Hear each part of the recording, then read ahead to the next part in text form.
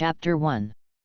The sky was blue with white clouds, and the sun was hanging high in the sky, illuminating the entire earth. A ray of sunlight shone through the dense woods and onto the face of a little boy under the woods. The little boy looked to be about 10 years old.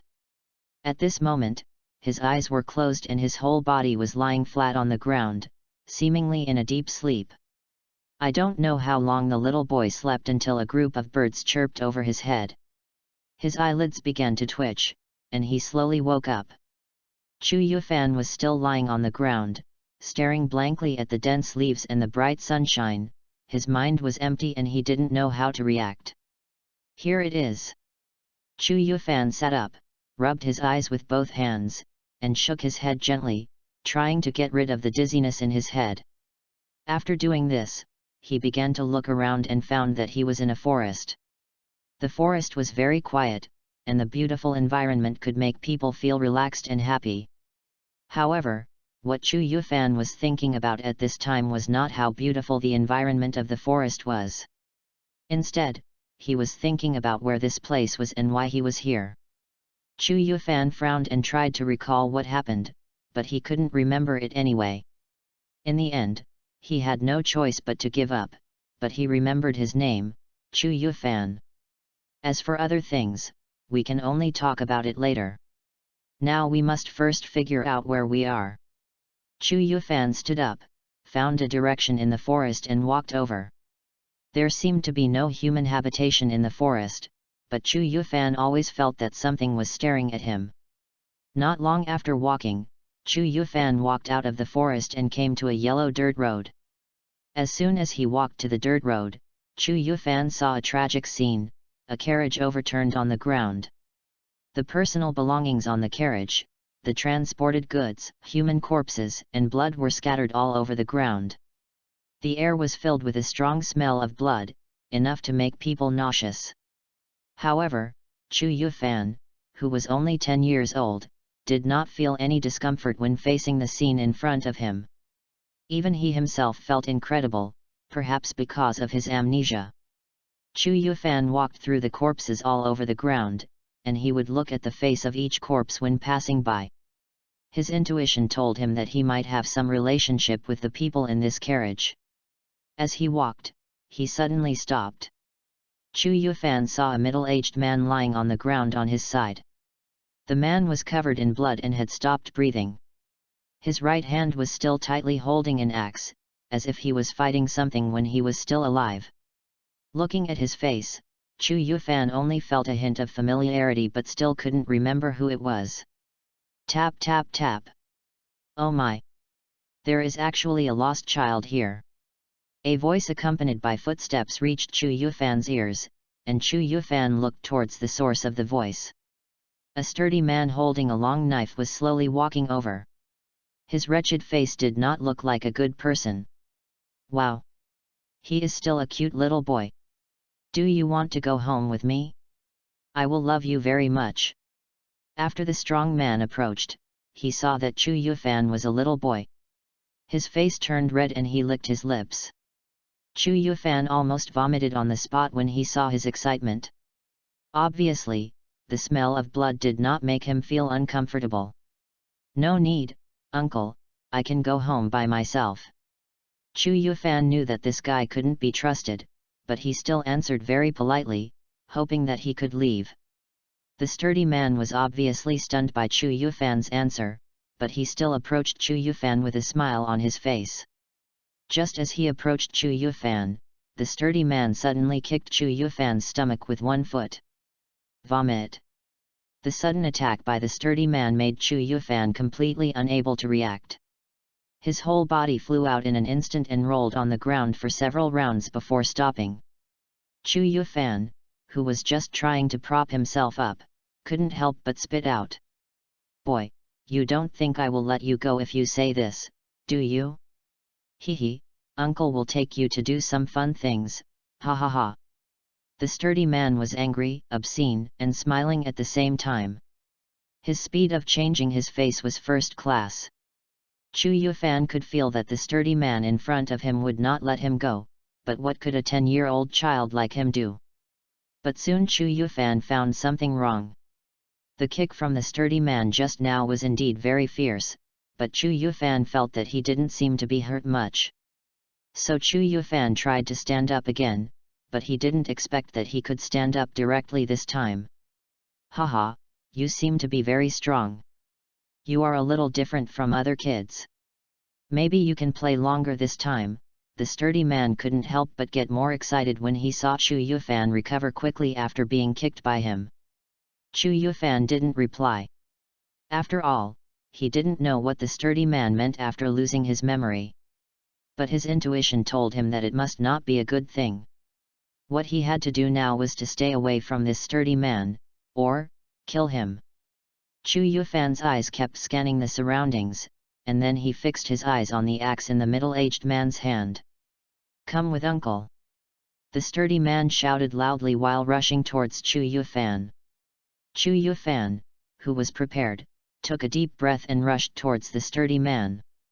Just when the two were about to come into contact, Chu Yufan slashed through the sturdy man's crotch and came to the middle-aged man and picked up the axe in his hand. Chu Yufan felt a chill on his back. After getting the axe, he didn't dare to look back and rolled forward to avoid the fist of the sturdy man. Humph! He has a strong sense of resistance. We'll have to teach him a lesson after we catch him.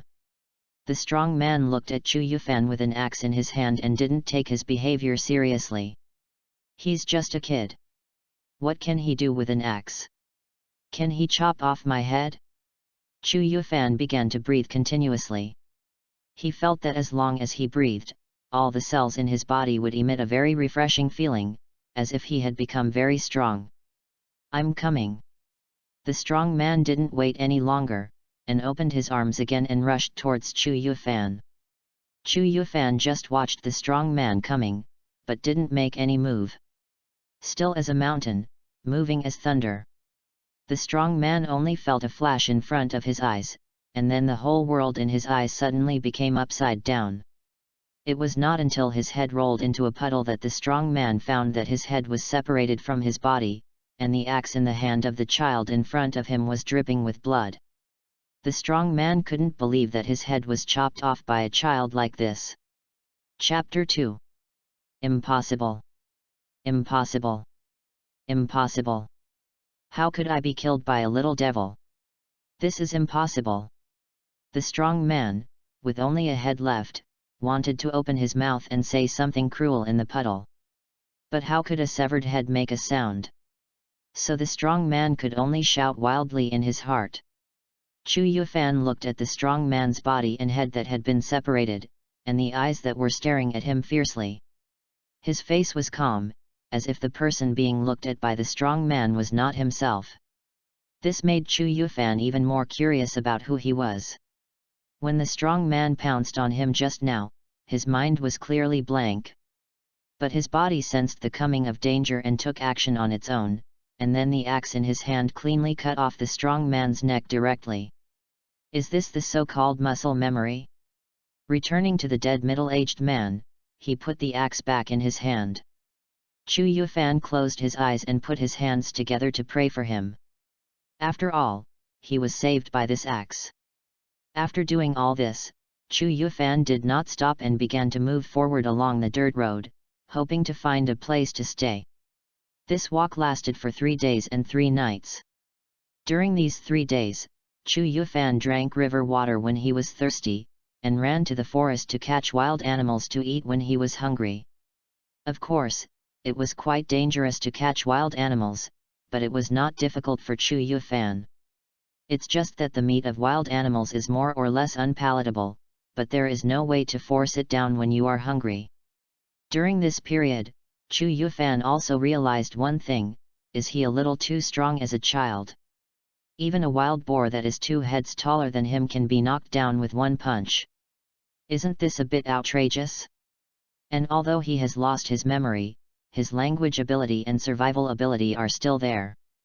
He simply forgot what he did before, what friends and relatives he had, and why he appeared here.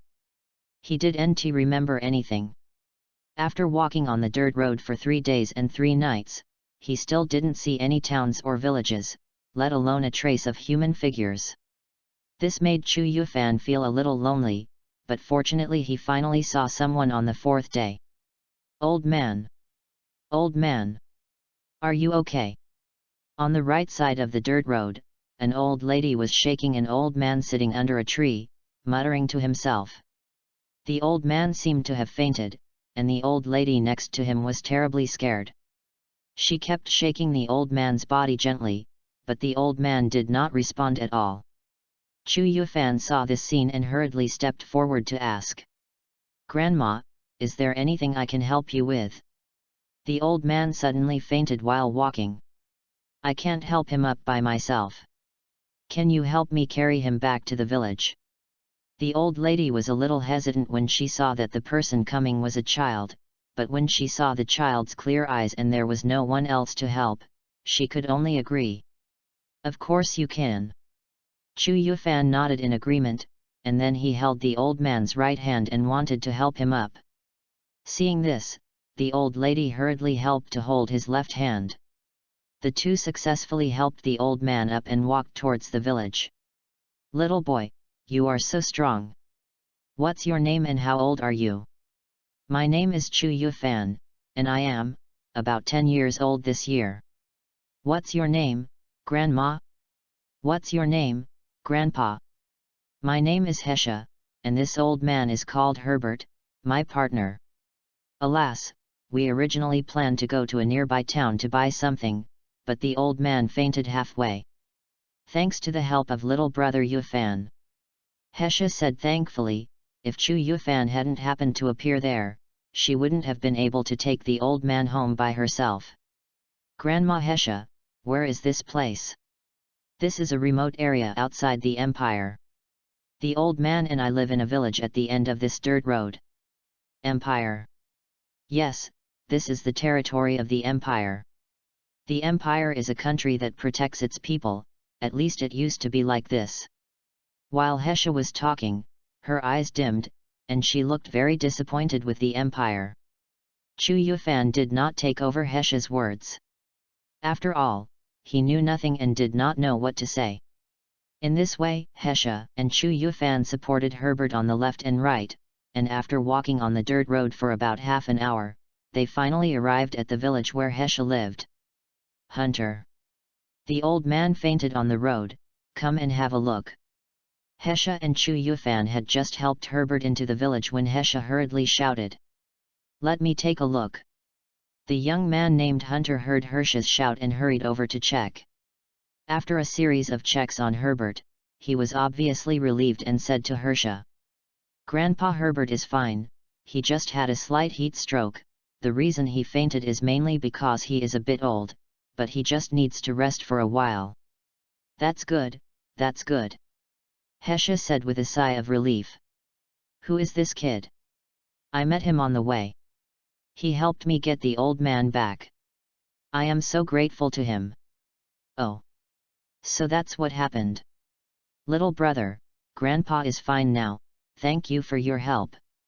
Hunter heard Hesha say this, so he reached out and touched Chu Yufan's head and said, "Little brother, where is your home? It's too dangerous to go home alone, I'll take you home." Hunter said to Chu Yufan with a smile. "I don't remember where home is, or even where I came from." Chu Yufan then told Hunter and Hesha about his amnesia. After hearing what Chu Yufan said, they couldn't help but show sympathy. "Poor child, you can stay at my house for a while, and wait until you remember what happened." Hesha looked at Chu Yufan and said to him gently, "Well, it is true that the only people in the village who have time to take care of you are Grandma Hesha and Grandpa Herbert." Hunter also sighed and said to Chu Yufan, "Thank you, Grandma Hesha, for taking me in." Chu Yufan was silent for a while, then bent down to express his gratitude to Hesha. Chu Yufan himself didn't know what to do now, nor did he know where he should go. Instead of wandering aimlessly outside, it would be better to find a safe place to stay temporarily. Wait until he recovers his memory or finds a goal. So, Chu Yufan was taken in by Hesha and Herbert in the village, and spent the first year smoothly. Chapter 3 Since Chu Yufan was taken in by the Hesha couple, the first year has passed quickly. During this year, although Chu Yufan was still in a state of amnesia, but he still learned some things about the world through conversations with fellow villagers. The village where Chu Yufan is now located is very remote, and the village is under the jurisdiction of the empire, which has a history of 1,000 years since its establishment. The original empire was very rich and powerful, and the residents lived and worked in peace and contentment. However, as time went by, even the powerful empire had begun to slowly become corrupt. The villagers were not very clear about what was happening in the center of the empire. However, the people in this village originally lived in other rich places. Later, an official from the imperial capital came to the village and used violence to drive the villagers away directly. The villagers then drifted to this barren place to settle down. This is also the reason why the village is so remote. Ironically, even in a remote area, the empire's tax collectors can still lead a team to the village on time every month to collect taxes. The village was originally located in a barren land, and with the increasing taxes of the empire, the villagers began to gradually become unable to afford it. The villagers originally wanted to protest, but they were beaten up by the soldiers brought by the tax collector. As a result, the villagers had no choice but to pay taxes. However, such days obviously could not last too long. Just when the villagers began to discuss moving again, another senior official from the imperial capital appeared here. It was said that he came to the village specifically to mediate. This made the villagers' lives a little bit more bearable, so the villagers were very grateful to this senior official from the imperial capital. The senior official called himself Auric, and after he came forward to mediate, the tax collector rarely came to the village to collect taxes. Instead, Auric often sent people to deliver some basic supplies to distribute to the villagers, and the villagers who received help were very happy. It turns out that there are still good officials in the empire. This is what Hesha often sighed in front of Chu Yufan. Chu Yufan, who saw everything, didn't say anything. Although he lost his memory, he also knew that there is no free lunch in the world. The reason why this Auric did this must have his own purpose. What makes Chu Yufan feel strange is that what benefit can Auric get from having a good relationship with this poor little village? You can't say that there are some peerless weapons in the village. However, when seeing the happy expressions on the villagers' faces, Chu Yufan did not tell anyone about his inner doubts. After all, Auric is now the savior of the villagers. If you say anything to him, unfavorable words will inevitably become the target of public criticism. During this year, Chu Yufan also discovered some incoordination in himself. Although he is only 11 years old now, Chu Yufan feels that his physical fitness is a bit absurd. Whether it is speed, strength, or reaction ability, they are stronger than the adults in the same village. This made Chu Yufan feel very strange, and after a period of observation, Chu Yufan found that his breathing seemed to be different from that of other people. It was as if Chu Yufan would become stronger as long as he breathed. Although this discovery did not restore Chu Yufan's memory, after Chu Yufan discovered the secret of breathing, it was in his mind. Therefore, all the knowledge about breathing method appeared automatically. He finally understood that his body is now in the highest state of breathing method, full concentration always in the middle. The longer in this state, the slower his physical fitness will improve, which is also the secret of Chu Yufan's strength. And different breathing methods also come with knowledge about swordsmanship, which also makes Chu Yufan more curious about what he did before he lost his memory. The swordsmanship he knows now is basically beheading moves. Could it be that he was a beheading master before? This is too scary. In short, in order to have the power to protect himself, Chu Yufan began to secretly practice breathing methods and the accompanying swordsmanship. As for why practice in secret? Because Chu Yufan's intuition told him that if the breathing method was known by certain people, it would bring him great trouble. So, Chu Yufan helped the Hesha couple to plant crops during the day. At night, he sneaked to a deserted place to practice swordsmanship and breathing methods. Chu Yufan spent the first year peacefully in this state, and then the gears of fate began to turn. One morning, Auric came to the village again with a lot of supplies.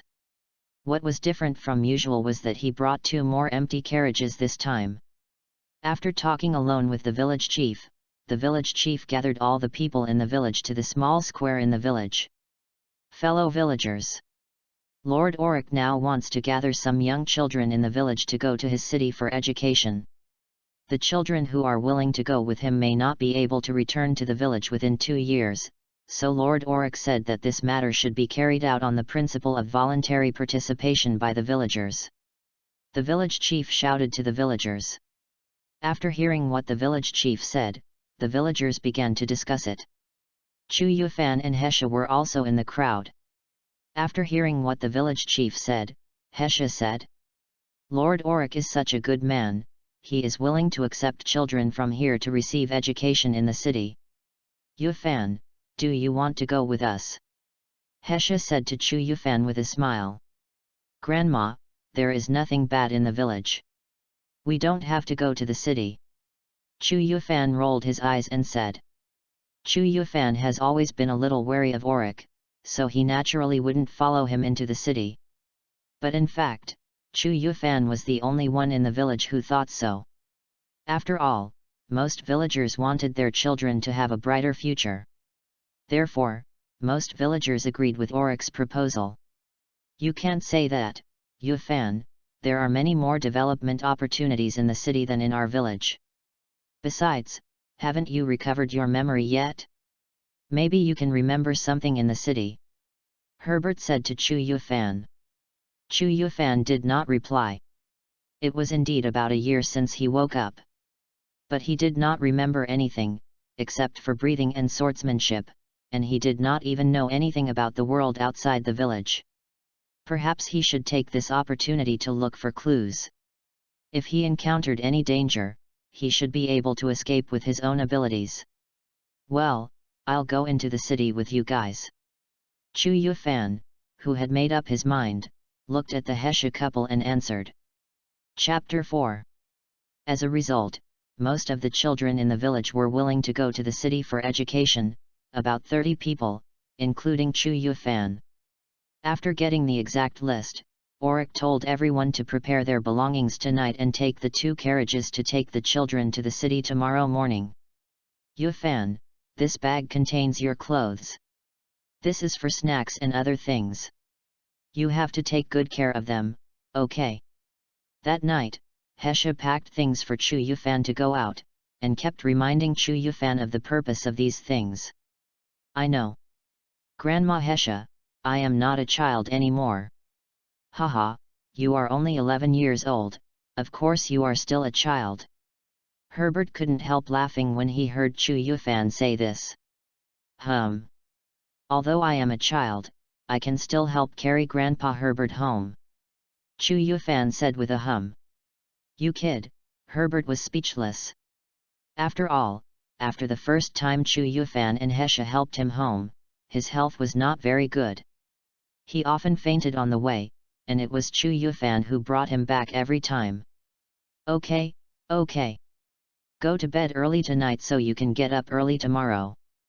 Hesha stopped the father and son from talking to each other and said with a smile. Late at night, normally everyone should have fallen asleep. But Chu Yufan woke up, quietly came out of the room and went to the kitchen. After searching around, he found a slightly rusty dagger, carefully hid it in his arms and returned to the room. Although he was embarrassed to doubt the village's benefactor, Chu Yufan just felt that Auric was not a good person. This intuition can be said to be unfounded, but Chu Yufan just couldn't believe him. So you need to be prepared. Although it is hard to say how much effect this small dagger can have, it can at least increase its own lethality. The next morning, it was time to say goodbye to the village. Yufan, you must be obedient when you get there, understand? Hesha said gently while tidying up Chu Yufan's clothes for the last time. Don't worry, Grandma Hesha, I will be very obedient when I get there. Chu Yufan nodded and said. Yufan, if you don't become a high-ranking official there, don't come back, Understand? Herbert said with a wave of his hand. Got it, Grandpa Herbert. You should also be careful not to faint on the way again. Chu Yufan retorted. You are such a kid. The same family farewells were repeated at the entrance of the village. It was not until the village chief urged the children to board the carriages and head towards the city. The third carriage in the carriage team, which was very gorgeous in appearance, was the carriage that Auric was riding now. Sir, all the children on the list have been boarded. In the carriage, next to Auric sat his bodyguard and butler, Scott. He handed a list to Auric and said respectfully. Not bad, 30 people have been recruited. It seems that the previous distribution of supplies has been very successful in gaining their trust. Auric looked at the names on the list carefully and muttered to himself. My lord, what should we do next? Let the people below prepare themselves, and when the time is right, we can start the action, and remember to leave no one behind. Auric closed the list and said to Scott calmly. I want these 30 people to become my Auric's most loyal warriors. Ha ha ha ha, Auric laughed unabashedly. Scott, the entire task, including the training of these 30 death warriors, is left to you.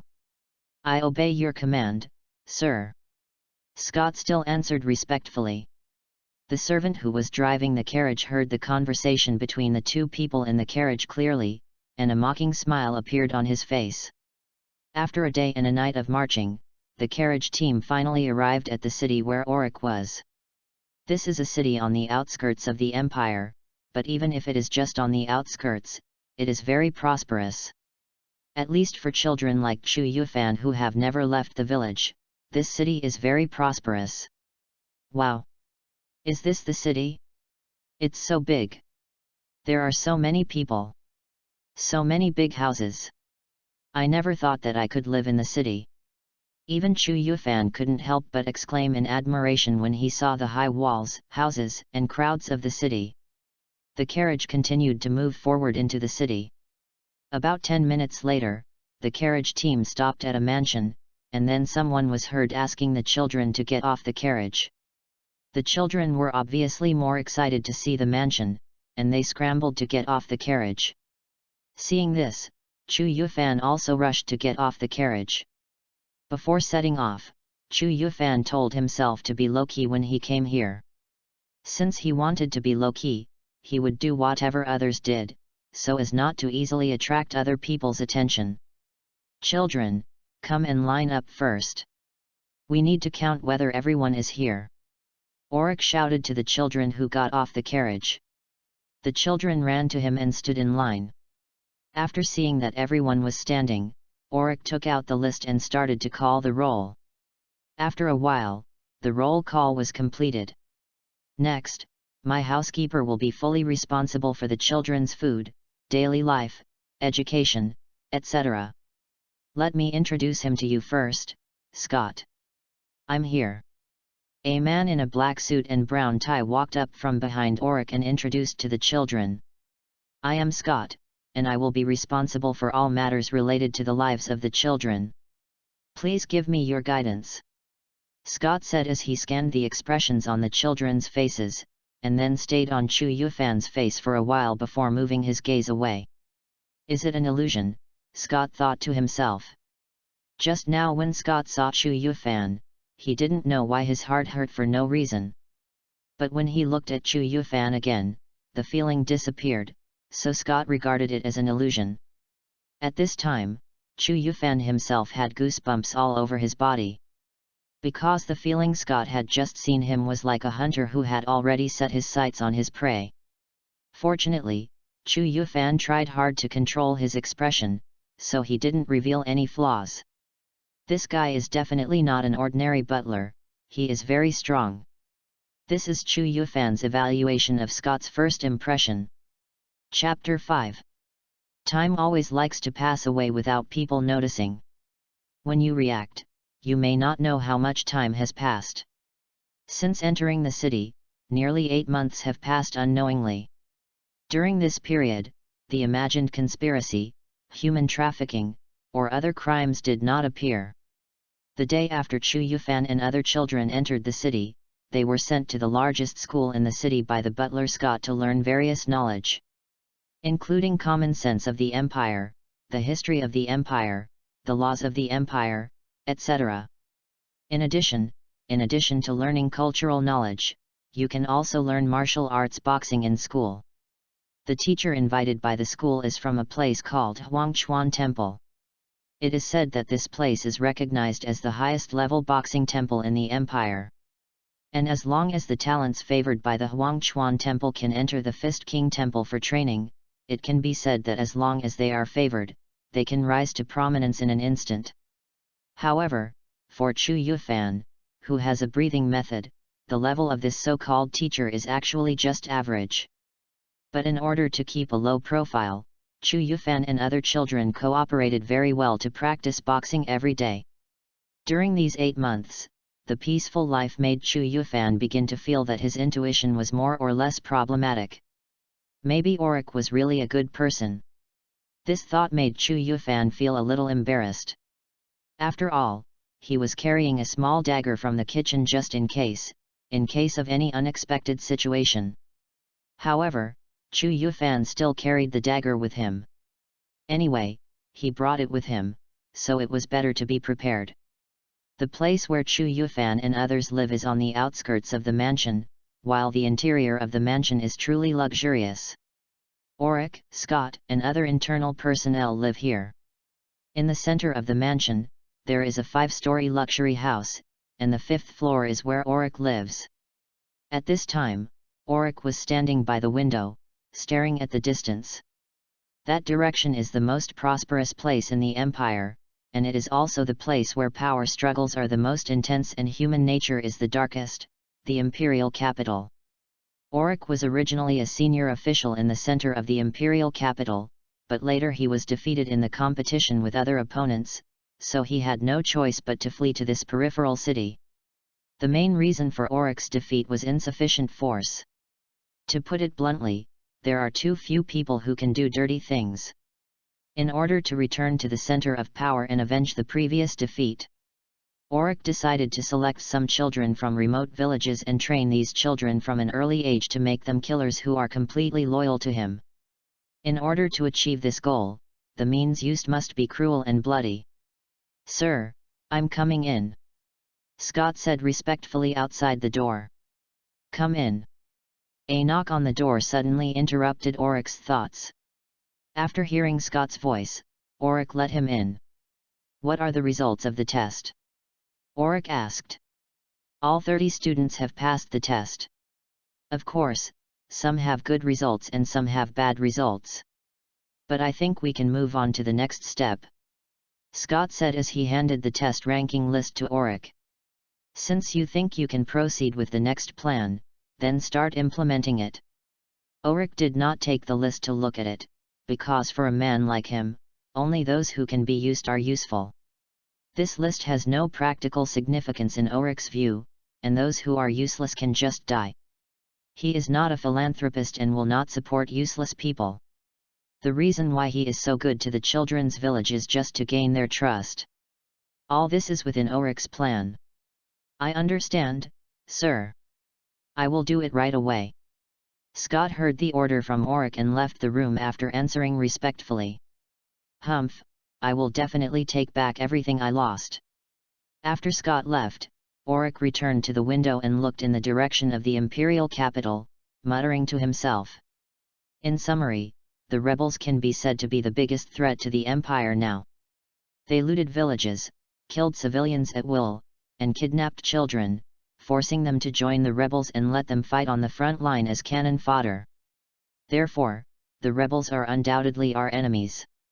Chu Yufan sat on the desk in the classroom, listening to the teacher on the podium explaining about the rebels. This teaching content has not been explained in detail in the past 8 months. I don't know why the teacher suddenly made this matter a focus these days. This is too much. These rebels are so abominable. Yes. They robbed and killed people at will. Alas, I don't know how many innocent people died because of this. Listening to the discussions of other children in the same village, Chu Yufan didn't say anything. Although he has lost his memory now, Chu Yufan still understands some truths. For the Empire, the rebels are destroyers. And for the rebels, the Empire is the initiator who turned them into rebels. Just when Chu Yufan was thinking about it, a person walked in from outside the classroom. He came to the teacher and whispered something. The teacher was obviously surprised when he heard it, but then he nodded. "Children, Steward Scott has something to say to you. Please be quiet for a moment," the teacher said to the children. At this time, Scott had walked to the podium and said to everyone, "Children, the rebels have been active around here recently." After thinking about it, Lord Auric decided to move all the other people in the village to the city tomorrow. "Children, you should have a good rest tonight, and tomorrow we will go together to help move all the things from your homes here, do you understand?" "Got it." After a brief silence, the classroom erupted into a warm atmosphere. "That's great, I can finally see Mom and Dad." "Haha, when you go back, you must tell your parents what happened in the city." All the children were very happy when they suddenly announced that they could see their families, and Chu Yufan was no exception. After all, he missed the Hesha couple and wanted to know how they were doing. After a brief excitement, Chu Yufan was a little confused. Why did they need to let these children go back together? Wouldn't it be troublesome? Especially when there were rebels active nearby, wouldn't it be too conspicuous for so many people to go back to the village in a mighty manner? Although he was confused, Chu Yufan still followed the team and embarked on the journey home the next morning. Chapter 6.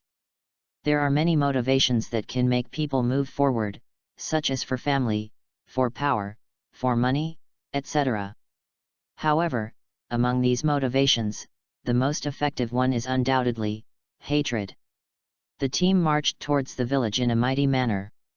Perhaps because of the rebel activities, Auric sent a number of guards to accompany them, including the butler Scott. "Yufan, when can we get to the village?" "At this speed, we should be there soon." The person talking to Chu Yufan was Abbott, who was sitting in the same carriage. The two of them didn't have much contact when they were in the village, so they were not familiar with each other. It was not until they went to the city that they gradually became familiar with each other and became companions. "Now I can be with my family," Abbott said happily. In addition to his parents, Abbott also has a younger sister who is 2 years younger. Originally, they wanted to bring his sister with them, but Abbott's parents were afraid that his sister was too young and finally did not agree. "Yes, after all, we haven't seen each other for 8 months. Whoosh whoosh whoosh. Enemy attack. There is an enemy attack. It's the rebels." Before Chu Yufan finished speaking, he heard a sudden sound of breaking air outside the carriage, and then he heard the guards outside shouting that there was a sneak attack by the rebels, and then the sound of swords clashing began to appear outside the carriage. The team suddenly panicked, and the children in the carriage were also scared and screamed. Chu Yufan hurried to the small window of the carriage and secretly looked outside. At this time, there was chaos outside. The guards of the team were fighting with another group of people wearing different clothes. It seemed that this group of people were the so-called rebels. "Quick! The village is not far ahead, let the children in the carriage take shelter first." Scott had already come out of the carriage at this time. The rebels wherever he went were no match for him. However, the number of rebels was large at this time, so Scott let the carriage carrying the children leave first. The people in the carriage heard Scott's order and immediately took action. The 3 carriages began to rush forward along the dirt road. The rebels saw that there was a carriage in the team trying to slip away, so they shot arrows at the carriage to stop it, but fortunately they did not succeed. "Hey! Great! We are finally safe." After the 3 carriages left the battle site, Abbott touched his chest and said, "But are we really safe?" The 3 carriages were speeding along and soon arrived near the entrance of the village, but they suddenly stopped. What happened? Chu Yufan felt the carriage stop and opened the door to ask what happened, but the scene he saw shocked him so much that he was speechless. The peaceful and quiet village he imagined had disappeared, and now the village was completely on fire. There were a few people lying on the ground at the entrance of the village, and they looked like they were from the village. The other children also opened the carriage door to check, and they were all shocked by the scene and speechless.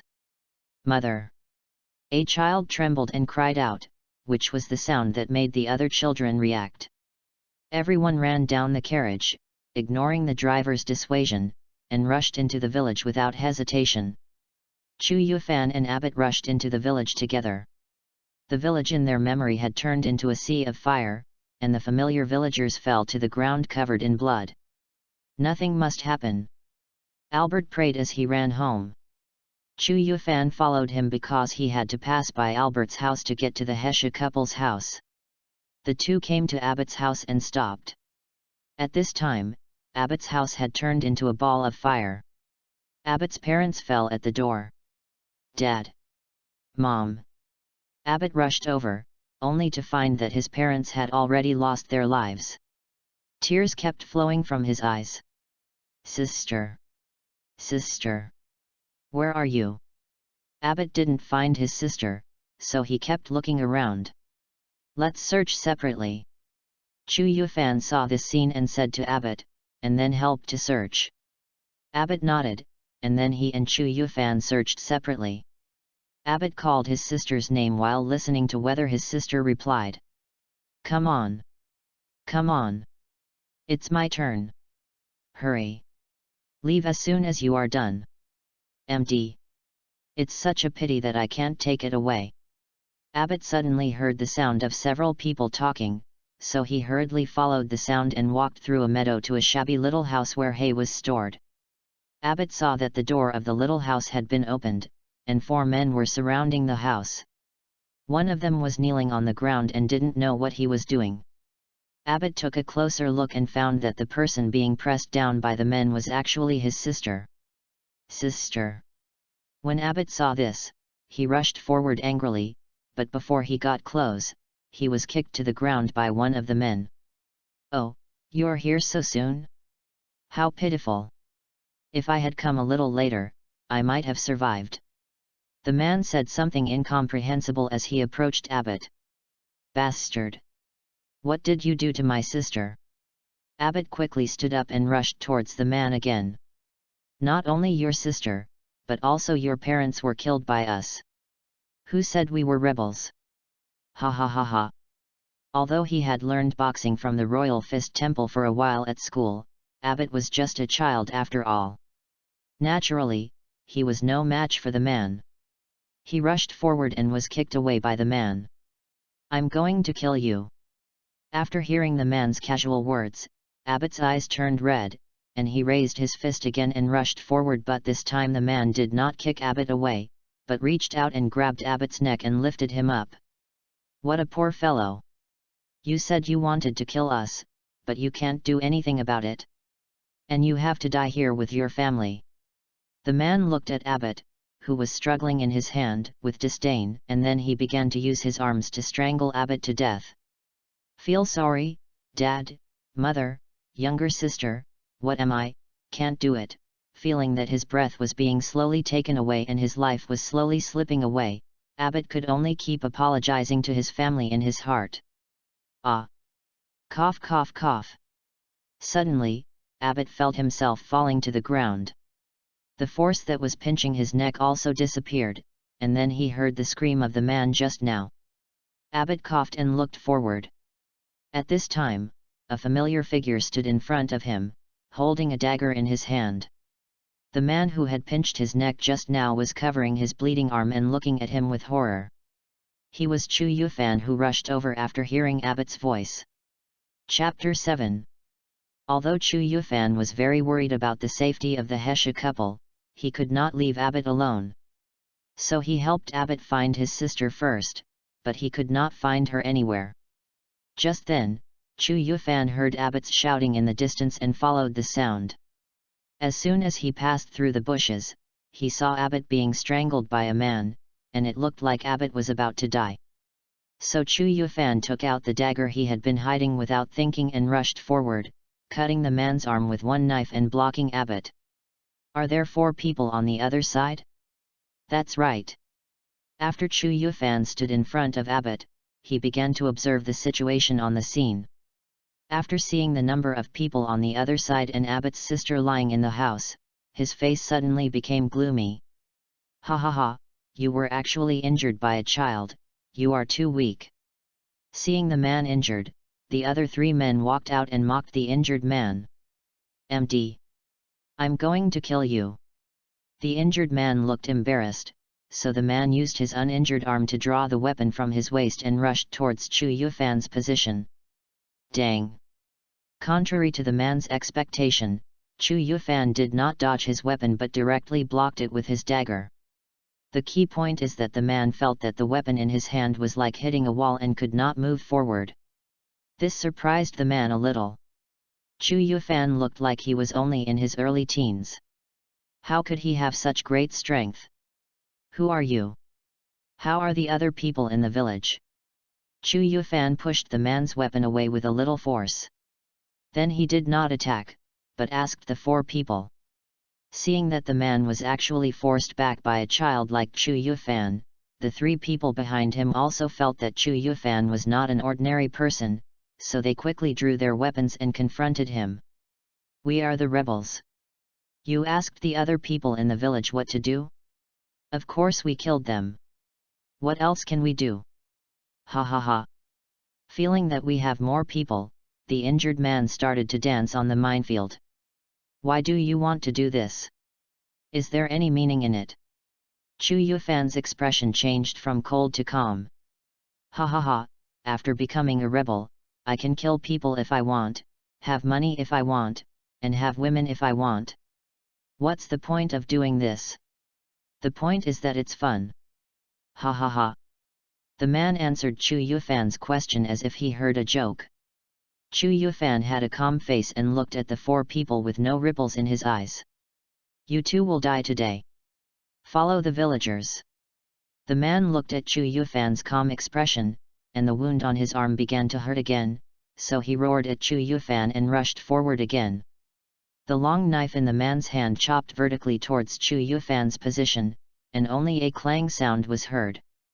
The long knife in the man's hand chopped the ground, and Chu Yufan, who should have been there, disappeared. Watch out behind you.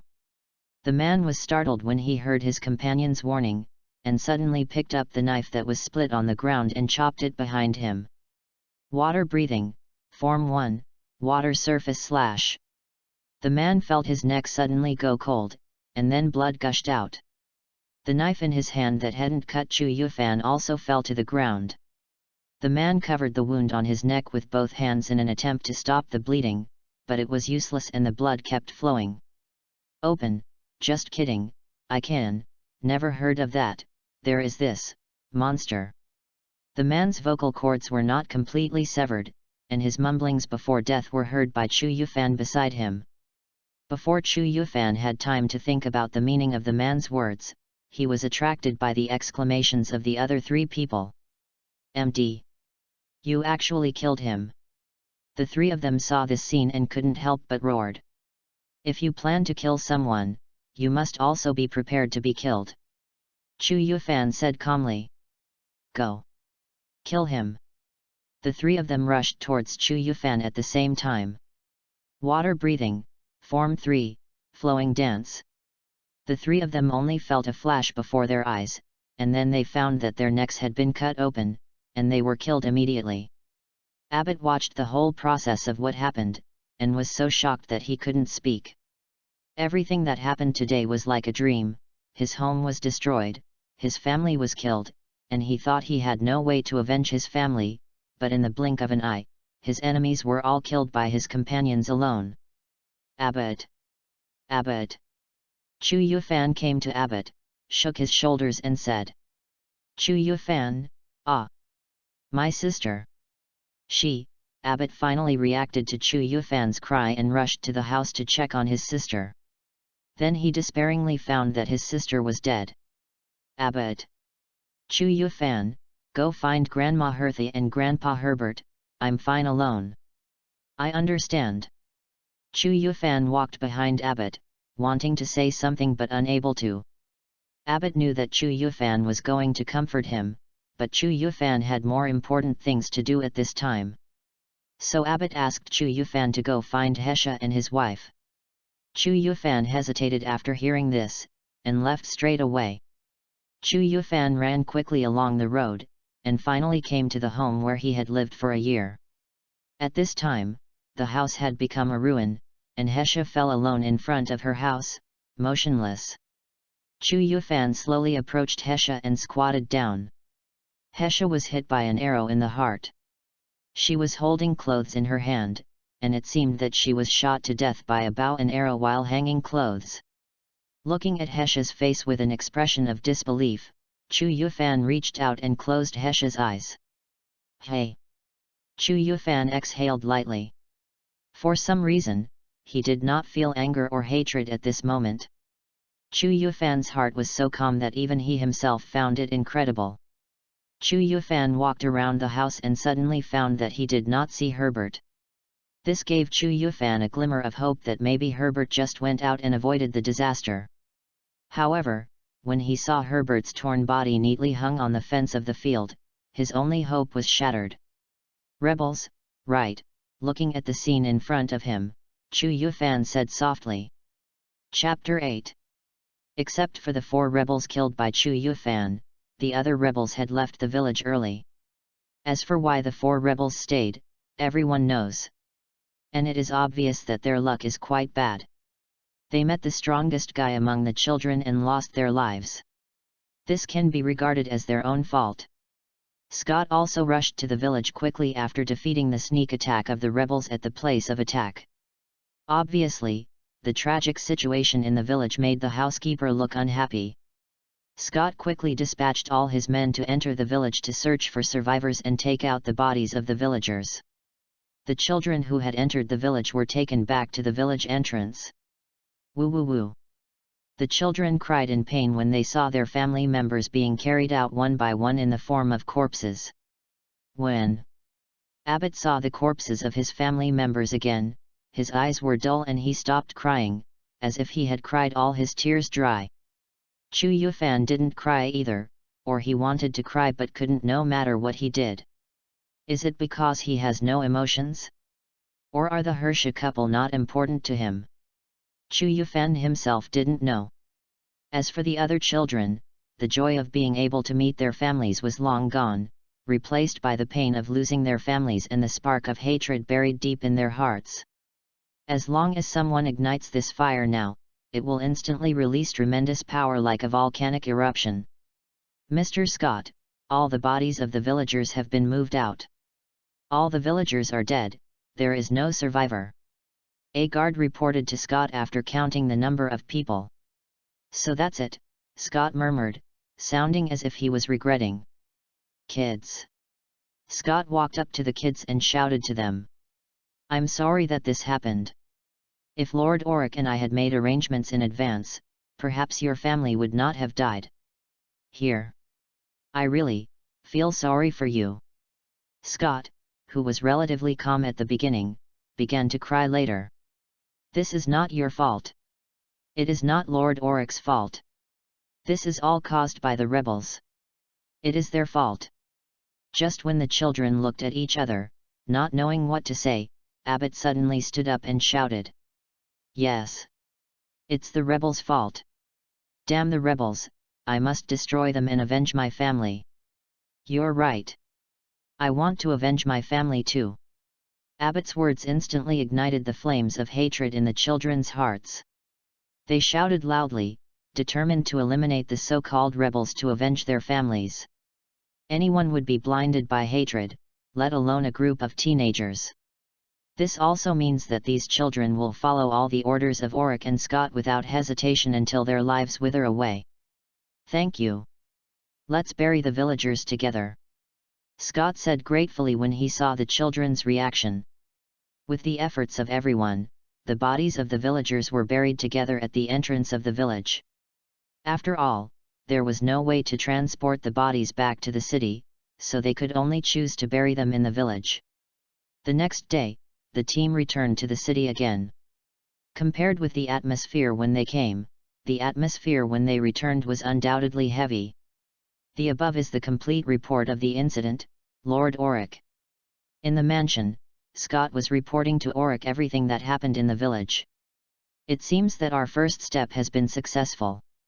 Auric looked at the report carefully and said with a smile. However, what about the death of the 4 guards mentioned in the report? Auric asked when he saw the report mentioning this. 4 guards who played the role of rebels were killed by someone unknown, and they were stabbed in the throat and died in one blow. Scott explained. There should have been no other outsiders at the scene at the time, so it is very likely that these 4 people were killed by one of the children. Are you kidding me?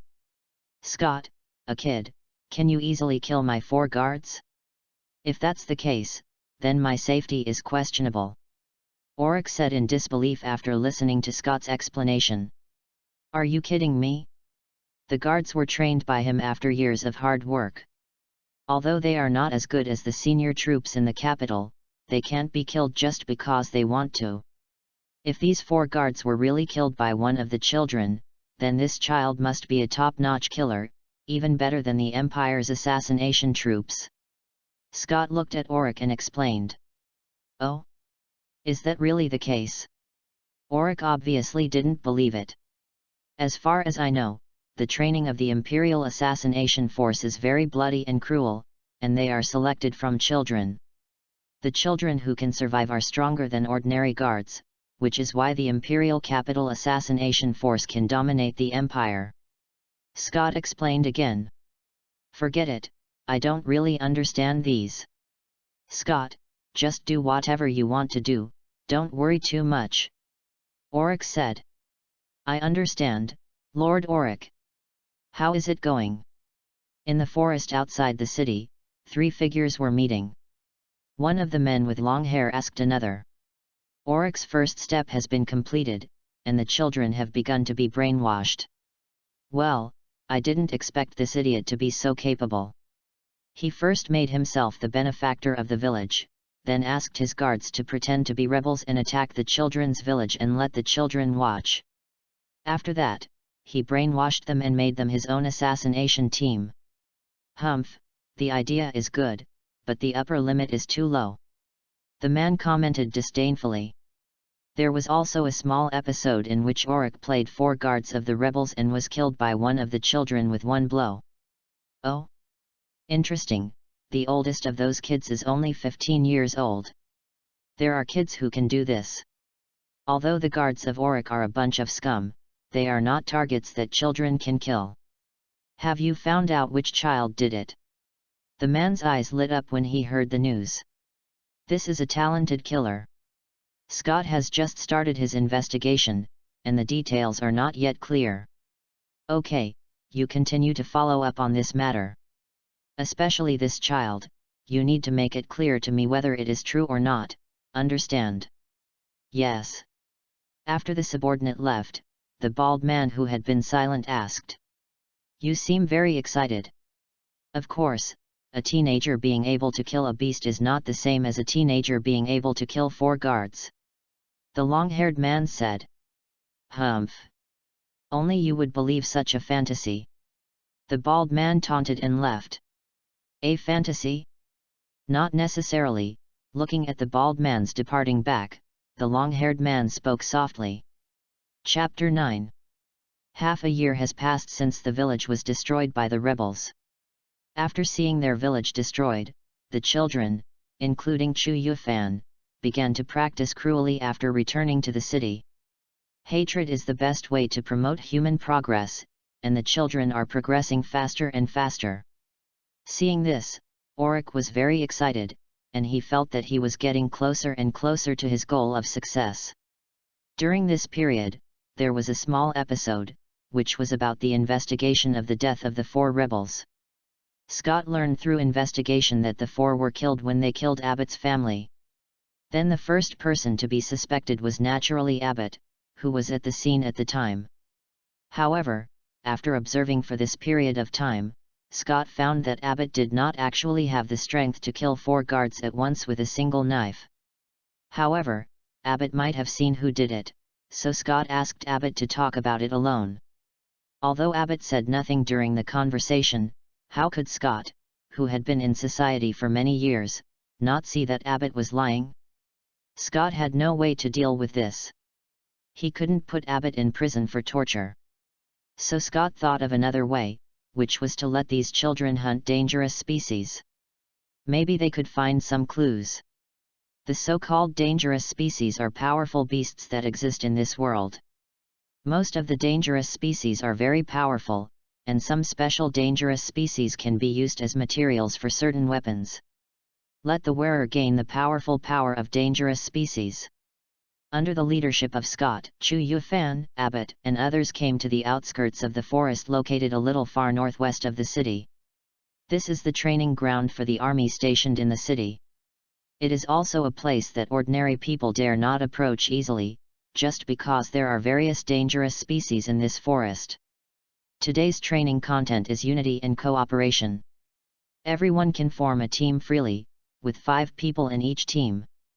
After hunting 3 dangerous species in the forest, cut off the materials from the dangerous species and return to me to complete the training.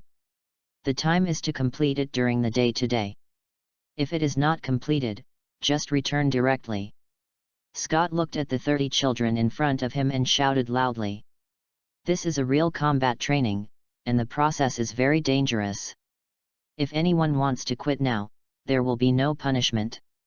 None of the children present quit. Compared with the tragic scene of the village being destroyed and their families being killed, how could a mere danger scare them? Great! I see determination in your eyes. Form a team in 5 minutes and go. Yes. This is quite embarrassing, Abbott said helplessly. It was obvious that Chu Yufan, Abbott, and other children were not so familiar with each other. After all, everyone had their own circle, and Chu Yufan and Abbott were a small circle of 2 people. However, there were a total of 30 children, and they were required to form a group of 5, so naturally there would be teammates. Hello, can we team up with you? A boy's voice came, and Chu Yufan and Abbott looked at the same time. 2 boys and a girl came forward, and one of the boys with blonde hair and blue eyes asked the 2 of them. Of course, we are worried that no one will join our team. My name is Abbott. My name is Chu Yufan. That's great. My name is Zorn. The blonde boy said happily after hearing what Abbott said. My name is Wex. Another boy introduced himself. My name is Molly, please give me your guidance. The last girl said. After the 2 sides introduced themselves to each other, they began to get to know each other. Okay. Have you guys finished forming teams? Scott looked at the time and saw that 5 minutes had passed, so he asked the children. Finished. Let's go. Yes. Keep an eye on them and make sure they don't get any casualties. Scott saw all the children step into the forest and ordered the guards behind him. Yes. Upon hearing this, the guards quickly dispersed and ran towards the forest. After Scott finished his instructions, he tracked the location where Chu Yufan and others entered the forest. After a detailed investigation, Scott found that among these children, the only one who had a close relationship with Abbott was Chu Yufan. So it was very likely that Chu Yufan had killed the 4 guards' children. Combined with the feeling when he first met Chu Yufan, Scott felt that this Chu Yufan might not be simple. So he wanted to take advantage of this opportunity to hunt dangerous species to see if the other party would reveal any flaws. I wonder where the dangerous species will be. Will dangerous species eat humans? Of course, every year many ordinary people are eaten by dangerous species. It's really scary, Chu Yufan, what's wrong with you? After the 5 people stepped into the forest, they moved forward carefully and chatted quietly to calm their inner tension. Abbott suddenly noticed that Chu Yufan seemed a little absent-minded, so he asked with concern. I'm fine, I'm just a little nervous. Chu Yufan heard Abbot's words and quickly said that he was fine, while his eyes glanced behind him obscurely. "Are you nervous too? That's really strange," Abbot said in a surprised voice. After all, last time Chu Yufan killed 4 rebels without any expression on his face. "Ahem, it's normal to be nervous. I'm just a child," Chu Yufan coughed lightly and said, but this sentence was met with a roll of the eyes from Abbot. He almost said, "If you are also considered a child, then am I not a baby in swaddling clothes?" Rustle. Chu Yufan was about to explain something when suddenly a sound came from the bushes. The 5 men stopped, drew their weapons and became alert. "Wow! It's a furry rabbit," Molly said in surprise, and then quickly went forward to pick up the furry rabbit and kept stroking it.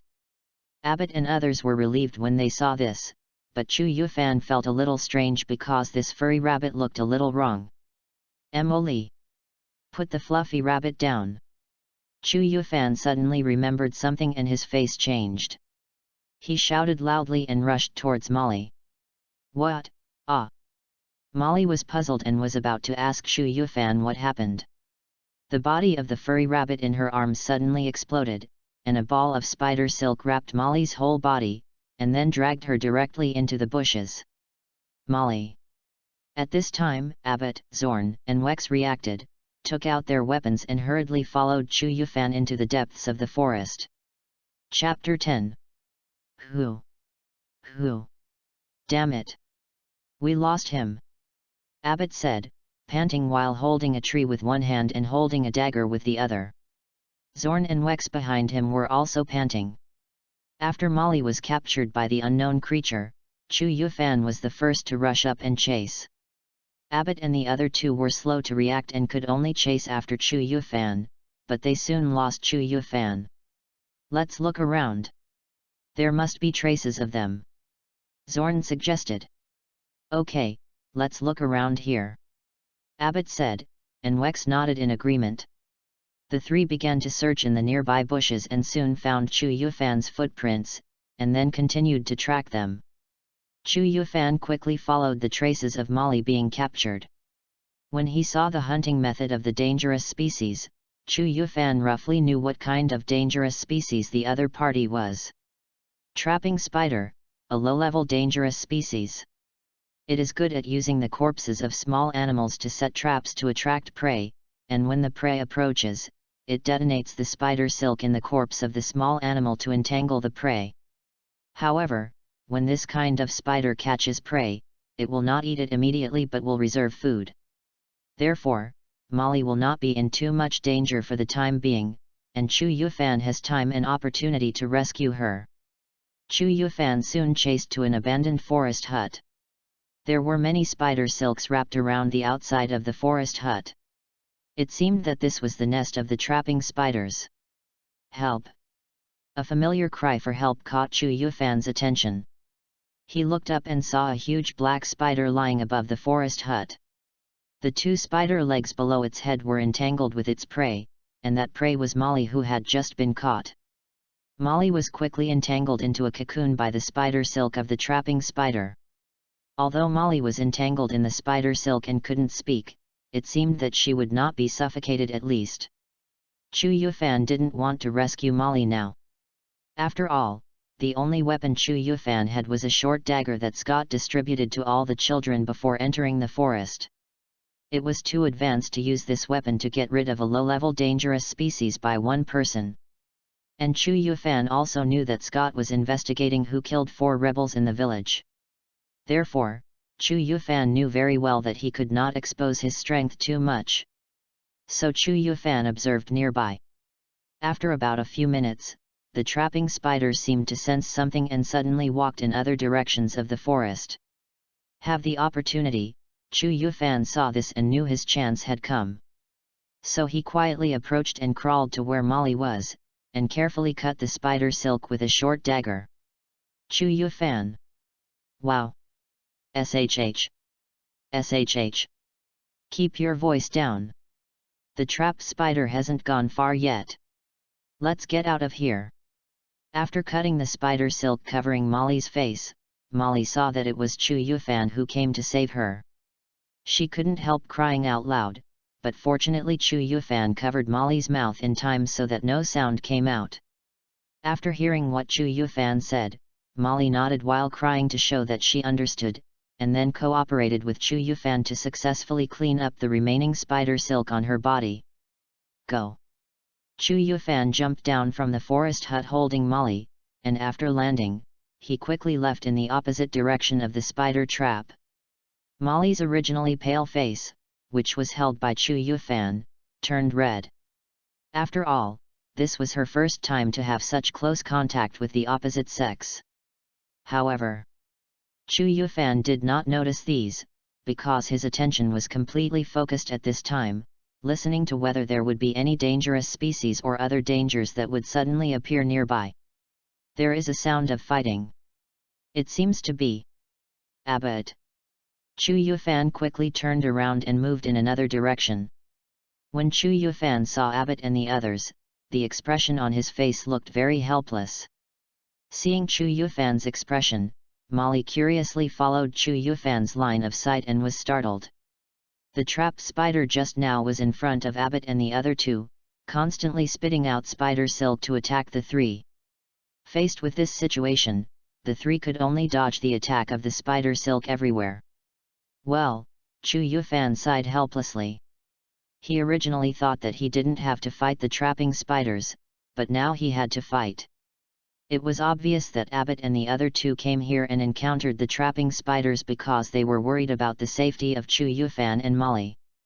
If Chu Yufan just abandoned them and chose to leave, wouldn't he be the same kind of person as the rebels who killed people and robbed goods? Molly, stay here. If you encounter any danger, flee immediately. Do you hear me? Chu Yufan put Molly down and told her. Then he adjusted his breathing and rushed towards the battlefield like a spring. Water breathing, Type 4, Striking Tide. The 8 legs of the trap spider were very hard, and it was impossible to cut them off directly with just one chop of the dagger in hand. So Chu Yufan used the Type 4 of water breathing to chop at the same position of one of the legs of the trap spider continuously, successfully cutting off one of the legs of the trap spider. Chirp! One of its legs was suddenly cut off, and the trapping spider cried out in pain, and its speed slowed down slightly. At the same time, it also noticed Chu Yufan under its feet and spit out spider silk towards him. Cut off its legs quickly. This way we can win. Dodge the attack of the spider silk, Chu Yufan shouted to Abbott and the other two. Good. Without time to say hello, the three of them began to disperse and rushed towards the legs that trapped the spider. Shit! So hard. MD. It can't be cut off. Cut more at the same spot. Quick! After a brief panic, the 4 of them slowly began to cooperate. They quickly cut off 5 of the trap spider's legs, and the trap spider could no longer get up. The battle finally ended when the dagger was inserted into the trap spider's head. Hey! Hey! I almost died. When Abbott saw the trap spider lying on the ground motionless, he collapsed to the ground. Phew! Fortunately, I won, Zorn covered his chest and said with lingering fear. Is everyone okay? Molly saw the spider fall down and hurried forward to ask. Everyone is fine, Molly, I'm so glad you're okay too. Weeks was relieved to see that Molly was fine. Fortunately, Chu Yufan saved me, right? Emily said as she looked at Chu Yufan. We are all partners, this is what I should do.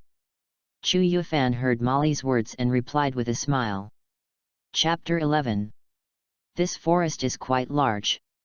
After Chu Yufan and his companions trapped the spider and extracted its materials, they continued to search for other dangerous species in the forest. The second dangerous species they encountered was the rock bear. As the name suggests, the rock bear is a bear with skin as hard as rock. It is a low-level dangerous species. Fortunately, they had combat experience against the same low-level dangerous species. The 5 of them were able to deal with the rock bear with ease. They quickly killed the rock bear and obtained its materials. Not long after, the 5 of them encountered the 3rd dangerous species and quickly dealt with it. Finally it's done. Zorn said happily. Phew. It's finally done. Now we can go back. Abbott said. Let's leave quickly after we get the materials. When the others relaxed, only Chu Yufan remained alert and reminded the others. The other 4 nodded and quickly extracted the materials before running out of the forest. The journey back was quite smooth, and there was no road blocking or material robbery. Each member was very serious about honing themselves. In order to avenge the rebels, there was no shortcut on this road. Chu Yufan, Abbott, Zorn, Wex, and Molly, mission accomplished. Scott, who was originally following Chu Yufan, returned to the entrance at some point, looking as if nothing had happened. Great! Several people shouted happily. You guys go take a rest nearby, and then go back together after the other kids finish. Scott said to the 5 people with a smile. Then the 5 people found a big tree and sat down. I didn't expect that we were the first team to finish. Albert said, looking at the others. It shows that we are very powerful. Zorn said excitedly. Ah! Speaking of which, I have to thank Chu Yufan. If it weren't for him, we might have been eaten by the trapped spiders. Wex remembered something and said. Yes. I was saved by Chu Yufan, thank you so much. Emily also stood up and thanked Chu Yufan with a red face. No, no, no, this is the result of the joint efforts of the 5 of us. Don't forget, if it weren't for Abbott and the other 2 attracting the attention of the trapping spider, I wouldn't have had a chance to succeed in the sneak attack. Chu Yufan listened to what they said and quickly waved his hand to explain. In short, this is not just my achievement, it is the result of our joint efforts. Soon, the remaining 5 groups of children also completed the task one after another. I declare today's training a success. Everyone did a great job. Scott announced in front of everyone. There is another thing to announce. The next training and subsequent tasks will be group actions. Today's team of 5 people has been registered here, and we will act according to this team in the future. Yes. Okay. Let's go back. Time flies, and another half a year has passed. During this period, it is still daily training, and hunting new dangerous species. As time goes by, each child has a more or less murderous aura. And today is the day for these children to carry out their real mission. After more than 2 years of training, everyone has grown into a person who can stand on his own feet. I am very pleased about this. However, the next task is still full of dangers. I hope everyone will be more cautious. Scott was standing on the podium at this time. The 30 children below the podium were divided into 6 groups and neatly arranged. Each child was wearing a black uniform at this time. Some children had a long sword hanging around their waists, while others had a short sword hanging around their waists, but they had a gun on their backs. The gun is the most common long-range weapon in the Empire, and is generally used by people with weak melee ability. As the training time goes by, some children with poor physical fitness are assigned to long-range support personnel, and the short swords on their waists are used for self-protection when the enemy gets close. Now a group of members is divided into 2 forwards, 2 long-range, and 1 defender. For example, in Chu Yufan's group, Chu Yufan and Abbott are forwards, Zorn and Molly are long-range support, and Wex is a defender. This configuration can be said to be quite perfect, but it also tests the tacit understanding between the team members. The mission this time is to wipe out the rebels entrenched in the mountains. Although the rebels are small in number, they have the advantage of terrain, so I emphasize again that everyone must be alert and be on high alert. At the same time, remember to cooperate with each other between members and teams. Only in this way can the task be completed, understand? Scott asked loudly. Clear. Very good. Now let's start laying out a detailed battle plan. Scott said. Hey. I'm a little nervous, Zorn said with a sigh in the carriage. There is nothing to be nervous about, because there is nothing better than destroying the rebels with your own hands. Knowing that this mission is to destroy the rebels, Abbott's smile is gone, replaced by endless murderous intent. Don't be nervous, don't be anxious, and stay calm. Feeling Abbott's mood, Chu Yufan said to him slowly. Phew. I understand. I really envy you for being able to stay calm at all times. Abbott knew what Chu Yufan meant. After all, they were companions. Because only in this way can we survive and accomplish more things. Chu Yufan then said to the others. The first thing to do when you encounter the rebels is to stay calm and observe the opponent carefully before responding. And be vigilant and support each other. If you encounter members of other groups, you must ensure your own personal safety before considering helping them. Do you understand? Understood. The other four nodded.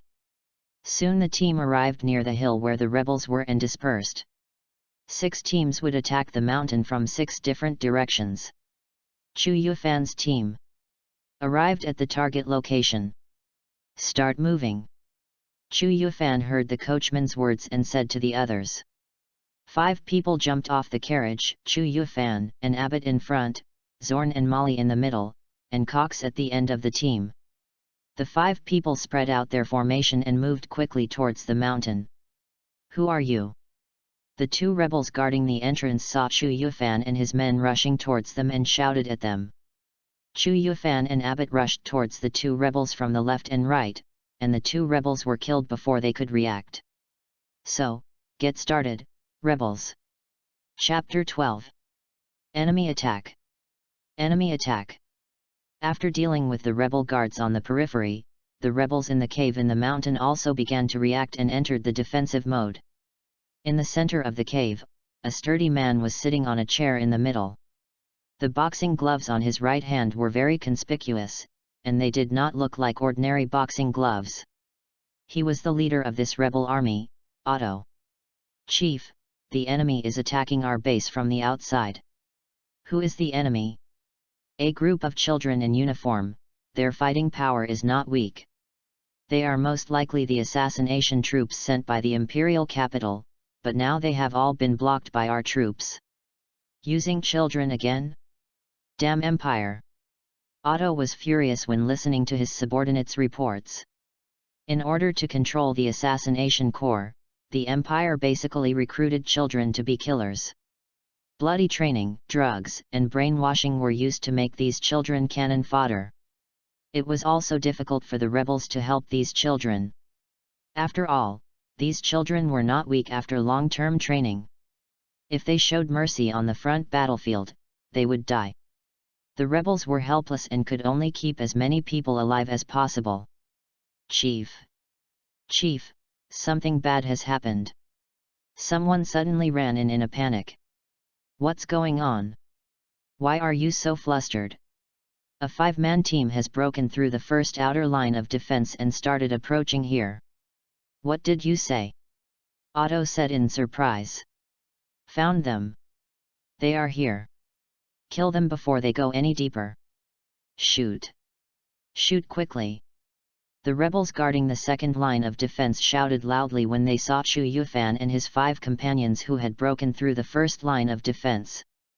Then, a barrage of bullets flew towards the 5 people. Damn it! Everyone, find cover! Looking at the dense bullets coming, Abbott was immediately scared and broke into a cold sweat, and then hurriedly shouted to the others. Just as Abbott and his men were about to find cover on the spot, Chu Yufan rushed towards the rebels alone. Water breathing, Form 3, Flowing Dance. Chu Yufan's entire figure suddenly became like a stream of water, and began to move at high speed, so fast that it even left a slight afterimage on the spot. What's going on? Why can't I hit it? Is that a residual image? Are you kidding me?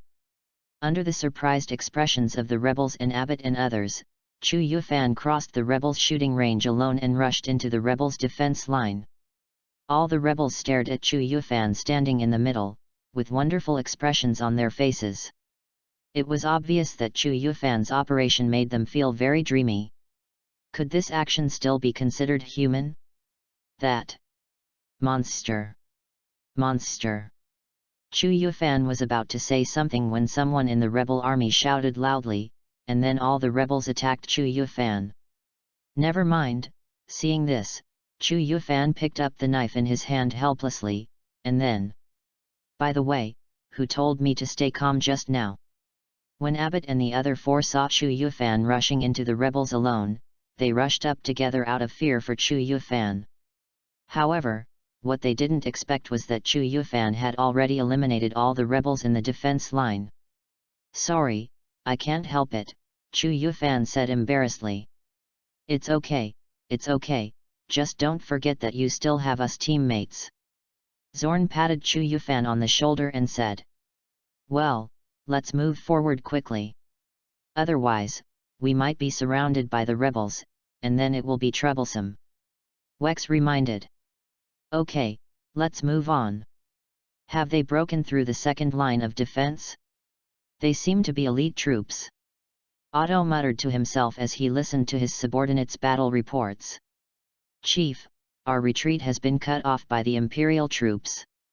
What should we do now? The only option was to fight to the death. The front-line troops were ordered to shrink their defenses. They also sent more personnel to intercept the 5-man team that had broken through the second defense line. Yes. Under Otto's order, the front line quickly shrank its defense line. This also attracted the attention of Scott, who was paying attention to the direction of the battle, so he immediately sent people to investigate the situation, and then received a shocking news. Chu Yufan's group had already broken through the rebels' first and second lines of defense and began to advance deeper. The rebels planned to shrink their lines of defense and focus on encircling and suppressing Chu Yufan's group. Order all troops on the front line to intensify their efforts to break through the enemy's defense line. Scott gave the order after a moment of hesitation. Yes. He actually rushed through 2 lines of defense of the enemy. After seeing his orders being delivered, Scott muttered to himself. The attacks of the other 5 groups of children just now were quite normal. After all, this battle was mainly to get these children used to fighting humans and to get the teams to work together. The performance of Chu Yufan's group was obviously beyond Scott's expectations, which made Scott a little worried. I remember that the leader of this rebel army seems to be a user of the ministerial tools. This is not good. About 1,000 years ago, in order to maintain long-term rule, the founding emperor of the empire used his huge financial resources and power to summon the most advanced craftsmen from all over the world. He used the legendary super dangerous species as materials, added rare metals in a large number of long-lost alchemical secrets. He developed 48 powerful weapons that cannot be replicated and called them imperial tools. The so-called ministerial tools are weapons made by the emperors of later generations who roughly imitated the imperial tools. Because they could not surpass the imperial tools, they were regarded as a shame by the emperor at that time and were sealed up. Until now, they have been used again. Although the performance and power of the ministerial tools are not as good as the imperial tools, they are not ordinary weapons and can also allow users to enhance their own strength. And the leader of this rebel army, Otto, used the boxing-type ministerial tool, the Crushing King. Stop them now. Don't let them take another step forward. Damn! Are all the rebels coming towards us? After the rebels contracted their defense line, the number of people coming to intercept Chu Yufan and his men increased. Moreover, the deeper they went into the cave, the more forks there were in the cave. This made the rebels constantly appear from the forks, making Chu Yufan and his men somewhat unable to defend themselves. Leave these rebels to me. Abbott, the other 4 of you go and capture the rebel leader. As long as we capture their leader, we win. Chu Yufan looked at the situation in front of him and said to the other 4. Obviously, Chu Yufan was the only one who could stop so many rebels. If Abbott and the other 4 were to intercept them, they would probably be overwhelmed by the enemy in an instant. This is the only way, so I'll leave it to you, Chu Yufan. Abbot hesitated, then said. The other three nodded in agreement, because they also knew that if the positions of the two sides were reversed, the four of them would soon be overwhelmed by the rebels, so they decided to capture the rebel leader. Since Scott had never expected that one of the children could rush to the rebel leader, he did not tell the children about the information that the rebel leader was the user of Minister Tool. Due to insufficient information, the decision of Chu Yufan and others would put Abbot and the other four in a more dangerous situation. Chapter 13. When Chu Yufan intercepted the rebels, Abbot and his four companions began to run all the way along the cave. Although they saw Chu Yufan's strength in the previous battle, they still hoped to catch the rebel leader as soon as possible so as to end the battle. Soon the four of them came to the central area, but they found that there was no one here. Hey? Why is there no one here? It should be here, right? Molly looked at the layout of the cave. It was obviously the headquarters of the rebels, so the leader should be here too. Let's look for any clues first, and then, quickly disperse. Abbot had just said half of his words when he suddenly felt a dangerous aura coming from above his head, and hurriedly asked the other three to hide. Bang! Just as the four men dispersed, a figure jumped down from above the cave, and the glove of his right hand hit the ground fiercely, creating a big hole. After landing, Otto's eyes moved quickly, and then he locked his target on Zorn, who was closest to him. He quickly approached Zorn and punched him fiercely.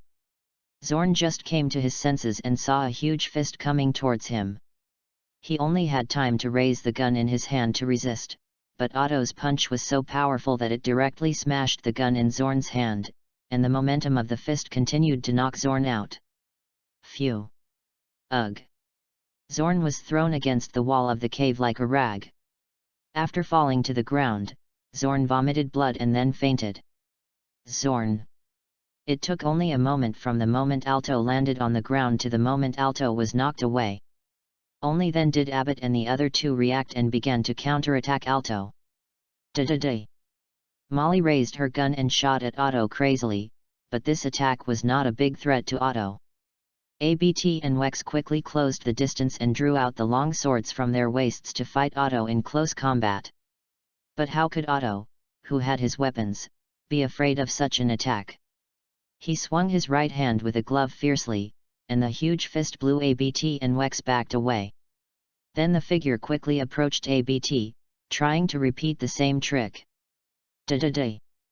Molly quickly fired from a distance, slightly restricting Alto's movement, while Abbot also took the opportunity to distance himself from him. You are just average? You can actually break through my defense like this? Otto asked in surprise after fighting with them. Abbot and Wex were embarrassed to hear that. After all, they were able to break through the defense because of Chu Yufan, and now he was outside resisting the rebels. They couldn't rely on him to defeat the rebel leader. Hey! Calm down! Calm down! Observe your opponent's moves carefully and look for his weaknesses. Originally, Abbot was about to get angry when he heard what Otto said, but he quickly calmed himself down. He didn't have the strength of Chu Yufan, so he had to calm down. This guy's boxing gloves are very powerful, but if you think about it from another perspective, this guy relies on these gloves to fight. If you can find a way to get around these gloves, while dodging Otto's attack, Abbot's mind worked at high speed. After making up his mind, he looked at Wex. Noticing Abbot's look, Wex also understood. Then he began to launch a fierce attack on Otto, and Molly, who had been shooting from a distance to restrict Otto's movement, also began to increase the intensity of his shooting. The goal of the two was clear: to restrict the glove weapon in Otto's right hand and create a chance for Abbot in the team to kill with one blow. Interesting, as the leader of the rebels, and having experienced countless battles, how could Otto not see what Abbot and the others were thinking? However, Otto didn't care, because it was meaningless in the face of absolute power. You only have one chance, calm down, Abbot kept repeating to himself, then he stopped and waited for an opportunity. Otto would not let go of this opportunity, and punched the motionless abbot. At this moment, something unexpected happened to Otto. Wex actually gave up his weapon and grabbed the crusher in Otto's right hand with his bare hands. You know, the crusher attacks outward in the form of shock waves. Even Otto himself would be affected by this shock wave, not to mention Wex, who was going to grab the crusher with his bare hands. Wex had no other choice. He knew very well that the long sword in his hand was not a magical weapon and could not block Otto's gloves, so he simply used his body to create opportunities for Abbott. Otto quickly tightened the power of his gloves, because he did not want to kill Wex like this, but let him hold his right hand. Da-da-da. Molly took the opportunity to fire several shots at Otto, who was standing still. This time the bullets hit Otto's body accurately. Here they come. Seeing the opportunity created by the two, Abbott concentrated all his strength on his feet, then burst out with a speed beyond his limit, and slashed the long knife in his hand towards Otto's neck. Boom! What happened? A violent explosion suddenly sounded at the location where the three of them were, followed by a cloud of dust. Molly in the distance looked over there anxiously, and when the dust cleared, Molly's pupils shrank sharply. Wex had fallen to the ground and was motionless, and it was unknown whether he was alive or dead. An Abbott was held in the air by Otto's hand, and Abbott himself was struggling constantly. Otto had a small wound on his left cheek, which was probably caused by Abbott's knife just now. Your courage is commendable, but unfortunately you are not strong enough. If you were not on the same page, you might choose to join our revolutionary army. Otto said to Abbott. Bah, the rebels are just garbage, and they call themselves something, the Revolutionary Army, Abbott responded word by word. So that's it. Has he been brainwashed by the Empire? How pitiful. Otto was not angry when he heard what Abbott said. Instead, he looked at him with pity, which made Abbott feel very uncomfortable. Let him go. Molly threw away the gun that had no bullets left, and drew the short knife from her waist and stabbed at Otto. However, this attack naturally couldn't hit Otto, and he just waved his hand and knocked Molly away. Damn it! Molly stood up again after falling to the ground. She was the only one left among the four who had the strength to fight. For the sake of her companions, she absolutely could not retreat. You are the same, you have great courage, but unfortunately you lack strength. Otto threw Abbott aside and said to Molly calmly. Da-da-da. A series of small footsteps came from the entrance, and Otto and Molly looked towards the entrance at the same time. A figure holding a long knife was slowly walking in, and then Molly was surprised to find that the person who came was Chu Yufan, who was resisting the rebels. At this time, every part of Chu Yufan's body was covered with bright red blood. The bloody smell on his body was strong enough to make ordinary people vomit for 3 days and 3 nights. Even Otto frowned. As soon as Chu Yufan came in, he saw Zorn and Wex lying on the ground, not knowing whether they were dead or alive, Abbott struggling to get up on the ground, and Molly holding a short knife and confronting Otto. Looking at the scene in front of him, Chu Yufan's face became calmer and calmer. Chapter 14. It seems that you are the one who broke through the first and second lines of defense, right?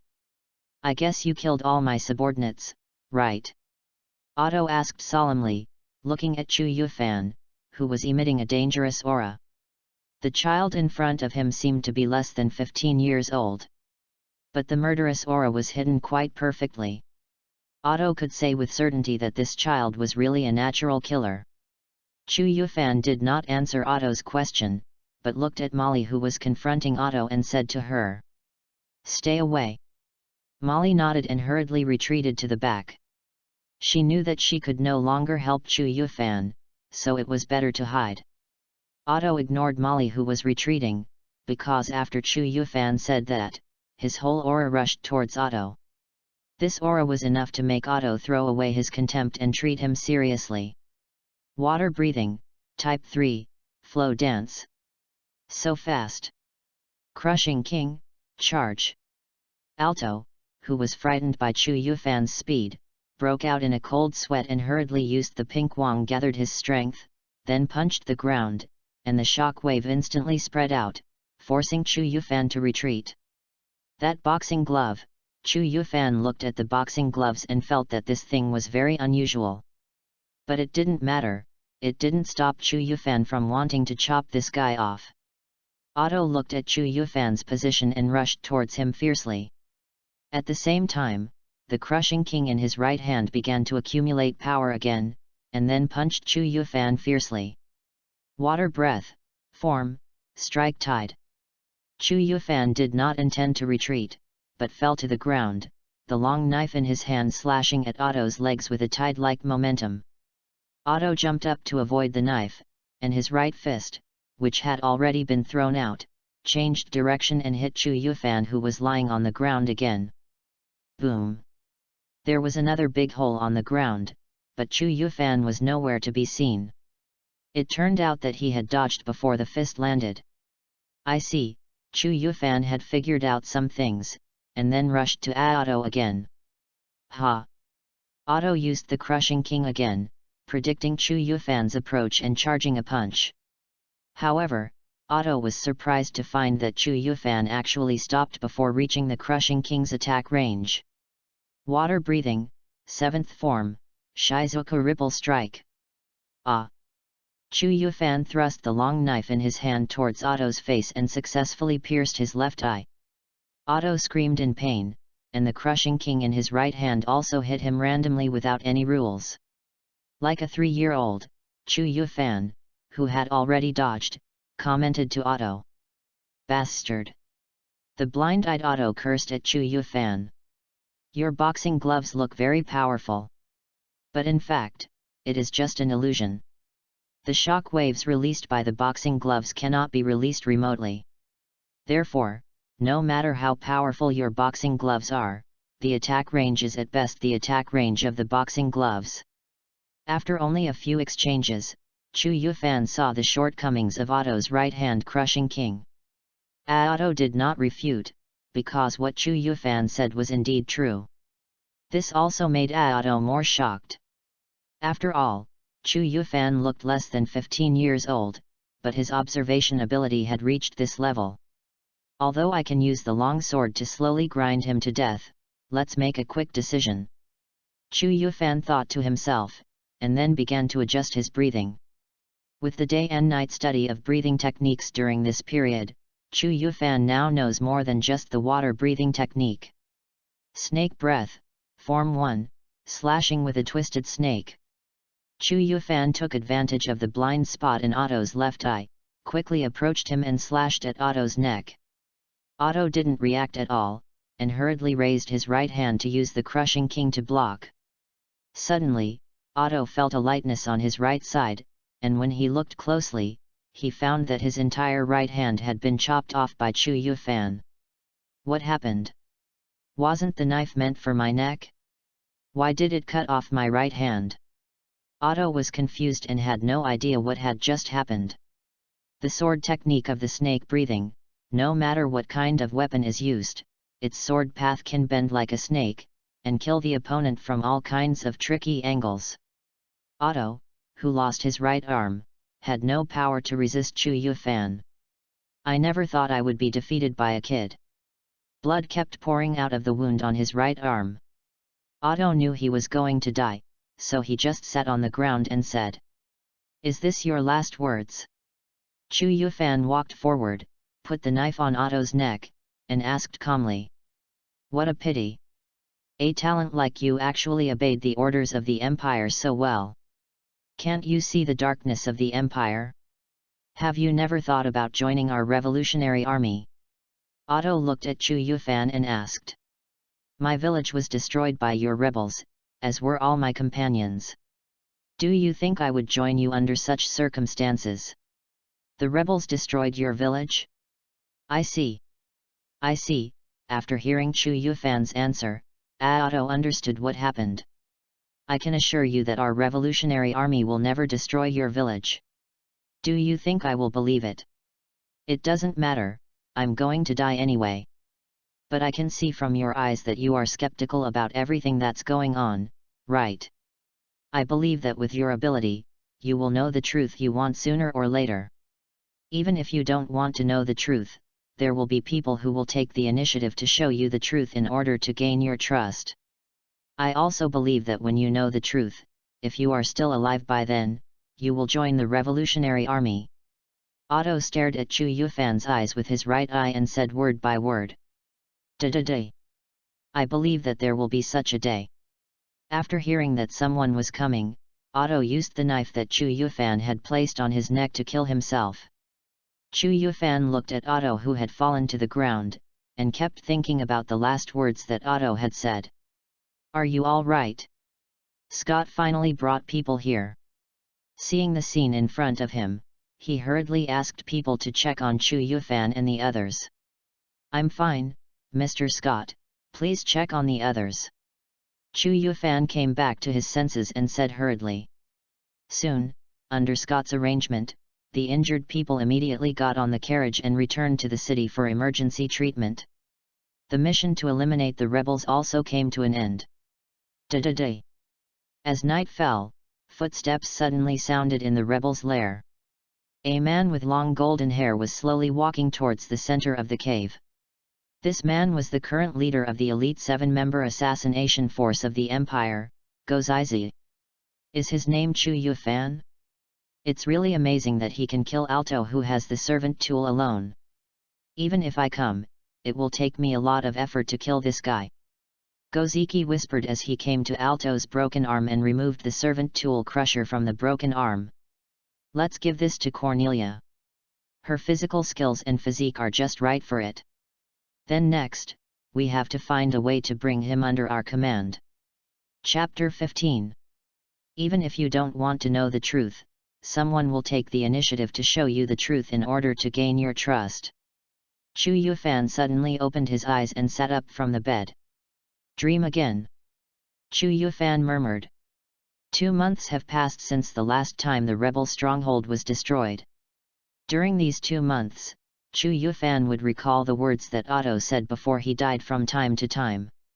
The main reason for this situation is that the impression that Otto left on Chu Yufan is completely different from Chu Yufan's previous impression of the rebels. Because when Otto was fighting with Abbott and the other 4, he had no intention of killing them. Especially the 3 injured people, they didn't even suffer irreversible serious injuries. This situation is obviously completely different from the group of rebels who massacred the village. Although according to Scott, the rebels planned to capture several people as hostages. But this can't explain why Otto held back. After all, wouldn't it be safer to have several hostages who couldn't resist at all? And something happened in the past 2 months. Auric and Scott sent the children from other groups out on missions, but no one has come back so far. Chu Yufan, who had no results to think about, could only lie back on the bed and plan to sleep for a while. Lord Auric, the other children have been properly settled. In Auric's room, Scott was reporting on the situation of the children from the same village as Chu Yufan. Good job, Scott. Just this kid is enough. He alone is enough to stop thousands of troops. As for the other garbage, we don't need it. Auric said to Scott after reading the report. But I don't know what the rebel leader said to him before he died. This child obviously began to distrust us. No problem, just use this on him.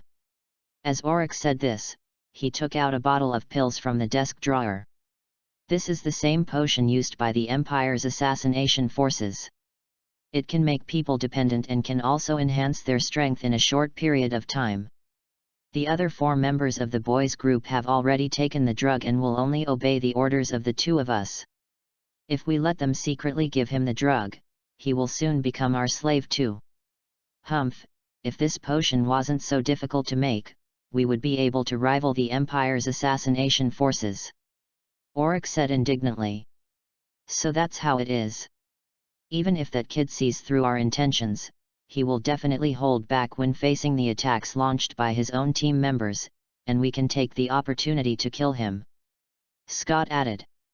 Of course, such talents can be retained if possible, but if they cannot be retained, then...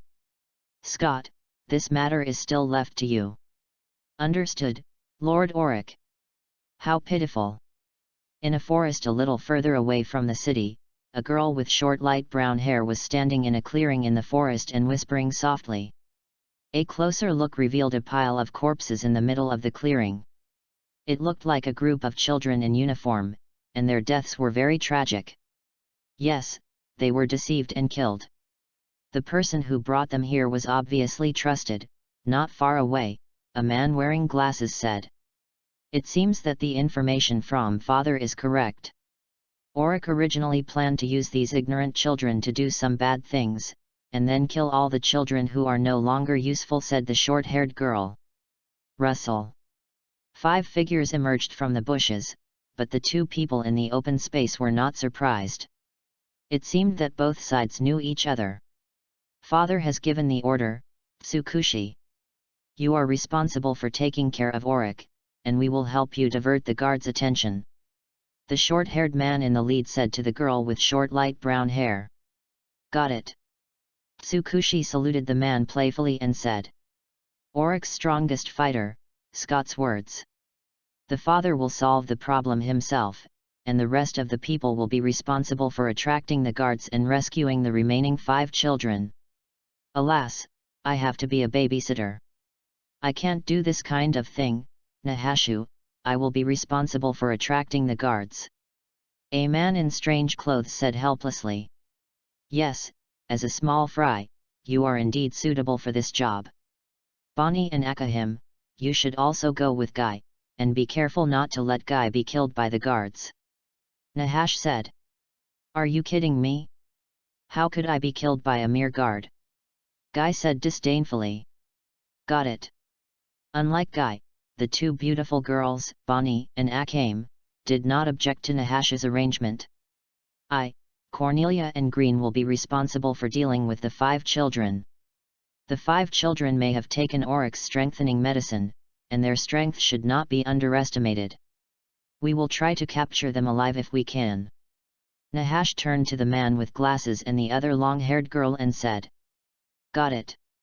The long-haired girl Cornelia, who was wearing a boxing glove on her right hand, replied. Got it. Green adjusted his glasses and replied in the same tone. Okay, then, let's go. Today. In the mansion late at night, Scott was walking in the corridor, preparing to go back to his room to rest. The corridor was very quiet, with only the sound of Scott's footsteps echoing in the corridor. Suddenly, Scott stopped. His brows slowly frowned, and then he slowly spoke. Everyone who comes is a guest, so why hide anything? Don't you think so? Haha, you are indeed a man from the Royal Fist Temple like me, your skills are still as good as ever. A figure jumped in from the window. A man with a long knife hanging from his waist rushed in. He was the father of the 7 elite assassination troops of the Empire, Gozaizi. You took away the King of Crush, didn't you? That's right, after all, my lovely daughter just happened to need it, so I went to pick it up. Goziki said indifferently. So, what is your purpose here? Oh, I was just praising you, and you actually asked me what I was doing here. Interesting, did you notice our movements from the beginning? Scott asked. That's right, I originally just wanted you to train the assassination team for my children to practice, but I didn't expect you to find such a talented killer. Goziki replied. Scott's face suddenly darkened after hearing what Goziki said. Chapter 16. At the gate of Auric's mansion, there is a team of guards who are guarding the gate diligently. There is no other way, because Auric gave so much money, so they have to guard it with their lives. But unfortunately, it is obvious that these guys will not survive tonight. Because the elite 7-member team of the Empire Assassination Force has arrived. Who are you? Stop right there. The guards saw 4 figures coming towards them quickly and shouted angrily, but the 4 people ignored them. Fire! Da-da-da! Let's begin. When Nahasha saw the dense barrage of bullets coming towards him, he took out his servant's sword, the water dragon sword, to resist. Another person who also took out the servant's sword, the Kiri Ikemanji, was Akame. Both of them were masters of swordsmanship, and this level of gun attack obviously could not threaten them at all. At the gate, all the guards were concentrating on stopping Nahashu and his men, and no one noticed that a figure had drilled into their defense line by burrowing through the ground. This person was Guy, who used the servant's sword, the Thousand Clothes. He suddenly appeared from the mud with a bang, and took away two guards who were shooting with guns with one punch and one kick, and then drilled into the mud again while the other guards were still not able to react. Watch out! There's someone underground. How is this possible? Are you kidding me? The guards had never seen Guy's attack method before, and they all panicked for a moment, which allowed Nahashu and the other four to successfully break through the guards' defense line. The servant tool, Crushing King, which the rebel Otto had used before, was now worn on Cornelia's right hand. She jumped up and smashed it towards the place with the most guards. For a moment, the surrounding guards were blown away by the shock wave generated by Crushing King. Another user of the servant tool, Yuzi Pants, Bonnie, also rushed directly to the position with the largest number of guards. She kept kicking her legs towards the guards, and each kick could take away a guard, which showed how powerful her leg skills were. Nahashu and Akito also rushed into the guards, and killed all the remaining guards like a whirlwind. Are you all right? If you are all right, let's proceed as planned. Nahaxiu said as he looked at the uninjured team members. Just as the 7 assassination teams were attacking the front door of the mansion, a fierce battle was also going on in the corridor of the mansion. Scott and Gotzi, both of them are masters from the Royal Fist Temple, and both of them are at the level of the 4 Rakshasa ghosts. The level that can be used as the unit of measurement for combat power in the original work naturally surpasses many people. Scott raised his right hand towards Gotzi, and his 5 fingers instantly stretched out, shooting towards Gotzi like bullets. The 4 Rakshasa ghosts, who have undergone brutal training, can control every part of their body at will. From the legs and feet to the hair, their length can be freely controlled, making every part of their body a weapon for killing. After Gotzi avoided Scott's attack, he stretched out his hands and clenched his fists to fight back at Scott. The two sides fought back and forth, and for a while, no one could do anything to the other. Enemy attack! Enemy attack! Suddenly, the whole mansion was filled with alarms, and all the guards were awakened and began to head to the battlefield. It looks like they broke through the gate. Goziki smiled at Scott. Did you even bring the Elite 7 with you? Scott's face was very ugly at this time.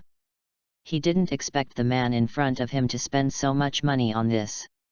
After all, the Elite 7 was an assassination team that had been trained for several years. Losing one of them would be a huge loss. Of course, this is also part of the training. Or do you think that the guards here can threaten them? Ha ha ha ha. Of course the guards here can't do it, but that kid has the ability to do it. Don't worry, I told the kids not to attack him and his companions. After all, they will act together as a team in the future. Haha, really? The smile on Scott's face made Goziki feel uneasy. But before he could think, Scott attacked Goziki again. Although he felt incredible at first, he remained calm after reacting. Scott seems to be planning something. It seems that we can't waste time with him like this. Although he didn't know what Scott was planning, Goziki decided to deal with him quickly. Goziki took a few steps back and pulled out the long knife hanging on his waist. Is this the Imperial Sword Murasame? It's a really dangerous sword. Scott looked at the long sword that Gotzi had pulled out, and his face began to become serious. As a member of the Imperial Fist Temple, Scott was naturally very clear about the power of this Imperial sword. One strike kills, Imperial Sword Murasame.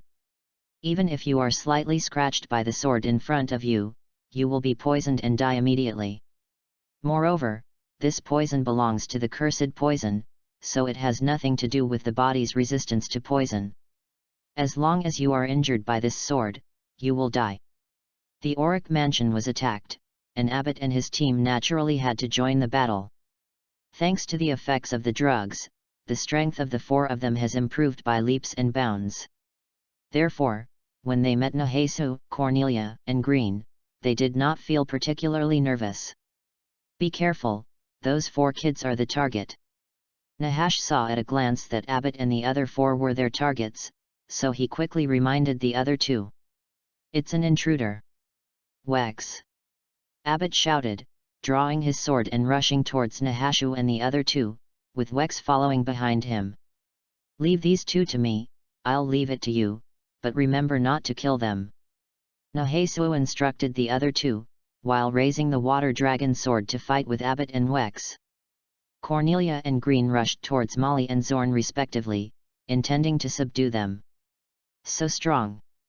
Abbott and Wex, who were fighting with Nahashu, thought to themselves at the same time. The man in front of them looked similar to them, but their strength was indeed very different, and it seemed that the other party did not use his full strength. The other 2 were also completely suppressed by the other party and had no power to resist for a while. Sure enough, even with drugs, they are no match for the other party. 2 guards were hiding aside, observing the battle and discussing the situation in front of them. It seems that we can only follow Scott's plan. Head. That guy is coming. A guard suddenly came out and said in a panic. Hurry up. On the battlefield, it seemed that the winner had been decided. Although drugs were used to enhance one's physical fitness, it was difficult for the body to maintain it forever. Especially when encountering a strong opponent, it would show up more quickly. Abbott and the other 4 were quickly subdued and tied together. Nahaxiu and the other 3 surrounded them, smiling and comforting them not to be afraid. After all, in the eyes of Nahaxiu and the other 3, these 4 people were just poor people who were used by the bad guys. Don't be nervous, don't be nervous. We won't hurt you. We will tell you the whole truth after everything is over.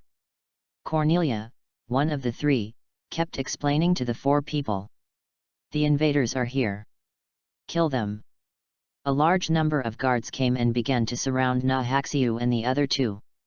Nahaxiu and the other 2 also hurriedly fought. At the same time, a figure also quickly ran towards the battlefield. Chapter 17. The enemy actually invaded the interior of the mansion. What on earth is that bastard Scott doing? Under the protection of several guards, Auric began to flee outside the mansion. Sir Scott and the others are already fighting the invaders. Sir Auric, let's leave quickly. Who is it? The leading guard suddenly stopped to protect Auric behind him, and shouted angrily to the front. Ah, have you been discovered again?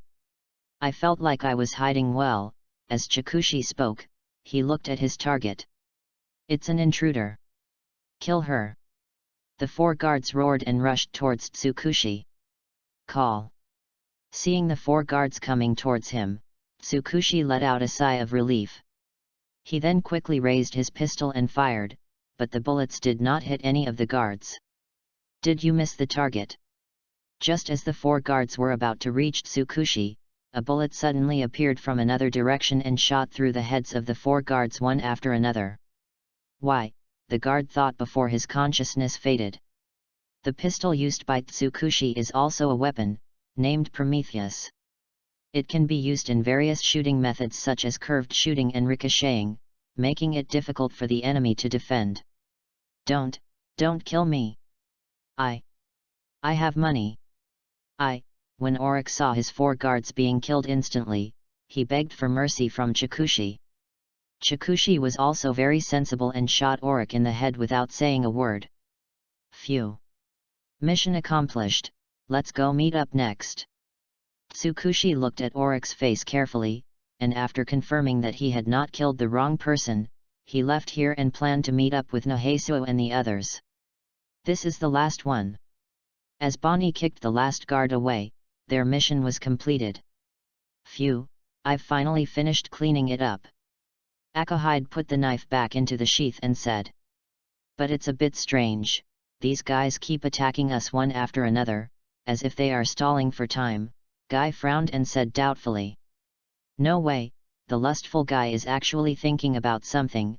Is the sky going to fall? Boney couldn't help but complain when he heard Guy's words. Hey? I'm just lustful, not a brainless idiot. What's the difference? You Guy. Okay, let's quickly meet up with the boss and the others. Seeing that the two were about to quarrel in this place, Chi Tong hurriedly reminded them, and then the three of them rushed to the location where Nahaxiu and the other two were. Ahem, it seems I still can't beat you. Scott fell to the ground at this time, looking at Gozaki and said slowly. When Gozaki took out the imperial weapon Murasame, Scott knew that his death was approaching. The two were both born from the 4 Rakshasa demons, and they knew each other's fighting style too well, so neither of them could do anything to the other. But Gozaki had Murasame, which meant that Scott would be killed instantly if he made a small mistake. Therefore, he could only be timid in the battle, and slowly he would be forced into a dead end. Scott knew all this very well, but he still kept fighting with Gozaki until the last moment. Are you stalling for your time? But it seems to be useless. Gozaki frowned and looked at Scott and asked. Although I treated those children as pawns, I have taken care of them for 2 or 3 years, and I know their personalities well, especially Chu Yufan. Scott did not directly answer Gozaki's words, but spoke to himself. When he learned that his village was destroyed and his relatives were killed, he did not show any sadness or anything like that. The main reason was that his inner self-protection was at work. In the final analysis, he was just temporarily suppressing his sadness and hatred. If the same thing happened to him again, it would probably break his psychological defenses. After that, he would kill all the enemies he had identified in his mind. Scott said word by word. So what? Could it be that your original purpose was to do this? Gozaki was about to ask something, but then he remembered a possibility and looked at Scott in shock. When the minister, the crushing king, disappeared, I knew that you had set your sights on this place. I knew very well that if you set your sights on me, I would not be able to escape. In this case, let's just fight to the death. As long as Chu Yufan can kill one of the 7 elites, I will win. Ha ha ha ha ha, Scott laughed and shouted. Gozai's face turned pale, and he cut Scott's neck with a knife, then rushed out of the mansion quickly. No, they're dead. Cornelia looked at Abbott and the other two with a bad expression. The 3 of them were surrounded by the guards just now, and they didn't pay attention for a while until all the guards were dealt with. The 3 of them found that Abbott, Wex, Zorn, and Molly, who were tied up, had been shot to death. The expressions of the 4 people revealed disbelief, as if they didn't expect that they would be killed. Why do they do this? Are they afraid of information leaks? No, they are all destroyed tonight, so how can there be any information leaks? Nahasha's mind has begun to work at high speed, but no matter how hard he tries, he can't figure out the reason why these guards do this. Especially risking their own lives to kill Abbott and the other 4, what is the point of doing this? Is everyone okay? Tsukushi came to the meeting point first and asked with concern when he saw Nahasha and the other 2. We're fine, just a little something else.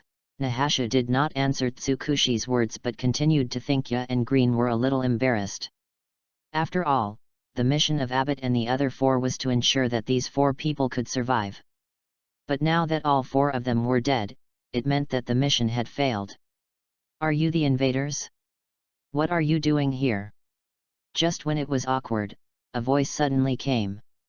The 4 of them looked at the same time, and a young man in a black uniform with a long knife hanging on his waist was standing there looking at them.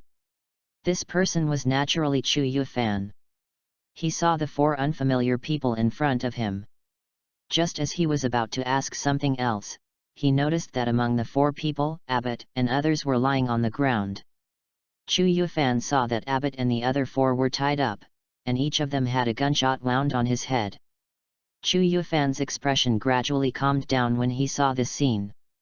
Chu Yufan looked back and forth at the 4 people of Nahaxiu, and finally locked his eyes on Tsukushi who was holding Prometheus. In the next moment, Chu Yufan appeared in front of Tsukushi and slashed at Tsukushi's neck with a knife. Chapter 18. Clang. Hey! Tsukushi looked at the situation in front of her with a puzzled look on her face, and she didn't react at all. She only saw the young man appear in front of her in an instant, and then he took a knife and tried to cut her neck. Fortunately, Nahashu, who was standing next to her, reacted in time. He grabbed Tsukushi's arm and pulled him back, while raising the water dragon sword in his hand to block the attack. Chu Yufan quickly retreated after failing to hit him, and then focused his attention on Nahashu. What's going on? Is it an enemy? Green reacted and took out his weapon, the rattlesnake, and looked at Chu Yufan nervously and asked. Chu Yufan's attack was too fast just now, and Green was a little slow to react. No, he seems to be the boy who needs to be captured alive in the mission, and he is a teammate of these dead children. Cornelia looked at Chu Yufan's face carefully, and then confirmed. Hey? Capturing this boy alive, are you kidding me? Green asked. I see. Nahashu now understood the purpose of the guards' actions. They wanted the young man in front of him to misunderstand them so that the two sides could fight to the death. It can only be said that the time of Tsukushi's meeting was very unfortunate. After all, ABT and others died of gunshot wounds. If Tsukushi was not there, perhaps he could explain to the young man in front of him. However, it was obvious that the young man in front of him had already regarded Tsukushi, who was holding a gun, as the murderer of ABT and the other four. No matter how much he explained to the young man at this time, the other party would not listen. Now he could only fight with him. Who? Chu Yufan kept breathing, trying to calm himself down. But no matter what he did, he couldn't calm down. Because everything that had happened before was suppressed in Chu Yufan's heart and could not be released. Now the death of Abbott and the other four was undoubtedly the last straw that broke the camel's back. An astonishing murderous intent emanated from Chu Yufan. Nahashu and the other four could feel a sense of oppression coming towards them, making it a little difficult for them to breathe. Chu Yufan instantly came in front of Nahashu. He could feel that among the four people, Nahashu was the strongest. Good job. Seeing that Chu Yufan took himself as his primary target, Nahashu also confronted him directly. Ding ding ding. The weapons in Chu Yufan and Nahashu's hands were colliding wildly. The two sides fought evenly, which made both sides have some understanding of each other's basic strength. Water breath, form, strike tide. Chu Yufan's sword path changed instantly, and his attack became like a tide, covering Nahashu in all directions. Nahashu's face was solemn, and the water dragon sword in his hand was waving like a big windmill to block Chu Yufan's attack. Water breathing, 7th form, Shizuka wave stab. The sword path was transformed into a thrusting technique again and stabbed straight at Nahashu's face. The speed was so fast that Nahashu hurriedly raised the water dragon sword to block it. Although he successfully blocked the attack, the power of this move was so great that Nahashu was directly knocked out. Nahashu's figure kept retreating, and finally the force was relieved. Just as he stabilized his body, Nahashu looked up and found that Chu Yufan had disappeared from the spot. Water breathing, Form 1, Water surface slash. Chu Yufan appeared behind Nahashu, raised the long sword in his hand and was about to chop down at the back of Nahashu's head. Nahashu felt the attack from the back of his head, squatted down, and then slashed at Chu Yufan behind him with a sword. Chu Yufan held up the sword to block the attack, stepped back to distance himself from him and stabilize his body. Chu Yufan frowned, although he could feel that Nahashu was very strong. But it was still somewhat beyond Chu Yufan's expectations. Water breathing is a relatively balanced breathing method, but even so, it is not something that ordinary people can handle. Of course, this is also related to Chu Yufan's current mental state. At this time, he can't use the full strength of the soft sword of water breathing. In this case, let's change to another breathing method. Nahaxiu did not take the opportunity to attack. For them, being able to capture the other party alive is the completion of the mission, so it would be great if the other party could calm down at this point. What's going on? Why does he seem to have changed?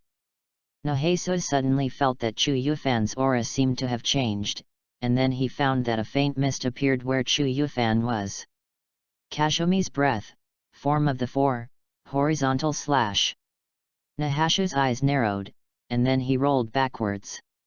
Although he had reacted, there was still a wound on his neck. This situation shocked Cornelia and others who were watching the fight nearby. Mist breathing, second form, eightfold mist. Chu Yufan didn't intend to give Nahaxiu time to react, and directly attacked Nahaxiu with an extremely fast 8-slash combo. The speed of the slash was so fast that Nahaxiu mistakenly thought that the opponent only slashed once. Swish!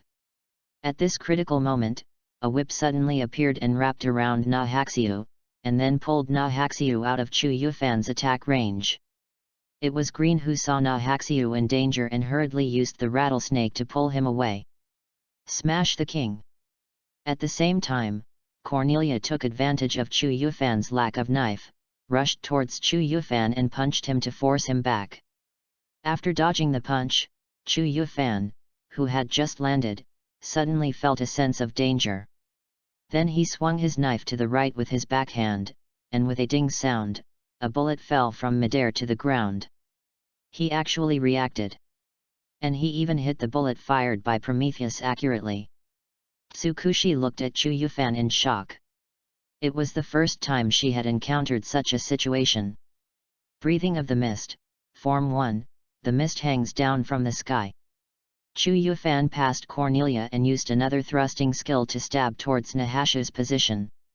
Nahaxiu raised his sword to block again, but what he didn't expect was that Chu Yufan followed the power of the thrusting skill and passed directly over Nahaxiu's head, turned around and rushed towards Green's position.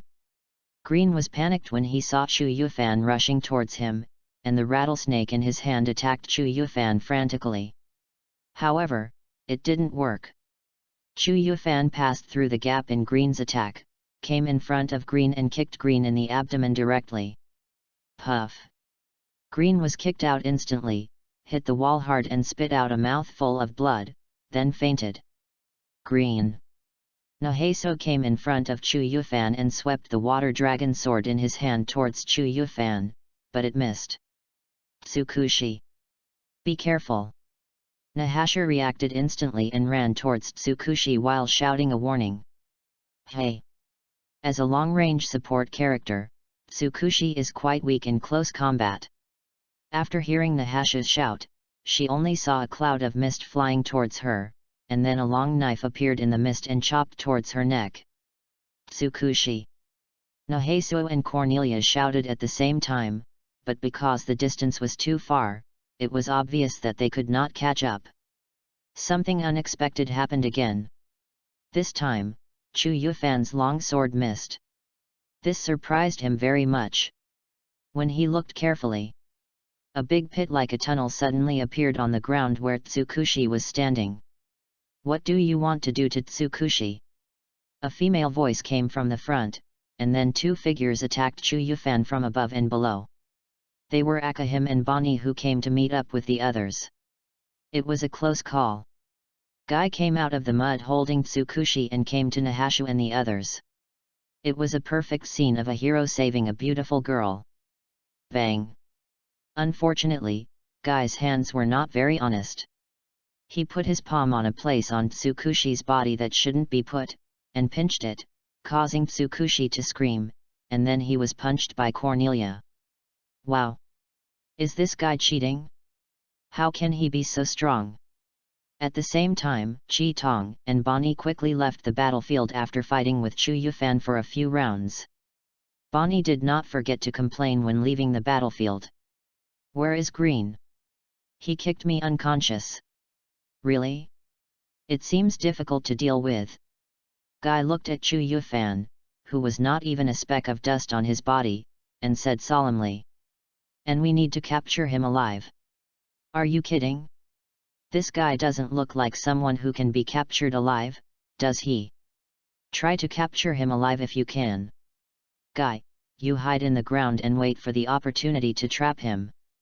Tsukushi will be responsible for long-range support, Bonnie and Cornelia will be responsible for protecting Tsukushi, and Akame and I will be responsible for entanglement with the opponent head-on. While deploying the battle, Nahaxiu released the hidden ability of the Water Dragon Sword. The Water Dragon Sword can enhance the combat effectiveness of the user within 3 minutes, but after 3 minutes the body will fall into a state of fatigue. Chu Yufan on the other side also found that the number of opponents had increased, and he couldn't help feeling very irritated, so he decided not to hold back. Chu Yufan put the long sword back into the scabbard, squatted slightly with his right leg, stretched his left leg backwards, bent his upper body down, and gently grasped the handle of the sword inserted in the scabbard with his palm. With the change of breathing method again, the strongest moves that Chu Yufan could use at this stage also began to show. Breath of Thunder, Form 1, Thunderbolt Flash. Chapter 19. Nahashu and the other 6 people all got goosebumps all over their bodies in an instant. Although they didn't know what Chu Yufan was going to do, judging from the momentum alone, it was probably a very powerful move. Nahashu and Akagi both raised their weapons at the same time and stood in front of Cornelia and the others. They were probably the only 2 people in this team who could block Chu Yufan's attack. Cornelia and Bonnie were also facing a formidable enemy. They stared at Chu Yufan intently, fearing that they would miss the others' actions and lose their lives. A closer look showed that the 2 had begun to sweat all over and looked very nervous. Hey! Who on earth is that person? Can we really capture him alive like this? Guy sank his legs into the ground, ready to activate the ability of Servant's 1000-layer clothes at any time. Tsukushi also raised Prometheus in his hand and aimed it at Chu Yufan, but from her shaking hands, it can be seen that she was quite scared at this moment. The air is vibrating. Nahaxiu and Kaitong noticed that the air around Chu Yufan's body began to distort gradually, as if it was shaking. Then Chu Yufan slowly opened his eyes and looked at Nahaxiu and others. A feeling of being targeted by a super dangerous species arose in the hearts of the 6 people. At this time, the 6 people did not dare to move at all, as if they moved a little, they would be killed by Chu Yufan in the next second. Stop! Just as Chu Yufan was about to attack, Goziki quickly flashed to the battlefield and blocked the middle, saying to Chu Yufan, Thunder Breathing, Form 1, Thunderbolt Flash. Chu Yufan did not respond to Goziki, but slashed at him directly with a knife. A yellow flash flashed, and the next second the long knife in Chu Yufan's hand collided with the weapon in Goziki's hand. The huge force generated by the extremely fast speed made Goziki fly out and kept retreating. Goziki was very shocked by the speed of Chu Yufan's move, and at the same time he was very glad that he could arrive in time. Otherwise, even Nahaxiu, who had enhanced his combat power, could not receive this attack. Chu Yufan was also surprised, although the Form 1 of Thunder Breathing had just been learned. But it was also a very powerful move, but the man in front of him could actually take this blow. It seems that the man in front of him is not at the same level as the few people he just saw.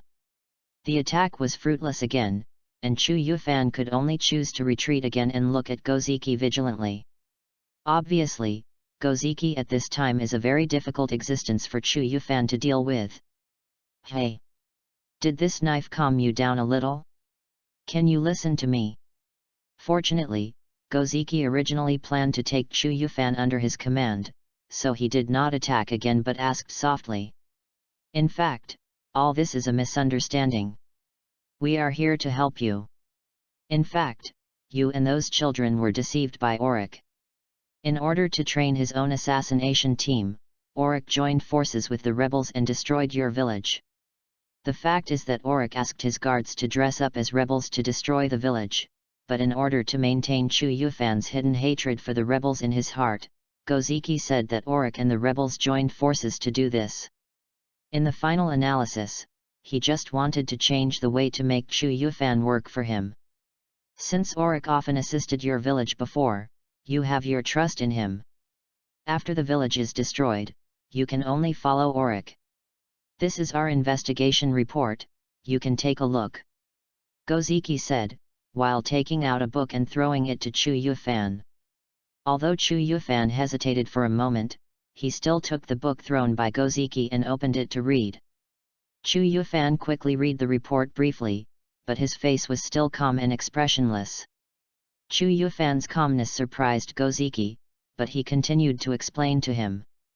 The other children from your village have been dealt with by Auric, because he thought you were more valuable than the others. In order to save resources, they were all killed.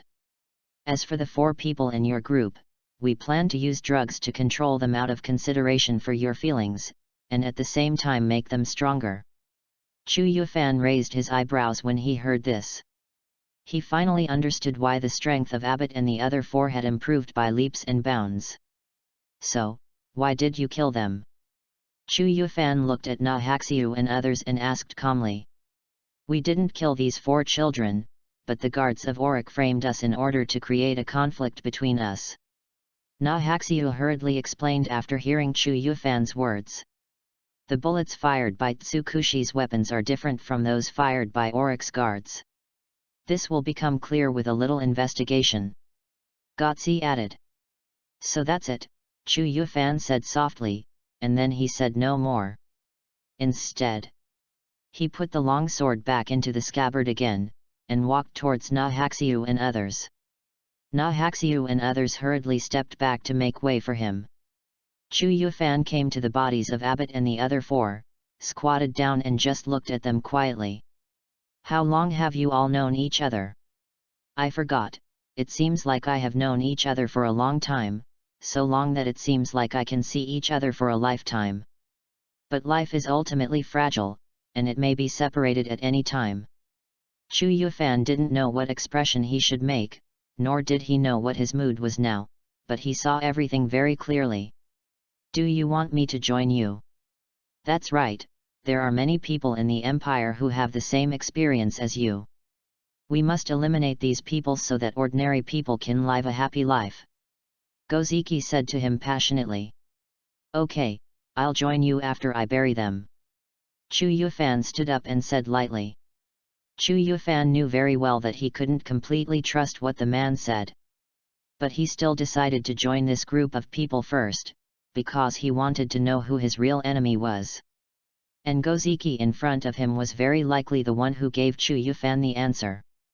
When Goziki heard Chu Yufan agreed to join them, he laughed, but he didn't know that there were now 2 traitors in this team. Chapter 20.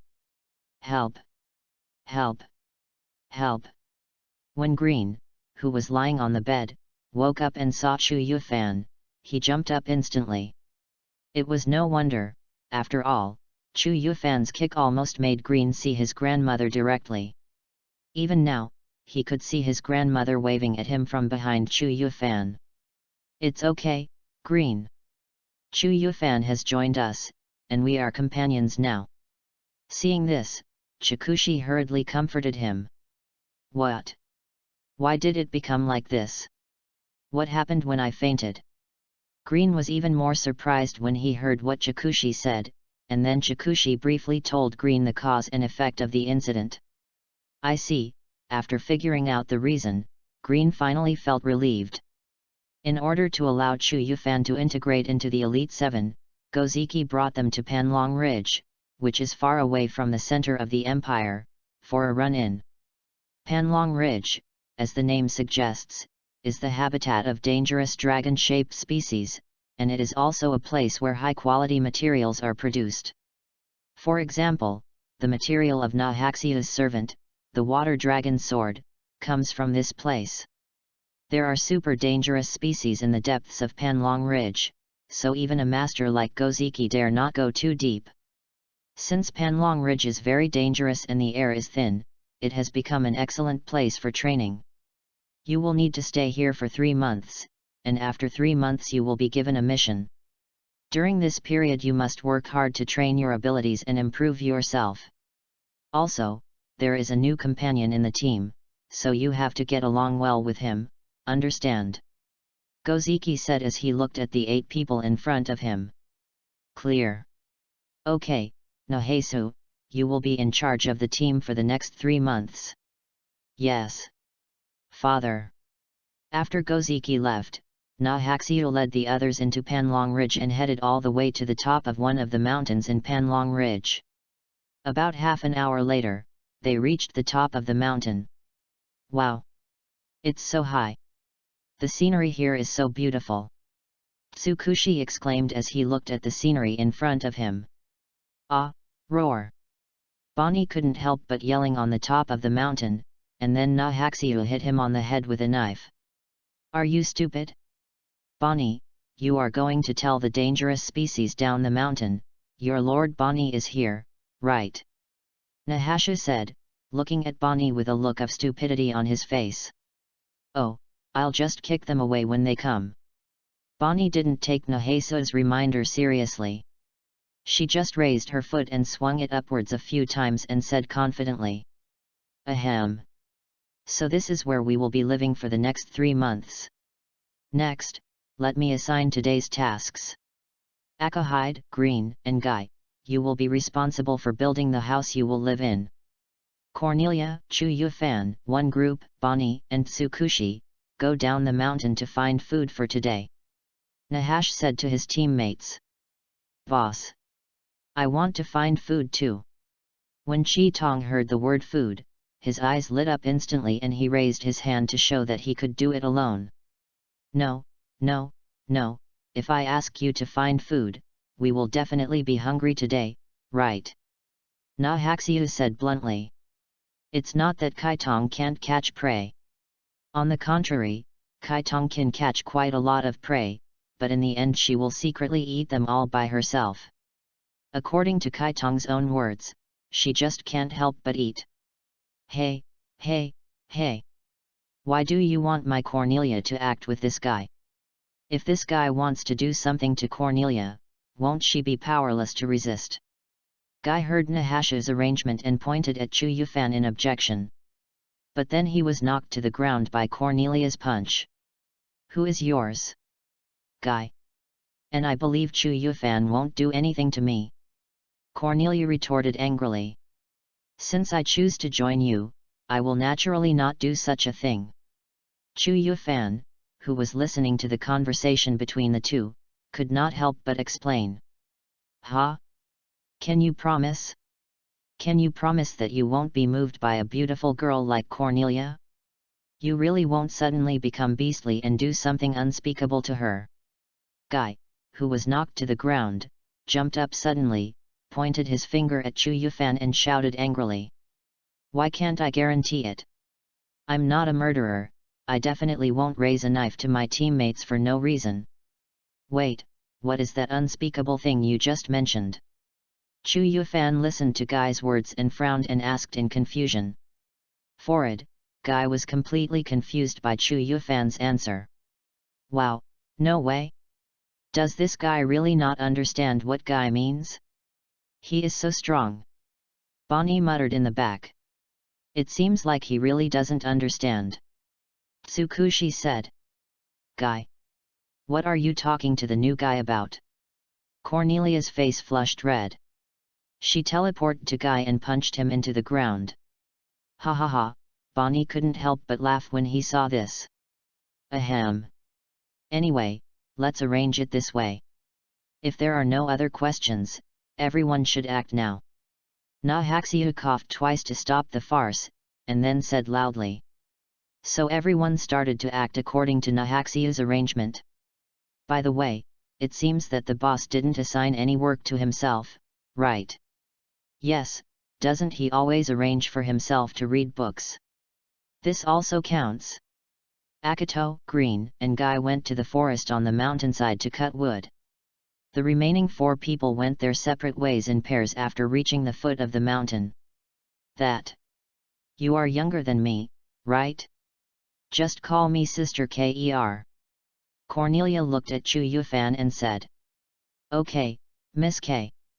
I remember the boxing glove on your right hand is, Chu Yufan looked at the familiar glove on Cornelia's right hand and asked. This is the servant tool crusher, which my father found in a rebel base. Ah! Speaking of which, it was you, Chu Yufan, who destroyed that base, right? Cornelia suddenly remembered that Gazakai had briefly mentioned the origin of this boxing glove, so she asked. I guess so. The Crushing King was used by the rebel leader at that time. Chu Yufan said. So, Chu Yufan, how did you defeat the rebel leader? Can you tell me about it for reference? Cornelia thought for a while and said, after all, she is the user of the Crushing King now.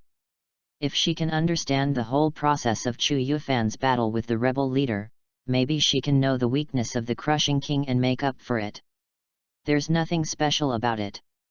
I just cut off the rebel leader's hand that was wearing the Crushing King. Chu Yufan said calmly. The main reason is that the rebel leader relies too much on the Crusher King to fight. If he loses the Crusher King, his strength will probably be the same as that of an ordinary soldier. There are too many weaknesses of the Crushing King. The first is the problem of attack range. No matter how big the noise caused by the Crushing King is, its attack range is still the same as that of ordinary boxing gloves. If facing an opponent with a long weapon, it will become very passive. Secondly, the Crusher King has extremely high requirements on the physical fitness of the user. It can even be said that the user's physical fitness determines the upper limit of the Crusher King weapon. So if Sister Cole wants to make up for the weakness of the Crushing King, she should just need to improve her own physical fitness. Wow! Your analysis is very thorough. I will take it as a reference. Cornelia said happily after listening to Chu Yufan's analysis of the Crushing King. The two people who were chatting and talking did not seem to notice that there was a dark shadow following them. Chapter 21. Bonnie and Tsukushi were also looking for prey in the forest. When do you think Sister Cole will accept Guy? Bonnie asked Tsukushi while keeping an eye on the surroundings. I guess Sister Cole has some feelings for him, but Guy is too lustful, which makes it difficult for Sister Cole to lose face and be with him.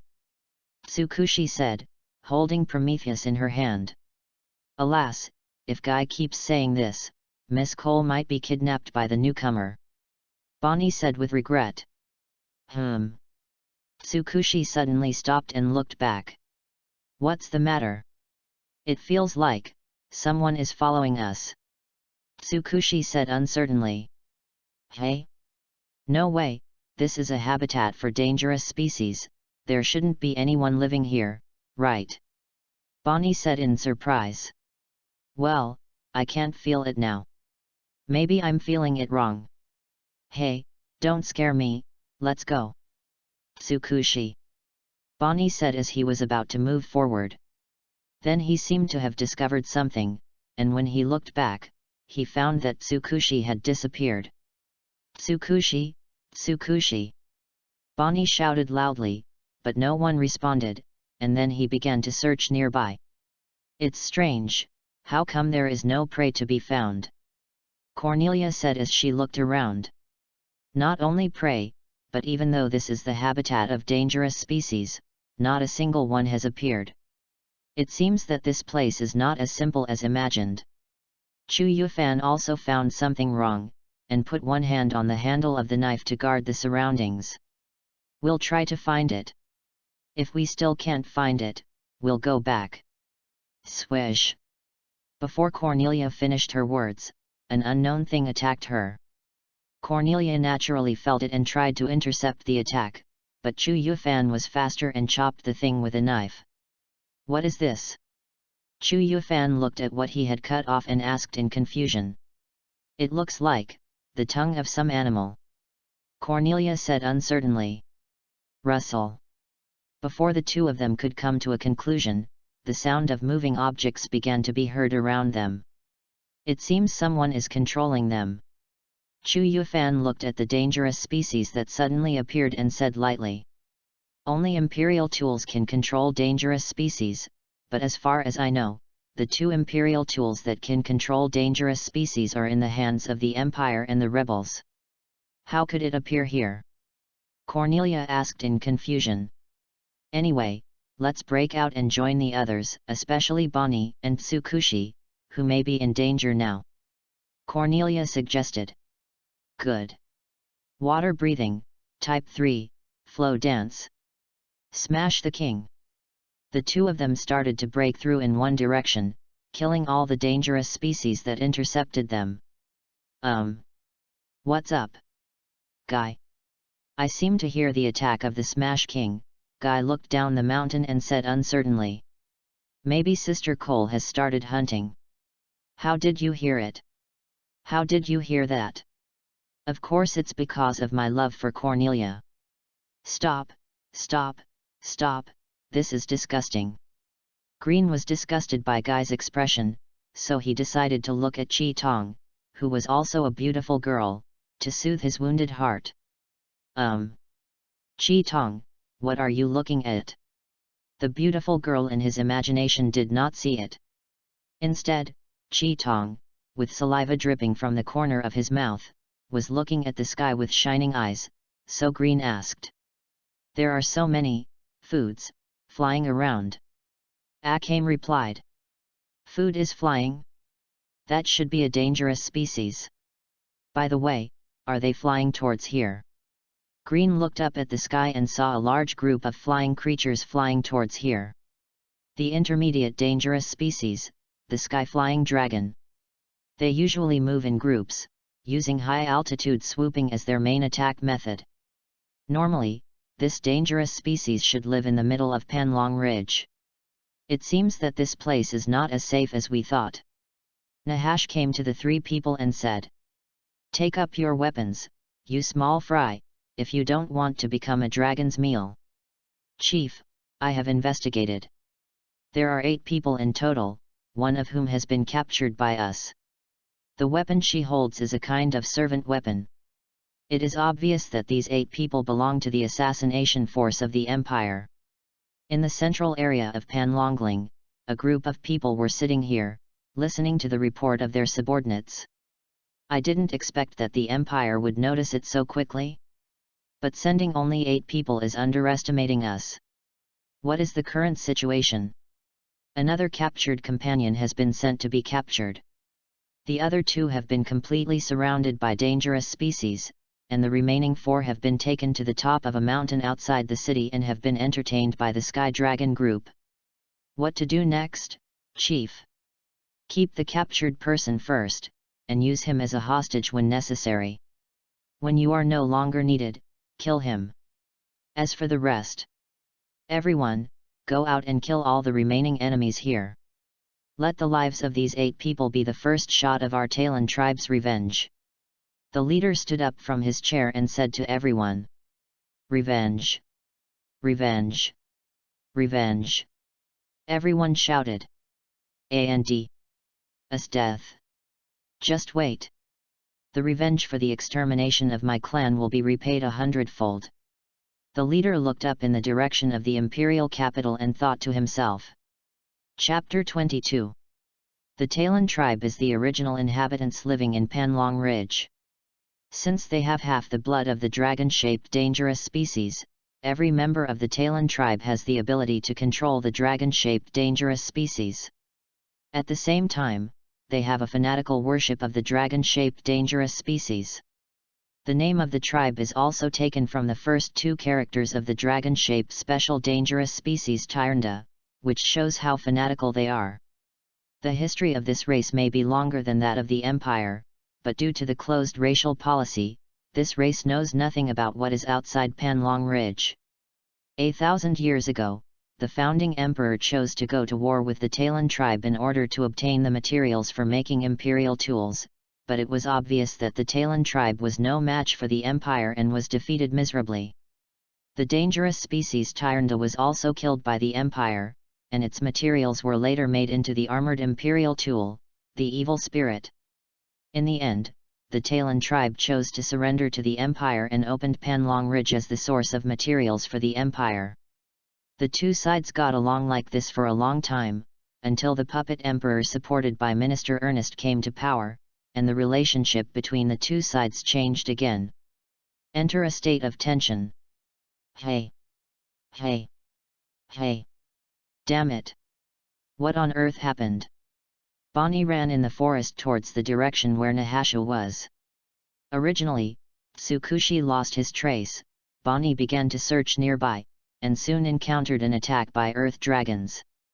Although a few earth dragons were not a big threat to Bonnie alone, the number of earth dragons attacking her was at least dozens. So Bonnie ran away directly. After all, her servant's pants only strengthened her legs and feet a little. Faced with a large number of enemies, she could only choose to run away. I don't know how the others are doing. Bonnie was running away, and he couldn't help but worry about the others. On the top of the mountain, facing the siege of many sky dragons, except for Nahashu, the other four were constantly resisting. What's going on? Why would these dangerous species suddenly attack us? Green said as he waved the rattlesnake in his hand. Something is wrong, these dangerous species seem to be controlled by someone, said Chi Tong. What? Then it would be very dangerous for people to go down the mountain. Guy said as he knocked back a sky dragon with one punch. If someone is controlling these sky dragons, we just need to find the controller. Guy, use your tools to escape from here and look for the possible controller. Green, you can come with us. As for this, leave it to me and Akame. Naheso quickly analyzed the situation and made a judgment. Got it.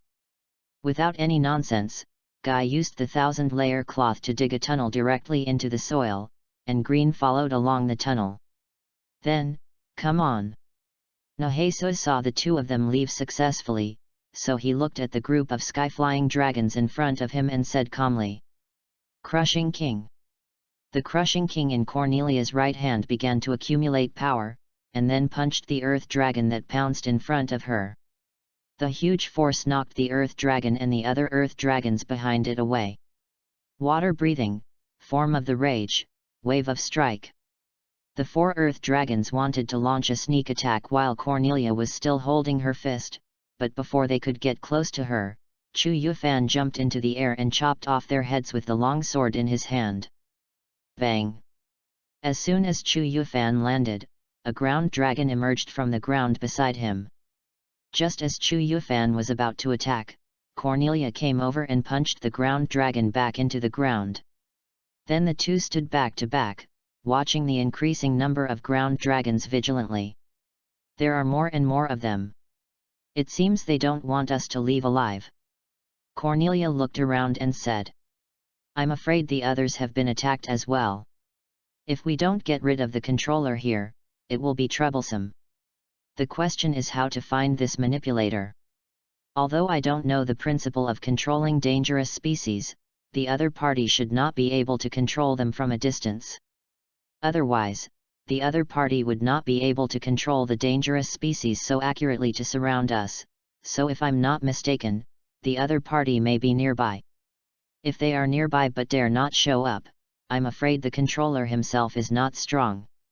If this is the case, when the other party controls the dangerous species, they will subconsciously deploy more dangerous species in their own position to protect themselves. After Chu Yufan finished his analysis, he began to observe the movements of the earth dragons around him, and then locked onto a position with the most earth dragons. Is it there? We can't be completely sure, so we can only take a gamble.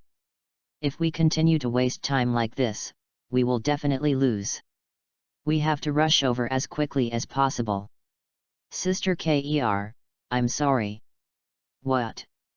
Before Cornelia could react, Chu Yufan directly carried her horizontally on his shoulders.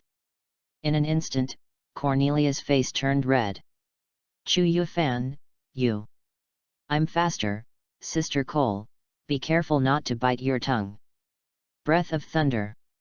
Before Cornelia could say anything, Chu Yufan changed his breathing method.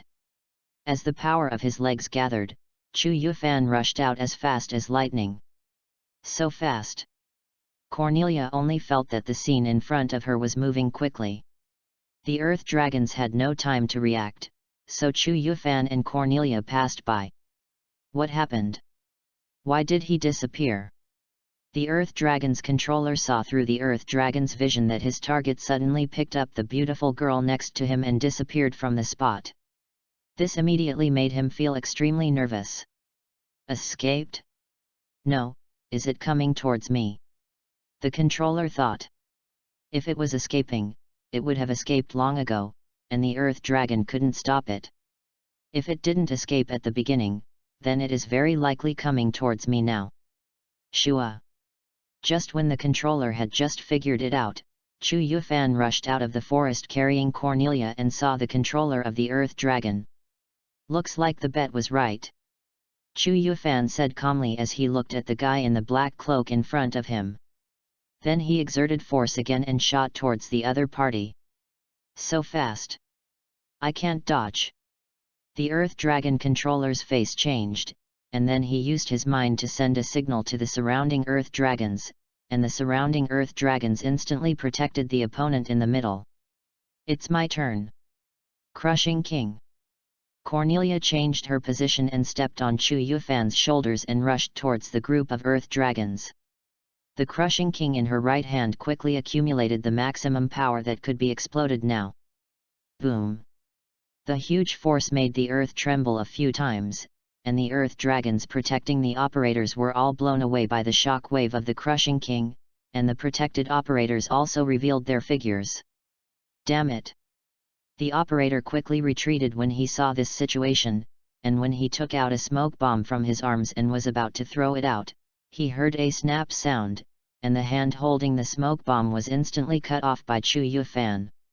Ah! Bastard! I'm going to kill you! Dragon Transformation. After his hand was cut off, the Earth Dragon controller instantly collapsed to the ground and screamed. Then he stood up again, intending to use his last resort. However, as soon as he raised his head, he saw the calm face of Chu Yufan in front of him. Water breathing, first form, water surface slash. The sword rose and fell, and the Earth Dragon's controller was done before he even began to transform. Chapter 23. Hey, finally done. By the way, did this guy just shout Dragon Transformation? Is that some kind of power? Cornelia let out a breath, then remembered something and asked. I guess so. No matter what, let's go and meet up with the others. Let's go find Bonnie and Chikushi first, and then go back to the top of the mountain. Chu Yufan thought for a while and said. Okay. The two quickly moved towards Bonnie and Tsukushi, and soon found Bonnie who was being chased and beaten by a group of Earth Dragons. However, the two did not immediately step forward to help, but after looking at each other. Chu Yufan moved towards the direction where the controller might be, and Cornelia stepped forward to help Bonnie resist the Earth Dragon. Sister Cole. You are here. Please save me. Bonnie shouted hurriedly when he saw Cornelia appear. Are you okay? Where's Tsukushi? Tsukushi suddenly disappeared. When I was looking for her, I was attacked by these Earth Dragons. What should I do now? Sister Cole. Let's deal with these Earth Dragons first. Cornelia replied. Chu Yufan moved quickly in the forest without disturbing other Earth Dragons. Soon he found a guy wearing a black cloak. This time he didn't draw his sword to chop him directly, but quickly came to him. He knocked him unconscious with a hand knife, and the controlled Earth Dragons fled after the controller fainted. Chu Yufan tied up the controller and then returned to Cornelia and Bonnie. Has the manipulator been caught? Yes, this guy is it. We'll talk about the details after we meet up with the others. What about Tsukushi?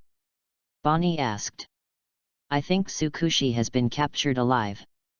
As long as we are not caught, she will be fine for the time being. Cornelia said. Okay. Let's meet up with Nihasuo and the others first. Compared to Chu Yufan and his team, Guy and Green were in more trouble.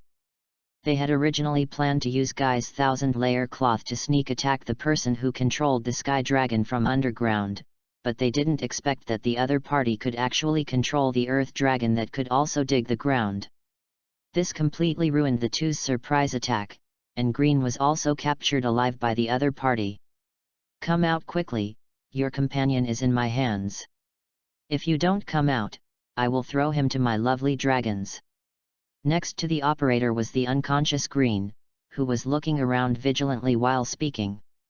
At this time, Guy was hiding in the soil and dared not move, because there were also the opponent's earth dragons in the soil.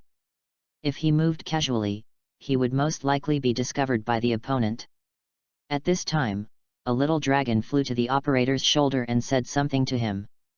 The operator immediately showed a surprised expression, and then returned to normal.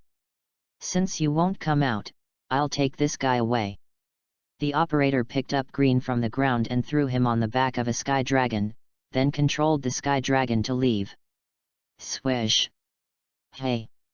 Chu Yufan came out of the forest and saw the cloaked man riding on the sky-flying dragon. Without saying a word, he drew his sword and rushed towards him. "Oh my, you are the guy that Xinlong just mentioned, right?" Tianxianglong spread its wings and flew into the air in an instant. The controller looked at Chu Yufan and asked with a smile. "The breath of the wind, the shape of the wind, rises up into the dust." Wow! 5 wind blades were emitted from the long sword in Chu Yufan's hand, hitting the sky dragon in mid-air. Since the controller had never expected Chu Yufan to release such an attack, he did not control the sky dragon to dodge, and the sky dragon was directly hit and fell from mid-air. Bastard! The controller panicked when he saw Chu Yufan rushing towards him again. He then looked at the unconscious Green beside him, picked him up and threw him in the opposite direction. "Green! Leave it to me. You go deal with that bastard." Chu Yufan saw that the person thrown down by the other party was Green, and his brows immediately frowned. Just as he was about to change direction to catch Green, Guy, who was hiding in the soil, suddenly appeared and said to Chu Yufan. Chu Yufan nodded, and then turned his gaze back to the controller. The controller, who was being looked at by Chu Yufan, suddenly felt cold all over, and planned to use his mind to make all the earth dragons hidden underground appear. Lightning breathing, Type 1, Thunderbolt Flash. "Hey! Wait, listen to me." The controller seemed to sense something and was about to say something to beg for mercy. Then he found that Chu Yufan had circled behind him. The controller, who was about to turn around and speak, suddenly found that the scene in front of him was upside down. His head was chopped off by Chu Yufan before he circled behind him. "Strange, monster," the controller looked at Chu Yufan and spoke word by word, then died. "Are you okay?" Cornelia and Bonnie came late and saw Chu Yufan standing there and hurried forward to ask. "I'm fine. By the way, Green and Guy are there," Chu Yufan said, and then he took the 2 of them to Green and Guy. Was Tsukushi captured alive by the other party? Judging from the current situation, this is most likely the case.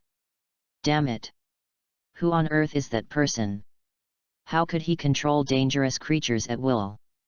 The specific situation will become clear after we ask the captured prisoners. After defeating the cloaked man who controlled the sky dragon, Chu Yufan and his 4 companions met up with Na Haxiu and Kaitong on the top of the mountain. Then they quickly left the mountaintop and headed to a safe place to discuss the next move. "That guy has woken up," Bonnie, who was guarding the captive, shouted. "Humph! I advise you to let me go, otherwise, wow." The man who controlled the earth dragon had only said half of his harsh words when he was punched in the stomach by Na Haxiu, and he immediately retched. Then Na Haxiu reached out and grabbed the man's hair and pulled him up, saying to him word by word, "I don't have time to waste on you now. I ask questions and you answer them. If you don't cooperate, I will cut off your flesh piece by piece." Humph! If you have the guts, ah! It was obvious that the controller did not understand the seriousness of the matter. Before he could finish his words, one of his fingers was broken by Nahesu, and he screamed. "Do you understand now?" I won't say, ah. It hurts so much." The second finger was broken off. "I absolutely won't, ah." Bastard! I will definitely kill you. Soon, all 10 fingers of the manipulator were broken, but the other party still refused to say anything. This made Nahasha want to kill him directly, but when he thought of Tsukushi's current situation, he forced himself to calm down. Shua! Nahaxia wanted to ask something, but Chu Yufan suddenly drew his knife and cut off one of the other's ears. This surprised everyone. Then Chu Yufan put the knife on the neck of the screaming operator and asked calmly. You have 2 more chances now. You trademark? Ah. One eye went blind. There is still one last chance. Looking at the silent controller, Chu Yufan still said calmly. Chapter 24. I won't say anything, just kill me. Feeling Chu Yu's real killing intention, the controller said calmly. So. Let's leave it like this for now. It seems that we can't get anything out of him. Chu Yufan stared at the other person's face and found that there was no fear on his face. He knew that he was ready to die. No matter how much he asked, he would not get anything out of him. Indeed, it seems we have to find another way. Nahaso also saw this, so he said. So what should we do with this guy? Leave him here and let him die. Chu Yufan said, and then left here. Listen to him and go. Nahasha seemed to understand something and said to the others. After seeing Chu Yufan and others leave, the controller breathed a sigh of relief, and then the pain in his ears and eyes suddenly manifested. Damn it! Damn it! I need to calm down, otherwise I won't be able to control the dangerous species. Because they have half the blood of the dragon-shaped dangerous species, the Talon people are born with the ability to communicate with the dragon-shaped dangerous species, but they need to concentrate when communicating. About 10 minutes later, a letter dragon flew to the side of the operator and bit off the rope tied to the operator. The operator fell to the ground and took a rest, then quickly stood up and covered his wound and left in the opposite direction of Chu Yufan and others. Hey! Hey! Hey! The operator turned left and right in the forest for more than 10 minutes before arriving at a settlement of the Talon people. That's Najd. I want to see the leader. I have an important report. Pa. After bandaging the wound, Najd immediately came to the leader of the Talon tribe to report the situation. After listening to his report, the leader angrily threw a big bag at Najd. You idiot! The other party deliberately let you go, and you can't see it. The leader immediately cursed angrily. No. No way. The other party probably doesn't know yet. Chief. It's bad. The enemy has discovered our base and is coming to kill us. Najd was about to explain something when he was slapped in the face by the guard outside. He was speechless. Najd, bring us the captives we captured. This may deter the enemy from making a move. I will go to the front line to buy you some time. Do you understand? The leader thought for a moment and decided. Yes. Chief. Knowing that he had lured the enemy here, Najd did not dare to stay and quickly ran towards the place where Tsukushi was imprisoned. Everyone else, follow me to resist the foreign enemies. Yes. It seems we are in the right place. Cornelia said as she looked at the dangerous species and enemies in front of her. Then, let's get started. Nahash, who couldn't hold back any longer because his team members were captured, took the lead, followed by Chu Yufan, Chi Tong, Cornelia, and Green. Quick! Quick! Stop them! The people of the Talon tribe began to control the dangerous species they could control and attacked the 5 people. Don't get in the way. Trash! Nahasha waved the water dragon sword in his hand and instantly killed the earth dragon that was close to him. Akame also waved the Omigaki Ikimonji and killed all the earth dragons, biting their legs in the process. Pa! It tastes terrible, said Chi Tong. Is this the right time to talk about this? Cornelia punched the earth dragon that was close to her and flew away, then said helplessly to Akame. There don't seem to be too many enemies. Are there any that haven't shown up yet? Green observed the situation at the scene and suddenly said. Then let's create more pressure on them. Chu Yufan said calmly, and then aimed his sights at the Talon people who were controlling the dangerous species in front of him. Breath of the mist, form of the 5, sea of mist. The sea of mist suddenly appeared, limiting the vision of the Talon people. Chu Yufan's figure was hidden in the sea of mist, and he appeared in front of the Talon people from time to time and harvested their lives. Soon, the Talon tribe's outer troops were all killed by the 5 people. The 5 people quickly went deep into the heart of the Talon tribe along the road and soon came to an open area. Whoosh whoosh whoosh. As soon as they walked out of the forest, they heard a series of sounds of breaking through the air above their heads. It was the Talon people riding on the sky-flying dragon and shooting arrows at them in the sky. Get out of the way! Chu Yufan and Nahaxiu shouted at the same time. In order to avoid the arrow attack, Chu Yufan and his 5 companions quickly dispersed, which also made the distance between the 5 people farther. At this time, a large number of earth dragons emerged from the ground and separated the 5 people who were just scattered to avoid the arrow attack. Just defeat them one by one. Boom! Before the Talon people who controlled the group of earth dragons began to command, the 2 encirclements erupted with violent noises. Nahaxiu directly activated the ability of the water dragon sword and strengthened his combat power in 3 minutes. His strength instantly increased to a very exaggerated level. In a breath, he killed all the earth dragons surrounding him. Cornelia had already been surrounded by earth dragons.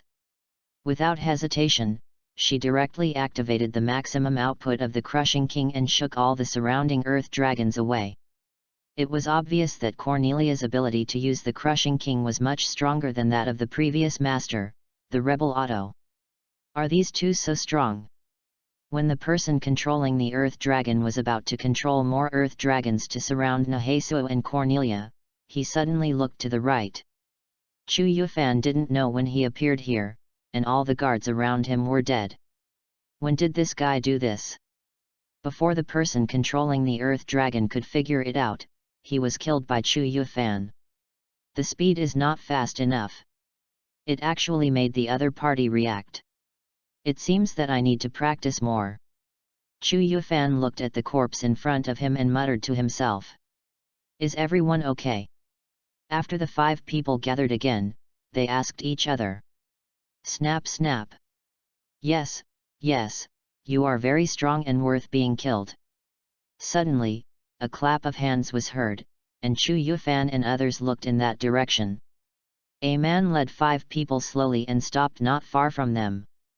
I am the current leader of the Talon tribe, Lavelle. If I kill you, it should be able to shock the Empire to some extent, right? Lavelle looked at Chu Yufan and others in front of him and said with a smile. Boom! Boom! Boom! The ground began to shake. And a huge figure suddenly appeared behind Lavelle, with golden eyes looking down at Chu Yufan and others who were like ants. A high-level dangerous dragon-shaped species, Taiga Garuda. Nahaxiu said slowly, looking at the huge figure. Chapter 25. Najd arrived at the place where Tsukushi was imprisoned. Tsukushi had woken up, but he was tied up and couldn't get away. Woman! Follow me! Najd was so angry when he saw his companion was chopped that he grabbed Tsukushi's hair and tried to drag her out. Boom! What? A man suddenly emerged from the ground. It was Guy. While Nahaxiu and the others were attracting the attention of others, he used the 1000-layer cloth to burrow into the ground and wait for the opportunity to rescue Tsukushi. This was also due to his super hearing. Even if he was hiding in the ground, he could still determine the target's location. No wonder he used a tool that could burrow into the ground. Why didn't I find it? Najd, who was being held by Guy's neck, asked. There are earth dragons guarding the base, so why did Guy come here without being alerted? I guess the battle was too intense at the front, so they didn't notice me. Guy smiled faintly, then threw Najd to death with a throat lock. Are you okay? Tsukushi. Boni, who came with Guy to rescue people just in case, also came along the tunnel dug by Guy. I'm fine, how about the others? After untying him, Chikushi rubbed his hands and asked. The others are attracting the enemy's attention, quickly find your Prometheus and go to help. Okay, let's go. More than 30 sky dragons were hovering in the air waiting for Lavel's orders. Lavel in front and the high-level dangerous species Taiga Garuda behind him were watching them. There were 5 people beside Lavel, controlling the low-level dangerous species stone armor dragons to surround Chu Yufan and others. What should I do now? Green looked around with a serious expression and asked. Catch the leader first. Nahaso looked at Lavel standing in the middle and said. Breath of Thunder, Form 1, Thunderbolt Flash. Before Nahasha finished speaking, Chu Yufan used Thunderbolt Flash to rush towards Lavel. A yellow light flashed by, and he instantly arrived in front of Lavel. It's really strong. Lavel looked at Chu Yufan who had flashed in front of him, but he was not panicked at all, because 2 figures emerged from the ground in front of him and intercepted Chu Yufan's attack. Chu Yufan saw that his attack failed and quickly retreated, while the 2 figures followed Chu Yufan and entangled him tightly. The 2 figures had human bodies, but the scales all over their bodies and the dragon's tail did not look like humans. What is that? Nahaso asked in surprise. Could it be dragon transformation? Cornelia remembered what the attacker had shouted before he died. Oh? It seems you are quite knowledgeable. That's right, this is the beast transformation ability unique to our race, which can activate the blood of dangerous species in the body to become a half-dragon. Lavel heard the conversation between the 2 and explained. Is there actually such a trick? No, this move must have limitations. Otherwise, why didn't they choose to transform into a dragon directly at the beginning? Nahash said. Okay, have you guys decided who will die first? Seeing that Chu Yufan couldn't get away for the time being, Lavel decided to get rid of the weaker-looking Nahaso and his men first. Well, we've already discussed it. Of course, you'll die first. Nahashu activated the water dragon sword's power again. Although activating the power twice in a short period of time would cause damage to the body, now was obviously not the time to consider this. Nahasha rushed to the front, with Akame and Cornelia on his left and right, and Green in the middle. The 4 of them formed a triangle formation and charged towards Lavel. Humph, so I am your primary target. Lavel was not panicked. After all, the Taiga Garuda behind him and the Sky Dragon Legion in the sky were not just for show. Swish, swish, swish. Overwhelming arrows rushed towards Nahaso and the others, slightly disrupting their movements. At this time, Taiga Garuda opened his mouth and began to accumulate energy in his body. Retreat. A huge column of fire shot out from Taiga Garuda's mouth, and the terrifying high temperature seemed to be able to ignite even the air. Nahaxiu and others naturally did not dare to take it head-on, but quickly retreated to avoid its attack range. Damn it! There's no way to get close like this. Bang! At this moment, a crisp gunshot was heard not far away. Then 4 Talon people riding on sky-flying dragons fell from the sky. What? Ravier frowned and looked towards the source of the gunshot. Is it that prisoner? What a useless waste. Lavier saw Tsukushi aiming his gun at the flying dragon in the air and couldn't help but cursed. Ha ha ha, here I come. Guy came out from beside Nahaxiu and the others and said. You came just in time. Where's Bonnie? Nahas asked. Protecting Chikushi. Leave the enemies in the sky to them, we will deal with Lavel, act quickly, my ability will not last long. Nahash formed a triangle formation again and attacked Lavel's position. The sky dragons will deal with the woman with the gun, and the armored dragons will follow me to deal with the enemy. Ravel ordered. Under the control of the 5 people next to Ravel, the armored dragons began to shrink the encirclement. The Taiga Garuda behind it also began to move. It slowly turned around and planned to swing its dragon tail towards Nahasuo and the others. Akagi, Cornelia, you go deal with Ravel, I'll deal with Taigagurita, Green, and Guy will be responsible for holding back the iron-armored dragon. Before Nahasuo finished speaking, he rushed forward to resist Taigagurita's attack. Only Nahasuo, who possessed the enhanced ability of the water dragon sword, could barely resist it. Akagi and Cornelia soon came to Ravel and attacked him. However, Ravel, who could become the leader of the Talon tribe, was naturally not so easy to be killed. Ravel's arms were covered with a lot of scales. While avoiding Cornelia's attack, he used the scales to block Akagi's attack, and the three began to fight. On the other side, Chu Yufan had roughly figured out the opponent's enhancement level after fighting with the two half-dragons. It is mainly reflected in the three aspects of strength, speed, and defense. Among them, the half-dragons are covered with scales similar to those of dangerous species, therefore, the defense is quite good, but the strength and speed are not much improved. Of course, at least for Chu Yufan, it is like this. Strong defense is indeed a bit tricky. After all, the long sword in Chu Yufan's hand is not a magical weapon, but fortunately he still has the fighting skills attached to the breathing method to use. Snake Breath, Form 3, Nest Strangling. Chu Yufan's sword path changed instantly, and he kept slashing at the two half-dragons in the center. If you look closely at the trajectory of the sword path, it will feel like a giant python is tightening its prey. Soon the two half-dragons were killed by Chu Yufan. After Chu Yufan dealt with the two, he looked at other battlefields and immediately saw Cornelia lying on the ground and Chi Tong being held in the hands of the dragonized Lavelle. Chapter 26.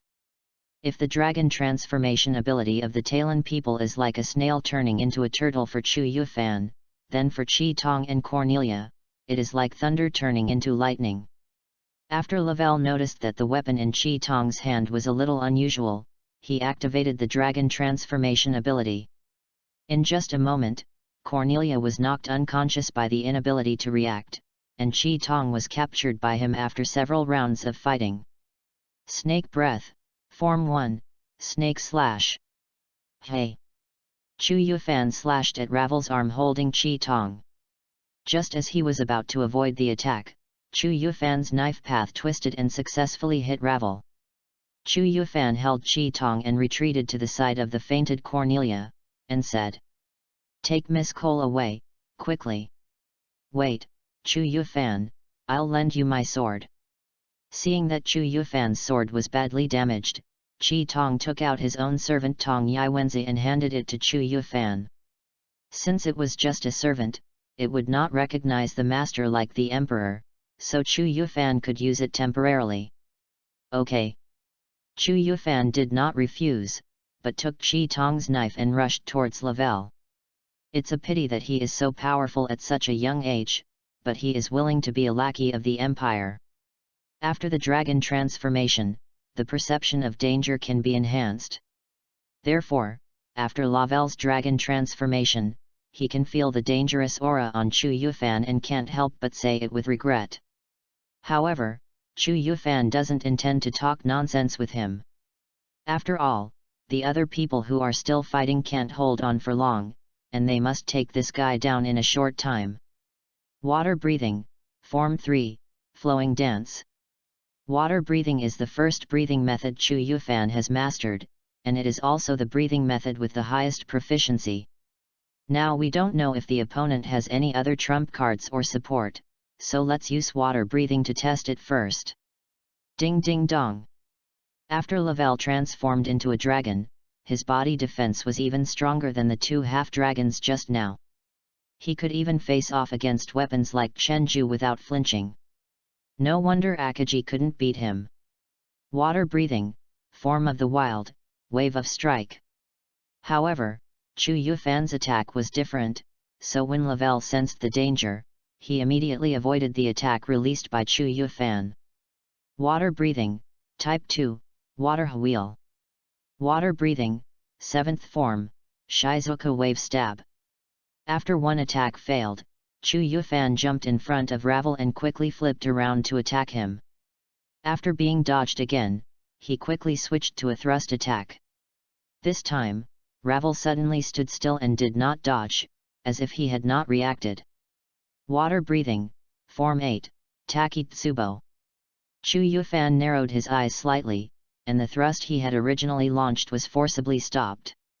Then he changed the path of the knife again, turning it into several slashes from top to bottom, and slashed firmly on Lavelle's shoulder. Have you been seen through? Lavelle's reaction slowed down because of the sudden change in the opponent's knife path. If he had not retreated in time to avoid the attack after being hit on the shoulder, Chu Yufan's previous attack would have definitely cut off one of his arms.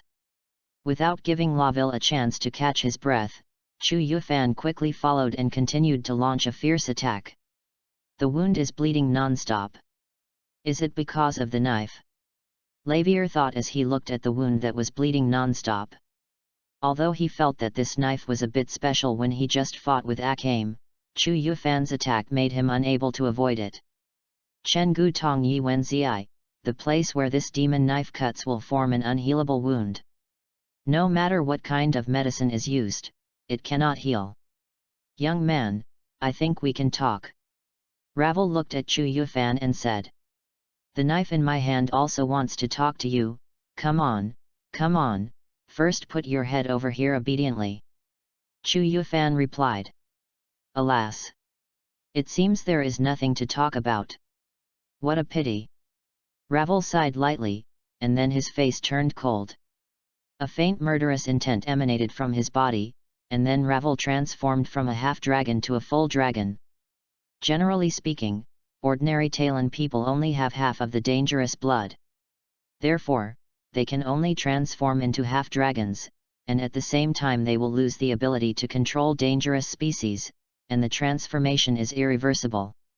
However, the leader of the Talon tribe is born with 80% of the dangerous blood, and can also be completely dragon-human, making his strength reach a peak state. Ravel is in this state at this time, and more importantly, he has not lost control of Taiga Garuda. Boom! Ravel opened his mouth, and a miniature pillar of fire shot towards Chu Yufan, hitting the ground behind him and causing a violent vibration. Chu Yufan, who had barely dodged, was also shocked by the speed of the attack, and then he began to take it seriously. Water breathing, first form, water slash. Dang! Chu Yufan quickly approached Lavelle and slashed at him, but what he didn't expect was that this slash, which was accompanied by combat skills, had no effect at all. With this hardness, I can only use that one move. After dodging Ravel's fist attack, Chu Yufan retreated again and got ready again. A dangerous dragon, right, Chu Yufan murmured to himself. Breath of water, picking up the form, flowing. A momentum that is stronger than Lavelle spread from Chu Yufan's body, and even the people on the other battlefield cast a surprised look at him. Chu Yufan ignored the gaze and rushed towards Lavelle. Don't even think about defeating me. Feeling the power of Chu Yufan's attack, Lavelle retreated while releasing a pillar of fire from his mouth again to fight a long-range battle. Chu Yufan dodged while spinning the Tong Yi Wenzi in his hand. As the number of rotations increased, the air around Chu Yufan began to distort, and a shadow of a water dragon could be vaguely seen in the sword's shadow, as if it was turning the clouds and rain in the sky. Bastard! Looking at Chu Yufan getting closer and closer, Lavelle hurriedly used his mind to control Taiga Garuda to help support. However, as soon as Taiga Garuda made a move, he was discovered by Nahashu, who immediately increased the intensity of the attack to contain Taiga Garuda. However, Nahashu alone was not enough. Fortunately, Cornelia woke up in time and helped Nahashu under the guidance of Akito, and Taiga Garuda was contained by 3 people for a while. Tianxiang Dragon Corps was also unable to support. Tsukushi was about to wipe out the Tianxiang Dragon Corps with the long-range advantage of Prometheus and the high-speed movement of Bonnie. As for the armored dragons on the ground, let alone, they are naturally no match for Guy and Green. In other words, Lavelle can only rely on himself to put down Chu Yufan's knife. Don't let him get close to you. Lavelle retreated again, not intending to give Chu Yufan a chance to get close. Looking at Lavelle, who was trying to distance himself from him, Chu Yufan's face flashed with a hint of sarcasm, and then his figure instantly came in front of Lavelle, and the long accumulated slash in his hand slashed towards Lavelle. Can't dodge it. Ravel didn't expect Chu Yufan to have the same speed while accumulating power. He had no choice but to cross his arms above his head in the hope that his defense could block the attack. But it was all in vain. The Tong Yai Wenzi in Chu Yufan's hand cut Ravel in half like tofu. In Ravel's eyes, he only saw a water dragon opening its mouth and biting his body into two pieces. At the moment of contact, he knew that he had lost. Chapter 27. Lavelle was lying on the ground, looking at the sun in the sky through the forest. This scene reminded him of the past. Several years ago, he had also been lying on the ground looking at the sun like this. The only difference was that he survived at that time, but now he is doomed to die. After opening Panlong Ridge, the Talon people have always maintained a balanced and peaceful relationship with the Empire. Until a few years ago, when Minister Ernest took control of the imperial capital, the relationship between the Talon people and the Empire completely deteriorated. At the beginning, the Empire sent many troops to encircle the Talon people, but relying on the Talon people's control over dangerous species and their ability to transform into dragons, they easily defeated the corrupt imperial army. It was not until the Empire sent that army that the Talon people were finally destroyed.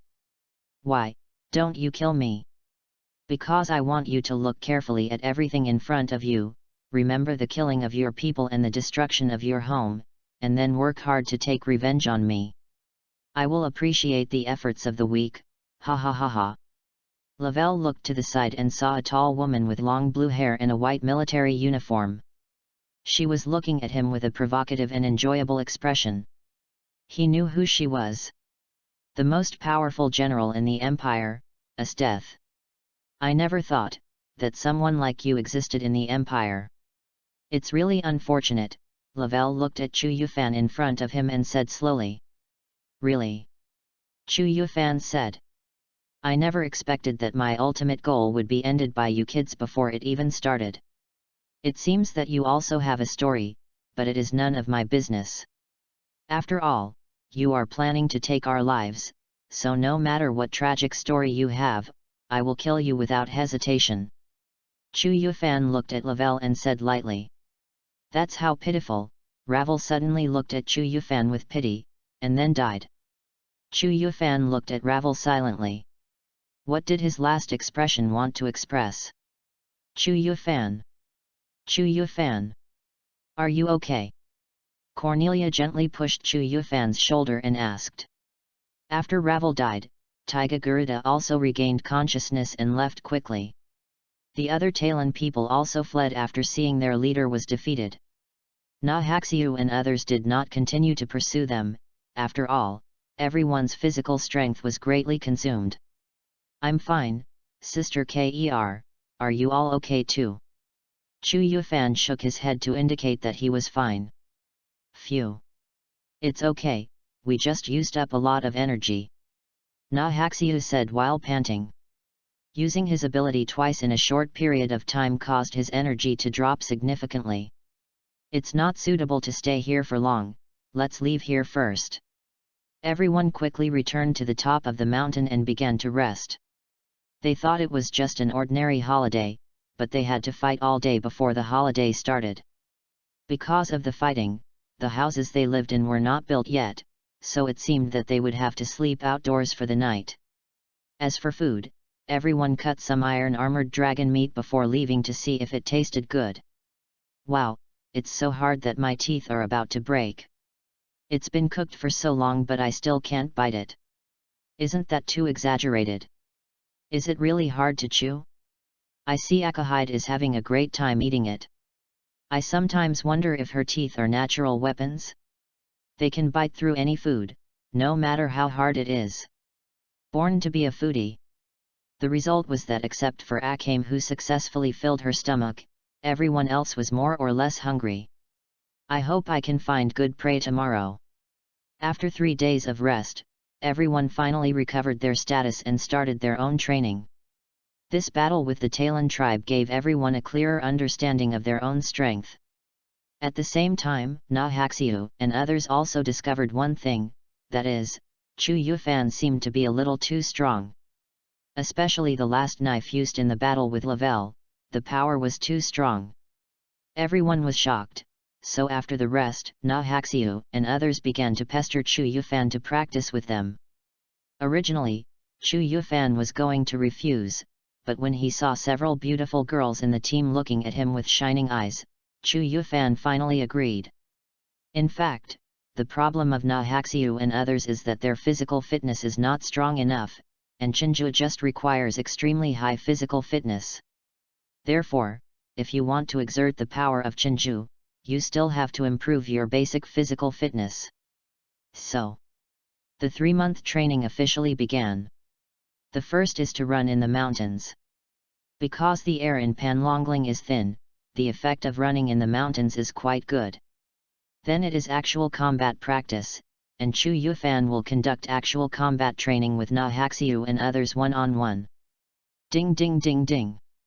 Nahaxiu launched a fierce attack on Chu Yufan holding the water dragon sword, but no matter how he attacked, he was blocked by Chu Yufan.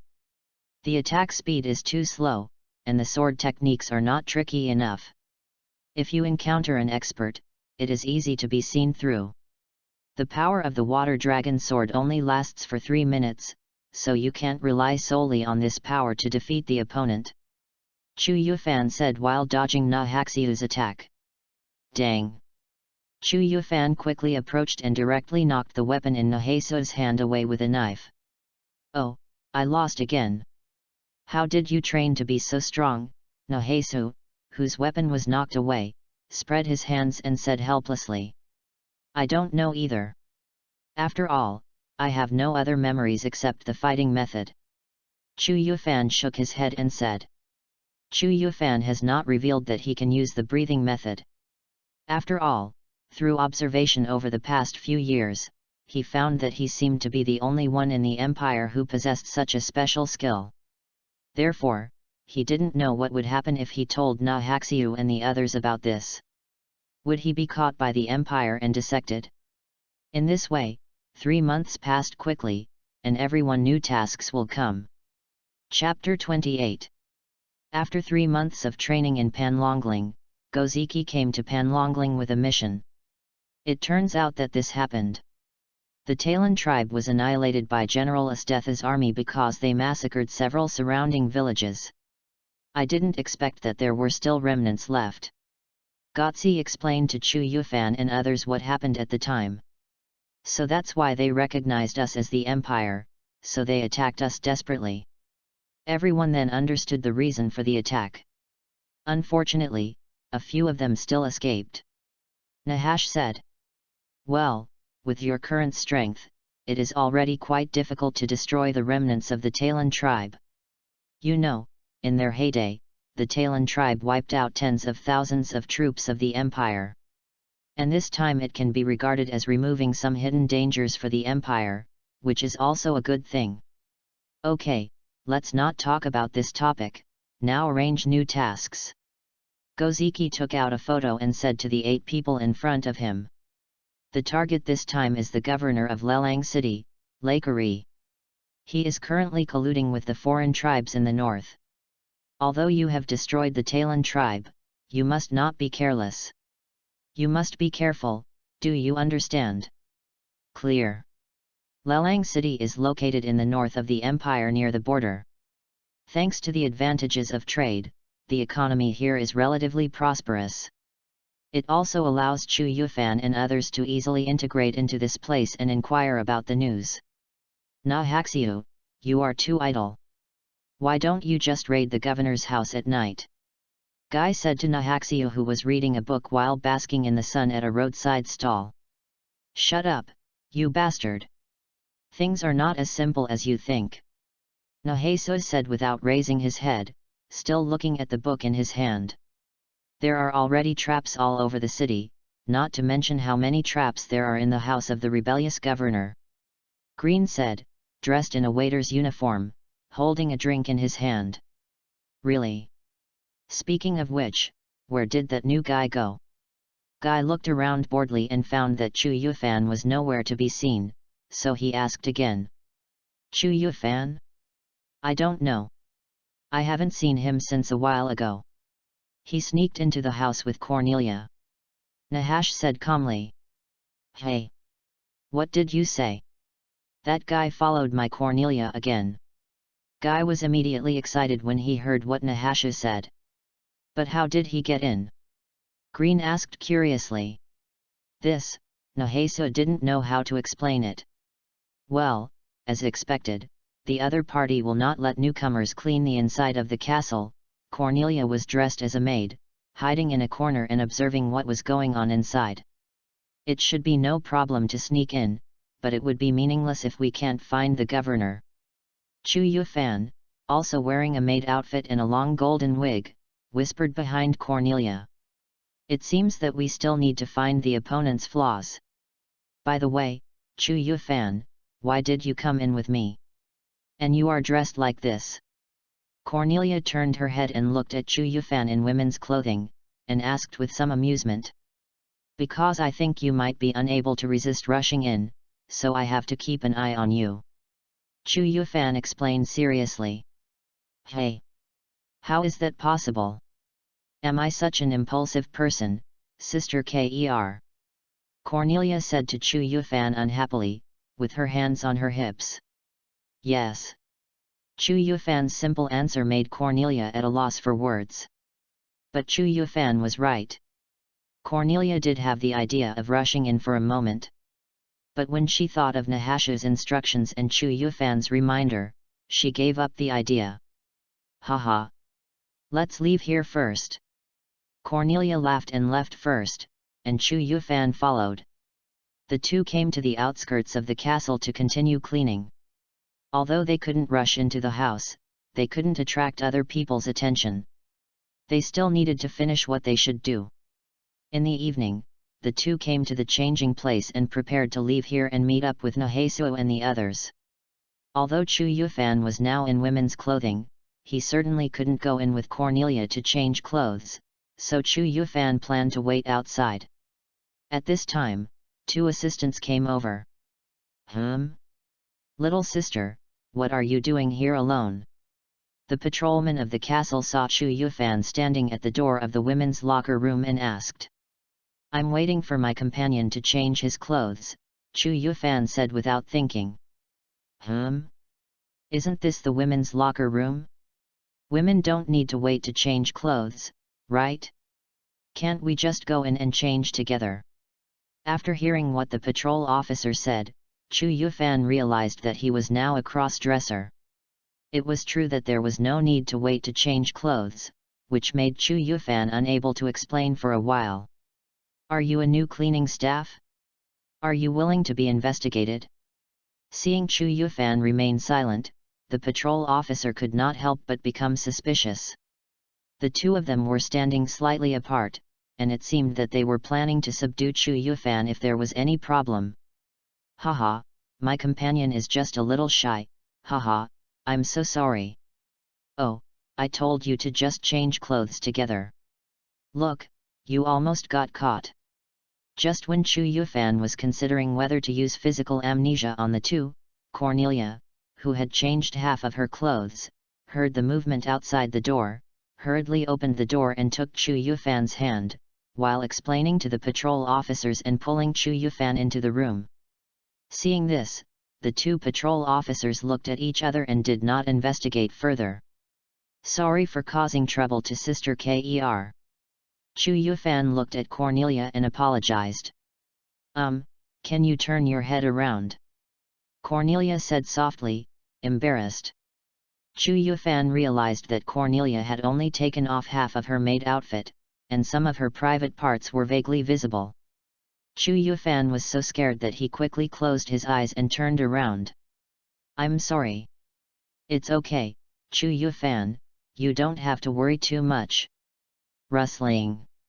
Although he closed his eyes, he could still hear the sound of Cornelia putting on her clothes, which made Chu Yufan feel very nervous and embarrassed. "I didn't expect you to be so nervous."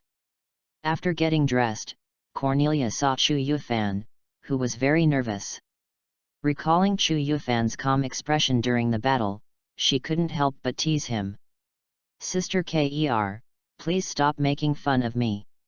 Seeing this, Chu Yufan could only smile helplessly. Okay, you should change your clothes quickly, and then we'll go back and meet up." "Okay, it's your turn now, Ms. Kier. Turn around." "Got it, I won't peek." Cornelia replied with a blushing face, then turned around. Soon, Chu Yufan also changed his clothes, and then the two returned to where Na Haxiu and others were. Chapter 29. "Hey, you, what did you do to my Cornelia? Who do you say is yours?" At the meeting point, Guy was excitedly yelling at Chu Yufan. Then he was punched in the face by Cornelia, and he screamed in pain. It's no wonder Guy was so excited. After all, Chu Yufan and Cornelia looked a little strange when they came back. It's easy to let people have wild thoughts. Even Bonnie and Tsukushi sat next to him and whispered, "Ahem. It takes a while for me to get useful information, how about others?" Cornelia hurriedly changed the subject. "I didn't gain anything here either," Tsukushi said. "My fish cutting skills have improved again," Bonnie said, waving his hands like a knife. "Well, this doesn't seem to be something to be proud of," Green complained. "Then, the only one missing is Akame. Hasn't she come yet?" Nahas asked. "Since I am in charge of the horse feeding, I will be here later. After all, feeding horses is very hard work." "Are you really feeding the horse? Or are you eating the horse?" Chu Yufan said seriously. "I really am feeding the horses. And horse meat doesn't taste good either." Chi Tong opened the door and explained. "You really have eaten it?" Chu Yufan said in surprise. "Boss, I have carefully checked the condition of the governor's horses at the stables, and it seems that he will go hunting in the forest soon." Akut did not intend to continue this topic, but told Nahashu about his findings. "There is no prey at all. Didn't they say there would be a herd of lelang deer?" Rakuri rode his horse and led the team through the forest, not knowing that he had fallen into the trap set by Nahasuo and others. "Did they arrive here as planned?" Tsukushi, who was hiding in the tree, looked at the assassination target riding a horse on the ground, raised his Prometheus and fired at the tree in front of her. The bullet hit the tree and bounced, turned a big bend and hit the Rakuri's head. Rakuri fell off the horse and fell to the ground, and the team became panicked. "Where is the enemy? Find it out. The bullet came from there, hurry up and chase it." One group of people in the team chased in the direction where the bullet came from. Another group chased in the opposite direction. After Chikushi's hand, he quickly joined the others and started running out of the woods. "Haha, thanks to me for going into the field and dispersing the deer," Guy said as he ran. "Well, thanks to you for leading the target to the deepest part," Nahasuo said affirmatively. "So, what should we do now?" Chu Yufan turned his head slightly and looked behind him and asked. "When will we start cleaning up the mess?" Chi Tong also asked. "It seems that everyone understands, and it's a good opportunity to teach those who didn't notice it a lesson," Nahasuo said without turning his head. "Why were we discovered?" Bonnie asked in confusion. "Could it be because of the smell of gunpowder?" Chi Tong sniffed and said. "Everyone, turn around and meet the enemy," Nahaxiu said to everyone. Everyone stopped and looked behind them. A group of people wearing cloaks also chased after them and stood not far from Nahaxiu and others. "Although they are not the target, since they have seen our faces, there is nothing we can do." Nahaxiu looked at the enemy in front of him and said softly. "They can chase us here. We should not underestimate their strength. Everyone should be careful." Cornelia reminded everyone. Are they actually a bunch of little ghosts? Just as the leader was about to speak, Chu Yufan came in front of him and killed him with a single blow. You're almost dead, why are you still talking nonsense? Bastard! When the other party saw their companion being killed in an instant, they rushed towards Chu Yufan's position. Na Haxiu and others also rushed up at the same time, and the two sides were engaged in a short battle. As for the battle process, Na Haxiu and his 8 people completely crushed the other side, and soon the chasing enemies were all wiped out by Na Haxiu and others. Ha ha ha, not bad, not bad, I didn't expect to complete the task so quickly, it's really unexpected. Goziki touched Tsukushi and Bonnie's heads and said happily. Humph, of course. No matter what kind of enemy comes next, let them come. Guy said excitedly. Don't be too careless. Goziki frowned when he heard Guy's words, and then said seriously. The foreign tribes and rebels have begun to notice us and are planning to launch a counterattack. That means we will become the enemy's target in the future. Naheisu said calmly. That's right, the enemy's counterattack means that they must send assassins. So next we may encounter a duel between assassins, and we must act more cautiously in the future. Stay alert at all times and don't let anyone fall behind before completing the mission. Yes. After hearing what Goziki said, everyone became serious. It's better to be careful than to be cautious. It seems that we need to be more careful next time. Well, the next target is the assassination force of the Empire. The location is at the border.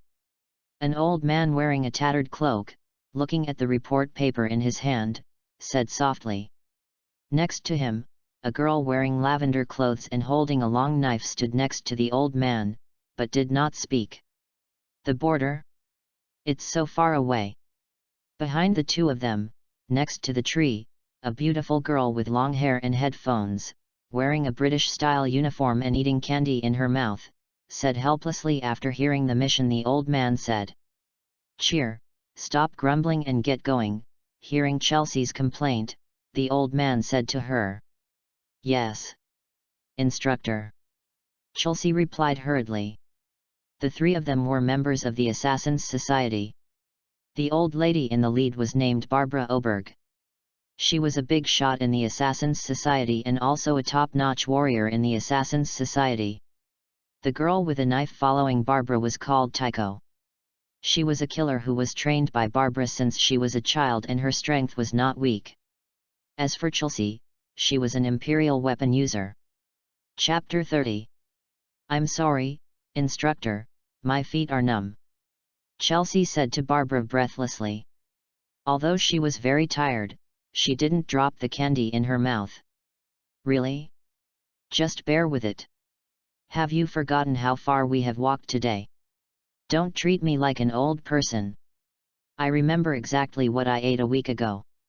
Barbara turned her head and looked at Chelsea. But instructor, don't you only eat hamburgers? I carry you. Seeing this, Tycho took the initiative to carry Chelsea on her back. Great. Tycho. Don't spoil her too much. Barbara couldn't help but say. Thinking back to those days, when I was young and beautiful. Ah. Speaking of which, this time the mission is to assassinate the secret forces of the Empire, right? Do we want to lure them over here? Knowing that Barbara was going to start preaching, Chelsea hurriedly changed the subject.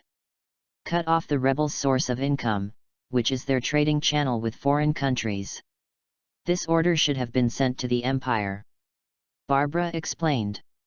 So that's why our goal this time is to pretend to be the person in charge of transportation in the transaction and fight them, Tycho said. We've arrived at the meeting point, instructor. Chelsea noticed the handkerchief on the dead tree on the right and said to Barbara. It's quite strange, Chu Yufan murmured to himself. What's the matter? Cornelia, who was sitting next to him, looked at Chu Yufan and asked curiously. This mission feels like a trap to me. Why do you say that? Green asked. If they had discovered other things of the rebels, it might not have been strange, but this time they had discovered the rebels' trading channels. This is the economic lifeline of the other party and the basis for their rebellion. How could it be discovered so easily? Chu Yufan explained. You are right, this is indeed very strange, but there is no way, no matter whether the information is true or false, we need to verify it. Nahasha confirmed Chu Yufan's idea, but there was no way. After all, military orders are like mountains, and there is no way to determine whether it is a trap, so he can only verify it in person. Night fell, and the location was on the Beilang River. More than a dozen ships were moving forward in the dark in the middle of the night, and on each ship, there were 5 to 7 people standing on the deck and observing the surroundings. Barbara, Tycho, and Chelsea stayed on the last ship of the team. According to the guess, the enemy was most likely to attack from behind. However, they didn't know who they were going to face. This position is quite suitable for a sneak attack. Chelsea, scout. Barbara ordered. Okay. Still eating the candy in her mouth, Chelsea took out a box full of cosmetics. She took out a few cosmetics and drew them towards herself in the air. In an instant, Chelsea turned into a huge giant owl and flew into the air. The imperial weapon, Gaia Foundation, allows the user to transform into anything according to their own wishes. It has certain requirements for the user's physical strength, and it also cannot improve the user's combat effectiveness. At the same time, in the center of the team. Hey! There's a ship approaching, said a guard. Get your guns ready, let's take a closer look. Is there no one here? Just as the guard was about to board the ship to check, a figure approached him. It was Nahaxiu holding the water dragon sword. He killed the 3 people in front of him instantly after approaching. Surprise attack on the center. Did you get the wrong location? When Mio saw this, she was about to draw her sword, but Barbara slapped her on the butt, causing Mio to scream. Wait a moment. Barbara came to the edge of the boat, looked at the body floating on the river, and said to Tycho. It seems that we got lucky in the end, as those people were killed in an instant. Mio looked at the bodies on the river in shock. Maybe these people were not that strong compared to her. But they were also top-notch masters. How could they be killed so easily? Abandon ship before the enemy arrives. Clear. The rest is your job, Chelsea. Before diving into the water, Barbara looked behind her and thought to herself. At this time, Chelsea, who had transformed into a giant owl, was hovering above the boat, waiting for the other party to come on board for inspection. Soon, Nahaxiu, Green and Chu Yufan came to the boat. Weird? No one here. Green said strangely. Did he jump into the water and escape early? Nahasha said. It seems that we can only leave it to Chi Tong and the others underwater. Chu Yufan said. Hey! Chu Yufan and Nahaxiu suddenly felt something and looked up at the same time. A giant owl was circling in the air. Nahaxiu frowned, and Chu Yufan was about to draw his sword. At this distance, the wind-breathing skill could hit the giant owl. However, the giant owl seemed to sense the danger and flew away without looking back. In an abandoned house, Barbara and Tycho, who had escaped from the pursuers, were waiting for Chelsea to arrive. Hey! Hey! I'm so scared, it's really too scary. Chelsea, who had untransformed, came here quickly, her face pale as if she had seen a ghost. Did you see the other person's face? Barbara asked. I saw the faces of the other 3 people. As Chelsea said this, she took out 3 pictures she had drawn, which were portraits of Nahaxiu, Green, and Chu Yufan. Isn't this a child? It looks much smaller than me. There should be more than just these 3 people, right? It should be, but these 2 people seemed to be about to find out that I had become a giant owl. One of them even seemed to have the means to attack, so I didn't stay any longer. Chelsea explained with some fear. Although they all had a strong sense of oppression, one of the guys had already put his hand on the hilt of the knife, which was simply too scary. You have to remember the feeling now. After all, knowing the opponent's appearance is a good effect. Barbara did not blame Chelsea, but comforted her. Then, it's up to us to set the trap. Chapter 31. Compared to the miserable state of Barbara and the other two, Chi Tong and the others were enjoying the hot springs on the mountain near the Beilang River. I never thought there would be a hot spring here. Chi Tong said happily. It is said that hot springs are very effective for shoulder pain. Bonnie was soaking in the hot spring, glancing at a certain part of Tsukushi's body and reminded him. I don't have shoulder pain, Bonnie. Tsukushi replied with a slightly red face. Come to think of it, I was really shocked when I was in the river just now. I didn't expect there were armed groups in the river. Akagi said while soaking in the hot spring. This is the first time we have fallen into a trap. Tsukushi said. Just like my father said, I have become prey. Cornelia said. No problem. Next time, just give it back like this time. Bonnie stood up from the hot spring, put his hands on his hips and said. The correct phrase should be anti-tooth for an anti-tooth, Bonnie. Tsukushi corrected Bonnie's typo. Alas, it's all the same, Tsukushi. Bonnie, who had long been unhappy with Tsukushi's two weapons, took this opportunity to attack him, and Akame also joined the battle. Okay, it's about time to go out and take over from the boys. Cornelia also got up from the hot spring and said. Speaking of which, Sister Ker, when you assassinated the governor last time, did anything happen when you and Chu Yufan sneaked into the castle? Aka Tong saw Cornelia get up, and suddenly remembered something and asked, and Cornelia was stiffened by Chi Tong's question. Oh? There's a problem. The three girls rushed forward and pushed Cornelia to the ground. Akahim and Tsukushi controlled her left and right hands, while Bonnie sat on her, shaking her fingers and asking with an evil smile. Leniency to those who confess, severity to those who resist. Sister Cole, just confess. Bonnie raised his hands, aimed at a certain part of Cornelia, and began to knead it up and down. Stop. Stop. I told you to. Stop. Cornelia, who tried not to scream, burst out with amazing strength under her shyness and threw the three people directly into the hot spring. After all, Cornelia was the second best in physical skills in the team. Damn it! Sister Cole actually ran away. Bonnie stood up from the hot spring and shouted. Nothing happened between him and me. Don't think too much. Cornelia also retorted loudly. Oh really? The three of them stared at Cornelia's face and said at the same time. Let's go and take over the boys. Cornelia, feeling a little guilty for some reason, changed the subject. Oh, right, let's hold our breath and sneak closer to see if we can get caught by the boss. Akagami suddenly suggested. Great. If the boss doesn't find out, everyone can call him trash from now on. Bonnie said with a cunning smile. The boys' group on the other side was guarding the camp. Nahesa was still sitting by the campfire, reading a book in his hand. Green was sitting on his right, looking at the campfire, and Guy was tied up with ropes and sitting opposite Green. As for Chu Yufan, he was meditating and practicing breathing techniques a little further away.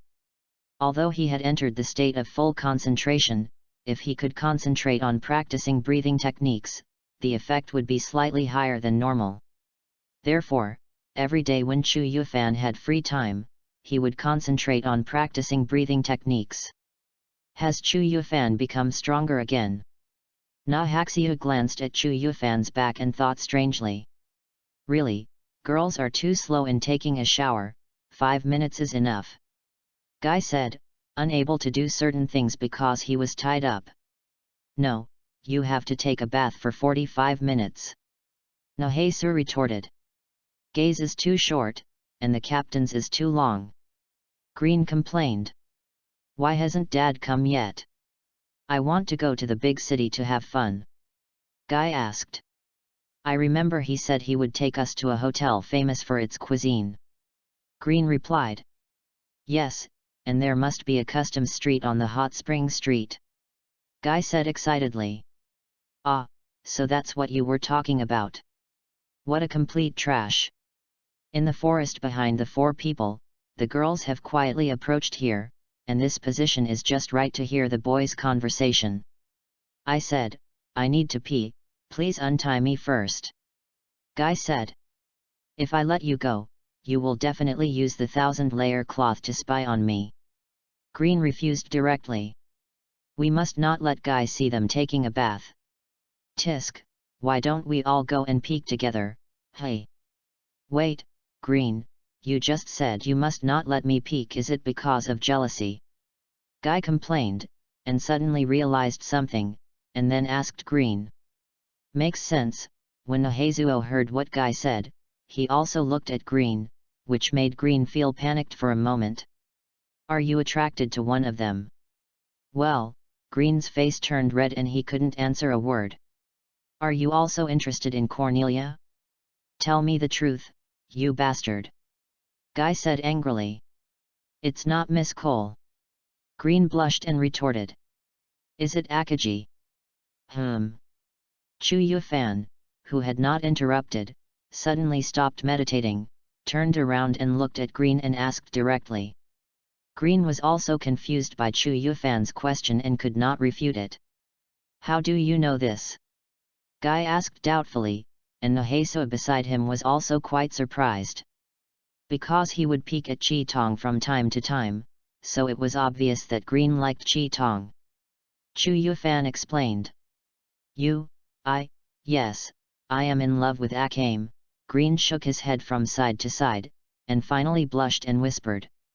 Oh. I didn't expect that. So what do you like about Akame? Guy asked. Just treat it as a casual chat after dinner, and let me hear it. Nohezuo also said the same thing. Well. This is a touching story that will make anyone sad and cry. You should prepare tissues. Since the words have been said, Green simply stopped pretending and told the three people this touching story directly. Half-year ago. Akagi, it's almost time for training. Green said as he opened the door. Then he saw Akagi sleeping on the sofa. Akagi was sleeping on her side with her hands on the back of her head, so her armpits were exposed. Green's cheeks flushed when he saw this scene, and he couldn't take his eyes off Akagi's armpits. Just like that, Green fell in love with Akagi and would stare at her armpits from time to time. It's a really touching story. Nohezuo, Guy, and Chu Yufan were petrified on the spot, unable to say a word. It seems that the more lustful Guy seems to be quite normal. Ah, what's your reaction? Green asked, looking at the expressions of the three people. Guy was speechless, and suddenly he felt that he wasn't so abnormal after all. Sorry. I'm sorry, you bastard. Nohezuo and Chu Yufan apologized to Green at the same time, which made Green a little confused. Nohezuo and Chu Yufan did not explain too much. They had already discovered the girls hiding behind them, but they did not expect Green to reveal such a big melon. Whoosh! Whoosh! Whoosh! I was so shocked that I had to run away. Green. I had my suspicions, but this is too abnormal. Bonnie complained. It's even better than I thought, Cornelia also complained. That Akagi, are you okay? Hearing Green say that, Tsukushi looked at Akame, who turned her back and asked with concern. No matter what the reason is, it's still nice to hear that others like you. But, I just want to be friends and comrades with Green. Akagi said with a forced smile. It is as expected, the other three thought. Chapter 32. Location, East Market Street.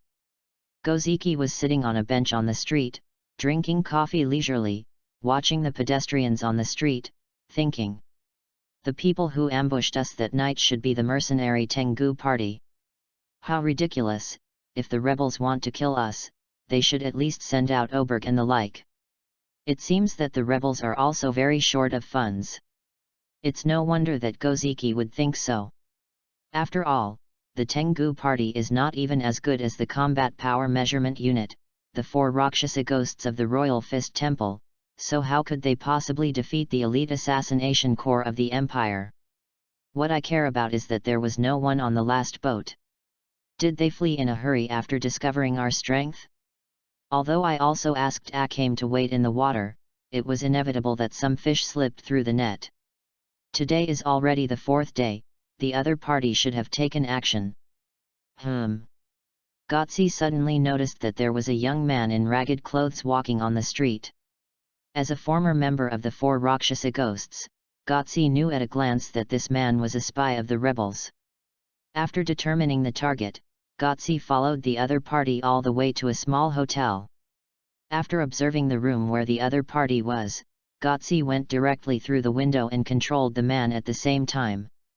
The man was shocked after being controlled by Gotsi. He did not expect that he would be discovered by the enemy. However, this man was also quite decisive. He directly ate the poison that had been hidden in his mouth and died on the spot. Damn it! He actually committed suicide. Gotsi looked at the body in front of him and was a little angry, but he quickly calmed down. He began to search the man's belongings and found 3 photos in the bag. Oh. This is a great harvest. It's a blessing that we didn't let those little devils into the town just in case. Looking at the photos of Nahaxiu, Green, and Chu Yufan, Goziki murmured. The next day, Goziki brought everyone except Chu Yufan and the other 2 to a hotel famous for its cuisine. It seems a bit pitiful to leave the captain and his men in the mountains. Cornelia said with a smile. There is no way, the appearance of the 3 of them has been exposed. Anyway, it is time to rest, so it is a good opportunity to think about the next countermeasures. Goziki explained. Akagam, what's wrong with you? Tsukushi noticed that Akagam was looking in a certain direction and asked in confusion. It is the same here. No matter where you are. If you look carefully, you will always find many people in need, and those who are hungry and thin. That kind of life must be very hard. Akaji said as he looked at a group of people wearing tattered clothes and who were skinny. Really, it's completely different from the village next to our hometown. Tsukushi was also surprised. This is the so-called gap between the rich and the poor. In fact, you were sold by your parents. Even so, everyone still lives with spirit every day. If a war breaks out, their efforts will be in vain. As long as we can keep the peace, the rest will be left to the politicians to figure out. Goziki explained. You're right. We have to work hard too. Tsukushi clenched his fist and said firmly. Goziki nodded with satisfaction, his eyes swept across the faces of the others, and stayed on Akame's face for a while, then said. We are here. This is the hotel. Let's stay at this hotel, Taiko. Yet. Before Goziki finished speaking, 2 voices came from the other side. It was an old woman and a young girl who also planned to stay in this hotel. When Goziki was observing the 2 people, the old woman also noticed that he was looking over. After the 4 eyes met for a moment, the 2 of them withdrew their gazes at the same time and entered the hotel. You are doing a very important job. Only by eating well can you replenish your energy to complete the task, so enjoy it to your heart's content. You guys started eating before I even finished talking. Goziki said helplessly, looking at the group of people in front of him who seemed to have been hungry for several days. Such delicious meat should be brought to the captain and others to taste. Chi Tong said while eating. How about we pack some and bring them to them? Cornelia said. Good idea. But I will definitely eat it on the way. Chi Tong stabbed the fork in her hand into the table fiercely, lowered her head and said with tears in her eyes. You should at least exercise your willpower. Cornelia could only complain. Next. I'm going to look at the next course of action. You just need to behave like a normal girl these few days. Cornelia, I'll leave the work to you. Gozaiza stood up and prepared to leave. Before leaving, he said to Cornelia. Leave it to me, father. Hahu. Cornelia woke up from her bed around dawn. She couldn't fall asleep again, so she decided to take a dip in the hot springs in the hotel. My father should still be thinking about the next plan. The captain is not here now, so I must take good care of everyone. Cornelia took off her clothes outside the hot spring and prepared to change into a yukata. By the way, Chu Yufan, what is he doing now? Cornelia, who had changed into a yukata, suddenly remembered what happened in the dressing room last time. As soon as she opened the door of the hot spring room, Cornelia found a figure floating in the middle of the hot spring. She was startled and rushed up. Are you dead? Are you okay? I'm sorry, I was just being sentimental. Cornelia drank her milk and said to the woman sitting next to her. I should be the one to apologize for making you misunderstand me. I thought I could book the whole place for the night. I know. I was planning to take a swim in the hot spring. Cornelia said with a smile. My name is Tycho, and I am traveling with my grandmother to expand my horizons. I am Cornelia, and I am currently training as a martial artist in various places as a disciple of the Imperial Fist Temple. The one from the Royal Fist Temple is really amazing. After saying this, Tycho took another sip of milk. The milk here is really delicious, and the hotel's food is also very good. Puff. What's wrong? Looking at Tycho's expression, Cornelia thought of Bonnie and couldn't help laughing. It's okay, I just feel like you are a friend of mine. Friends, hey? It's great, it's lively and fun. I don't have many friends, although I always hang out with my grandmother. Cornelia looked at Tycho's expression and couldn't help asking. Tycho, will you be living here recently? It depends on what grandma means, but it's probably like this. Well, if you don't mind, you can come and chat with me anytime. We will stay here temporarily. Cornelia said with a smile, holding up the milk bottle in her hand and said to Tycho. Please give me more advice. Thank you. Although Tycho's expression was not particularly obvious, it was obvious that she was very happy about Cornelia's invitation. She thanked Cornelia for her many words and clinked the milk bottle in her hand with Cornelia's. Ding dong. Chapter 33. Oh. Sister Cole, you are here after all. Akahim, let me introduce you to my new friend, Tycho. Cornelia said when she saw Akahim coming in. Please take care of me. Tycho and Akahim said at the same time. Akatomi, you can't sleep either. Cornelia asked. I got up for another reason. It will be morning soon and I will have breakfast. Before that, I will try to exercise to make my stomach empty so that I can eat more. This is the proper etiquette for food. Akaji said seriously. Then you should be careful not to eat up all the food in the hotel. Cornelia said. Can you introduce me to that person who looks like me next time? Tycho asked, finding the conversation between the two quite interesting. Of course. I have prepared a lunchbox with local specialties. I will send it to the captain first. After separating from Tycho, Cornelia quickly prepared a delicious lunchbox for Nahashu and his men in the mountains. Then she took the package and said to the others. Why does Sister Cole seem so happy? Chikushi asked in confusion. Sister Ker just met a new friend. Akaji replied. I think he's an interesting and nice person, I'll introduce him to you later. Cornelia said. Ah, since we are going to the mountains, let's go together. The escort of the girl should be left to the men, I will go. Before Chikushi finished speaking, Guy, who was supposed to stay in the mountains, suddenly appeared and said. Guy. Where did you come from? Aren't you supposed to stay in the mountains? Bonnie was startled and asked loudly. Because my appearance is not exposed, I came here, and I also went to the nearby streets to investigate," Guy said happily. "Oh, really? That's pretty cool, Guy." Boney believed it. "Come on, he just went to the town to visit a brothel." Cornelia ruthlessly exposed Guy. In another room, Barbara and Tycho were looking at the investigation report brought by Chelsea. At this time, Chelsea fell on the table as if she had just run a marathon of several thousand meters. "The above is the investigation report of the surrounding areas," Chelsea said weakly. "Thank you for your hard work. You look tired, but this is what newcomers should do.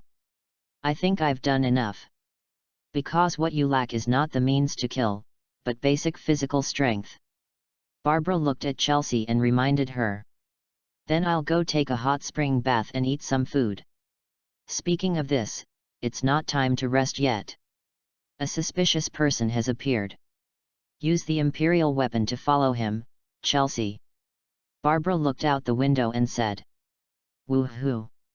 The hot spring is so far away from me," Chelsea said sadly. "Suspicious person." When Mio heard Barbara say this, she went forward to check, and then she saw a familiar figure behind her. "Cornelia. Oh? Do you know her?"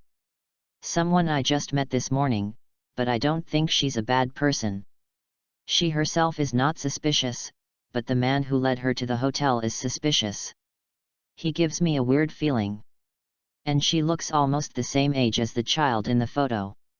"Don't be fooled, Tycho," Barbara explained, looking at Cornelia's back downstairs. "Cornelia, I say, Cornelia, when will you be my girlfriend? So I have already rejected this matter." Cornelia and Guy walked into the mountain one after the other, on their way to deliver food to Nahesu and the other two. "Is it because of that new guy?" Seeing the different attitude from before, Guy couldn't help but ask. "No way. You said that before, and I refused, didn't I?" Cornelia said. "You hesitated, Cornelia.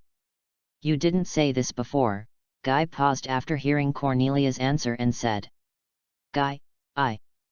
Cornelia and Guy suddenly looked behind them, because they seemed to sense the presence of someone else behind them. "Is it an illusion? Hey, new guy, come and give me a hug." As soon as the two of them arrived at the hiding place, Guy opened his arms happily and rushed towards Chu Yufan. However, Chu Yufan seemed to sense the other party's malice, so he dodged without saying a word and let Guy's pounce be empty. "Although I don't know what's going on, I always feel that you have bad intentions." Chu Yufan looked at Guy and complained. "Haha, how could that be? You are my dearest friend, my brother." Guy explained with a laugh. "Your enthusiasm makes me feel a little uneasy, hey." Chu Yufan was about to refute, but suddenly he looked behind him. "What's the matter?" Cornelia asked curiously. "It seems, there is someone here," Chu Yufan said uncertainly. "No? I didn't feel anyone," Green said. "I didn't feel it either." Nahashu also said the same thing. "Maybe it's an illusion." Hey! Hey! Hey! It's so weird. It's so weird." Chelsea kept panting, thinking in fear. It seemed that she was almost discovered by the other party just now, and it was the same boy from last time, which was even more weird. That boy might not be that simple. "How come?" Tycho listened to what Chelsea saw and said in disbelief. Confirming that it was correct, they delivered the lunchbox to the target person. "But I request to temporarily cancel this mission, because this target is very unusual, and perhaps we can't deal with him with just the three of us," Chelsea said to the two of them, holding Chu Yufan's photo. Mio lowered her head, and Barbara kept eating the hamburger in her hand. "Well done. Go take a break, Chelsea. Instructor. This is a once-in-a-lifetime opportunity. If we let it go, it will be difficult to catch the enemy again. And if we delay too long, we will lose their trace, so we can't wait for support," Barbara analyzed. In addition to the lack of time, there is also Barbara's confidence in her own strength and Tycho's strength. You understand, right? Tycho. I see. Mio, who had lowered her head, slowly raised her head, and her originally hesitant expression became firm. I'll take care of the men in the mountains, and you'll take care of the ones in the hotel. Clear, Tycho said softly. Chapter 34. I'm leaving now. Goodbye, Cornelia. Well, thank you. After delivering the lunch boxes, Cornelia and Guy returned to the door of the hotel, and then Guy was about to return to the mountains. I won't lose to that newcomer, just watch carefully. Guy suddenly looked at Cornelia seriously, and this expression made her stunned for a moment. I told you, it's not like that. Cornelia retorted. Bye. Go back to the mountains and stop wandering around outside. Cornelia sighed as she watched Guy walk away. Alas, what should I do? I don't understand this kind of thing, Cornelia said to herself. Indeed, she has a certain liking for Chu Yufan, but is this what is called love? Although he is a killer, he is essentially an adolescent girl and is ignorant of this kind of thing. Cornelia.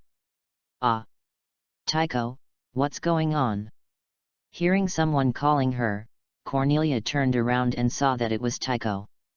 I want to talk to you about the man just now. Can you come over? It's nearby. What Mio said surprised Cornelia, and she agreed without thinking. The two soon came to an abandoned house. I say. Tycho, are you saying that you like Guy?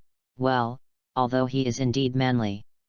Cornelia was about to persuade her friend, but then she felt a cold light flashing towards her and quickly stepped back. Have you avoided it? Mio said calmly, but there was no surprise in her tone. Although I don't want you to die too sadly. Tycho, who are you? Cornelia's face became serious at this moment. If she hadn't reacted in time, she would have died on the spot. I am an assassin hired by the Revolutionary Army. At first I thought we could be friends, but it seems that this is the limit of my relationship with Cornelia.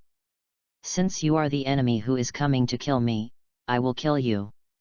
Cornelia launched the crushing king, and her expression changed from shock to a cold expression.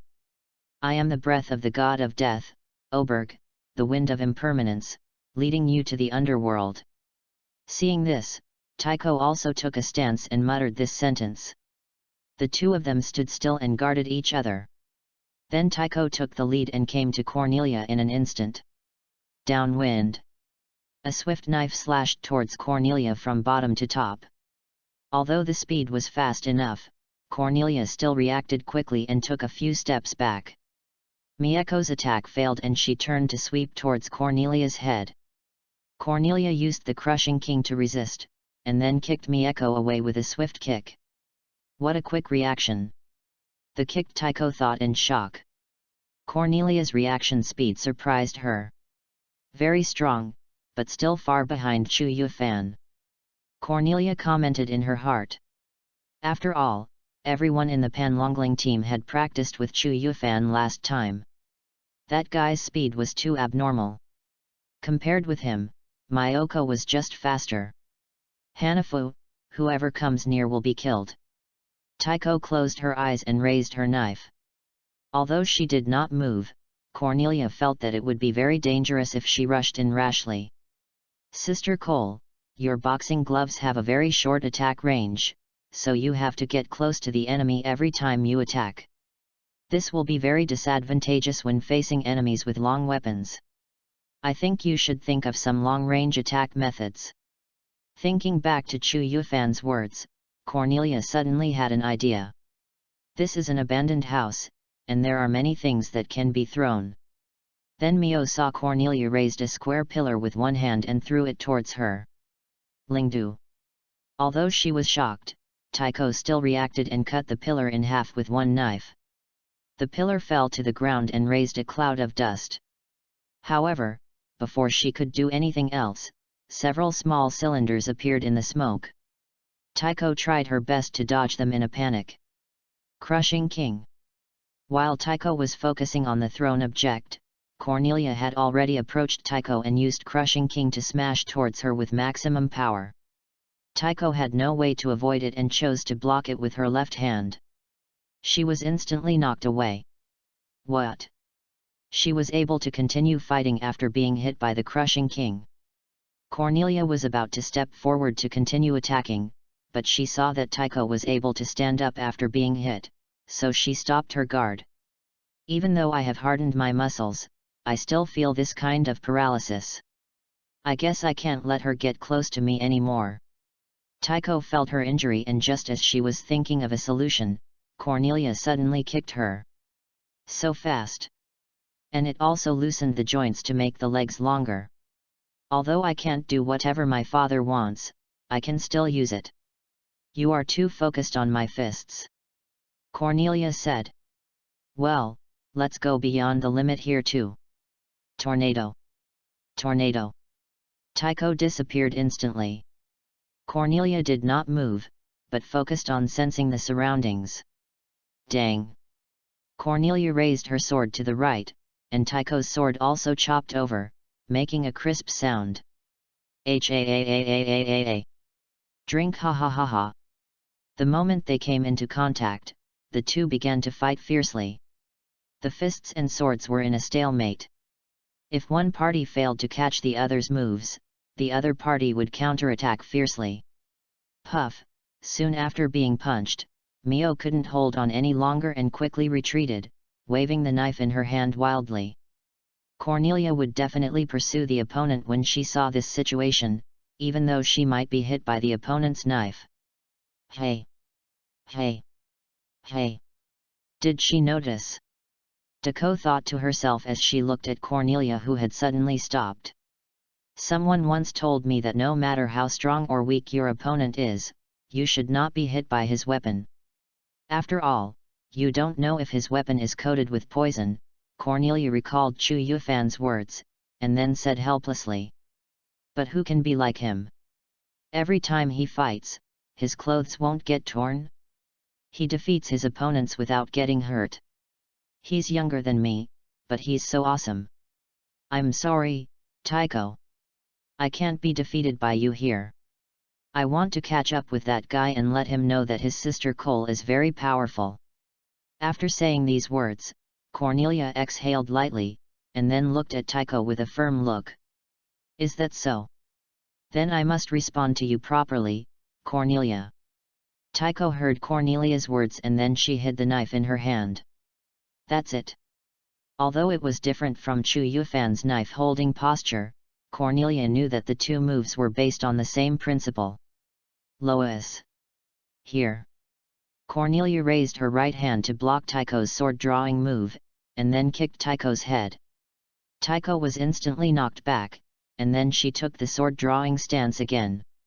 Light wind. The sword slash came again, and Cornelia used the Crushing King to block it again, and then kicked Tycho in the abdomen again. Has she been seen through again? Damn it! Tycho thought to herself. Her movements became slower, but she couldn't be careless.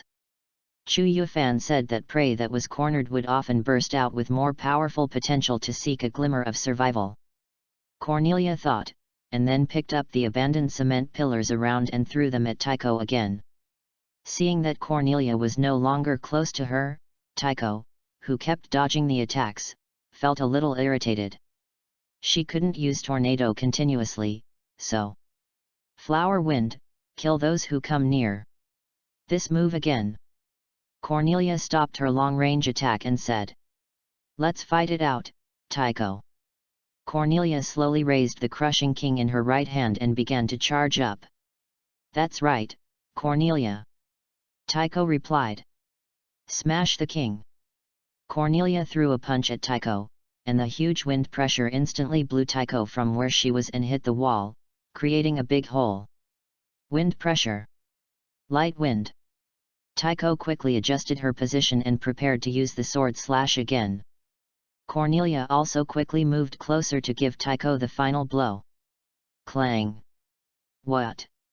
Mieko looked at the scene in front of her in disbelief. She originally thought that Cornelia would use the Crushing King to block this knife. But she didn't expect Cornelia to. She actually blocked the knife with her left hand. If you look closely, you can see that she was wearing a short armor on her left hand. You pay too much attention to my right hand, Tycho. Crushing King. The Crushing King in his right hand gathered strength and delivered a fatal blow to Tycho. The huge force smashed the wall behind her into pieces, and Tycho flew out, with the knife in her hand falling to the ground. The battle finally came to an end. Chapter 35. I lost. Cornelia, Mio was lying on the ground, speaking calmly. At this moment, she was completely unable to move, as the special mechanism of the Crushing King had completely destroyed her body. Tycho, Cornelia stood in front of Tycho, but couldn't say anything. They were good friends yesterday, so why did they fight with swords and fists today? I am very happy to meet you. Me too.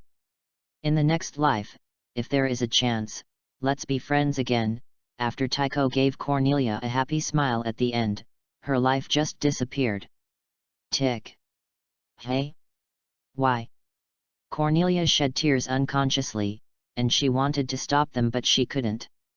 She was taught not to sympathize with the enemy, not to cry for the enemy. But why? She just couldn't control herself. In the end, Cornelia knelt on the ground and cried loudly. No matter what kind of education she received, what ideas she was instilled with, in the end she couldn't resist the true feelings. While Cornelia and Tycho were fighting, another battle had already begun in the mountains. Barbara versus Nahashu, Green, and Guy. Ding ding dong. Nahashu's water dragon sword and Barbara's dagger kept colliding, and the two sides fought back and forth and were evenly matched, which shocked Barbara. After all, she always thought that Tycho was the strongest master of the younger generation, but Nahashu was much stronger than Tycho. What's more exaggerated is that Nahashu's combat experience is even comparable to that of a veteran, which makes it impossible for Barbara to defeat him. What's more, he is not the only one here. Bang! Guy crawled out of the mud and grabbed Barbara with the claws on both hands. The 1000-layer clothes itself does not have any weapons, but in order to achieve the ability to dig, its hands are made of hard metal, so it also has a certain lethality. Barbara barely dodged the attack and quickly retreated. Then she heard a swoosh sound, and Barbara grabbed with her right hand. It was Green's rattlesnake attacking her. Barbara took advantage of the situation and pulled hard, pulling Green over. Just as she was about to chop Green with the knife in his hand, Green reacted faster, and his whole body was in mid-air, and he kicked Barbara's head directly. As Barbara leaned back to avoid the kick, she let go of the rattlesnake and retreated again. These two are also, although they are not as good as the young man with the sword, they are also quite good. Barbara frowned slightly. It was obvious that the difficulty of the three people was much greater than she expected. At this time, the three people were also a little surprised. The old woman in front of them looked so old, but her strength was so strong. If she had not practiced with Chu Yufan before, it might be dangerous. I'm going to use my power, cover me. It seems that it's not necessary. Nahaxiu was about to use the power of the water dragon sword to make a quick decision, but then he decided not to use it. Hey! Barbara's pupils shrank and she looked to the right. A young figure walked slowly towards her and stopped not far from her. What Chelsea said is right. Maybe we should seek support first. There are actually such strong people in the Empire besides the general. As a killer from young to old, she had a very accurate judgment of the danger level of her opponents. So when Barbara saw Chu Yufan, she knew she was no match for him. What surprised her even more was that the other person even looked younger than the others. Old lady, why don't you retire and enjoy your life at such an old age? Why are you still wandering around here? Chu Yufan said to Barbara.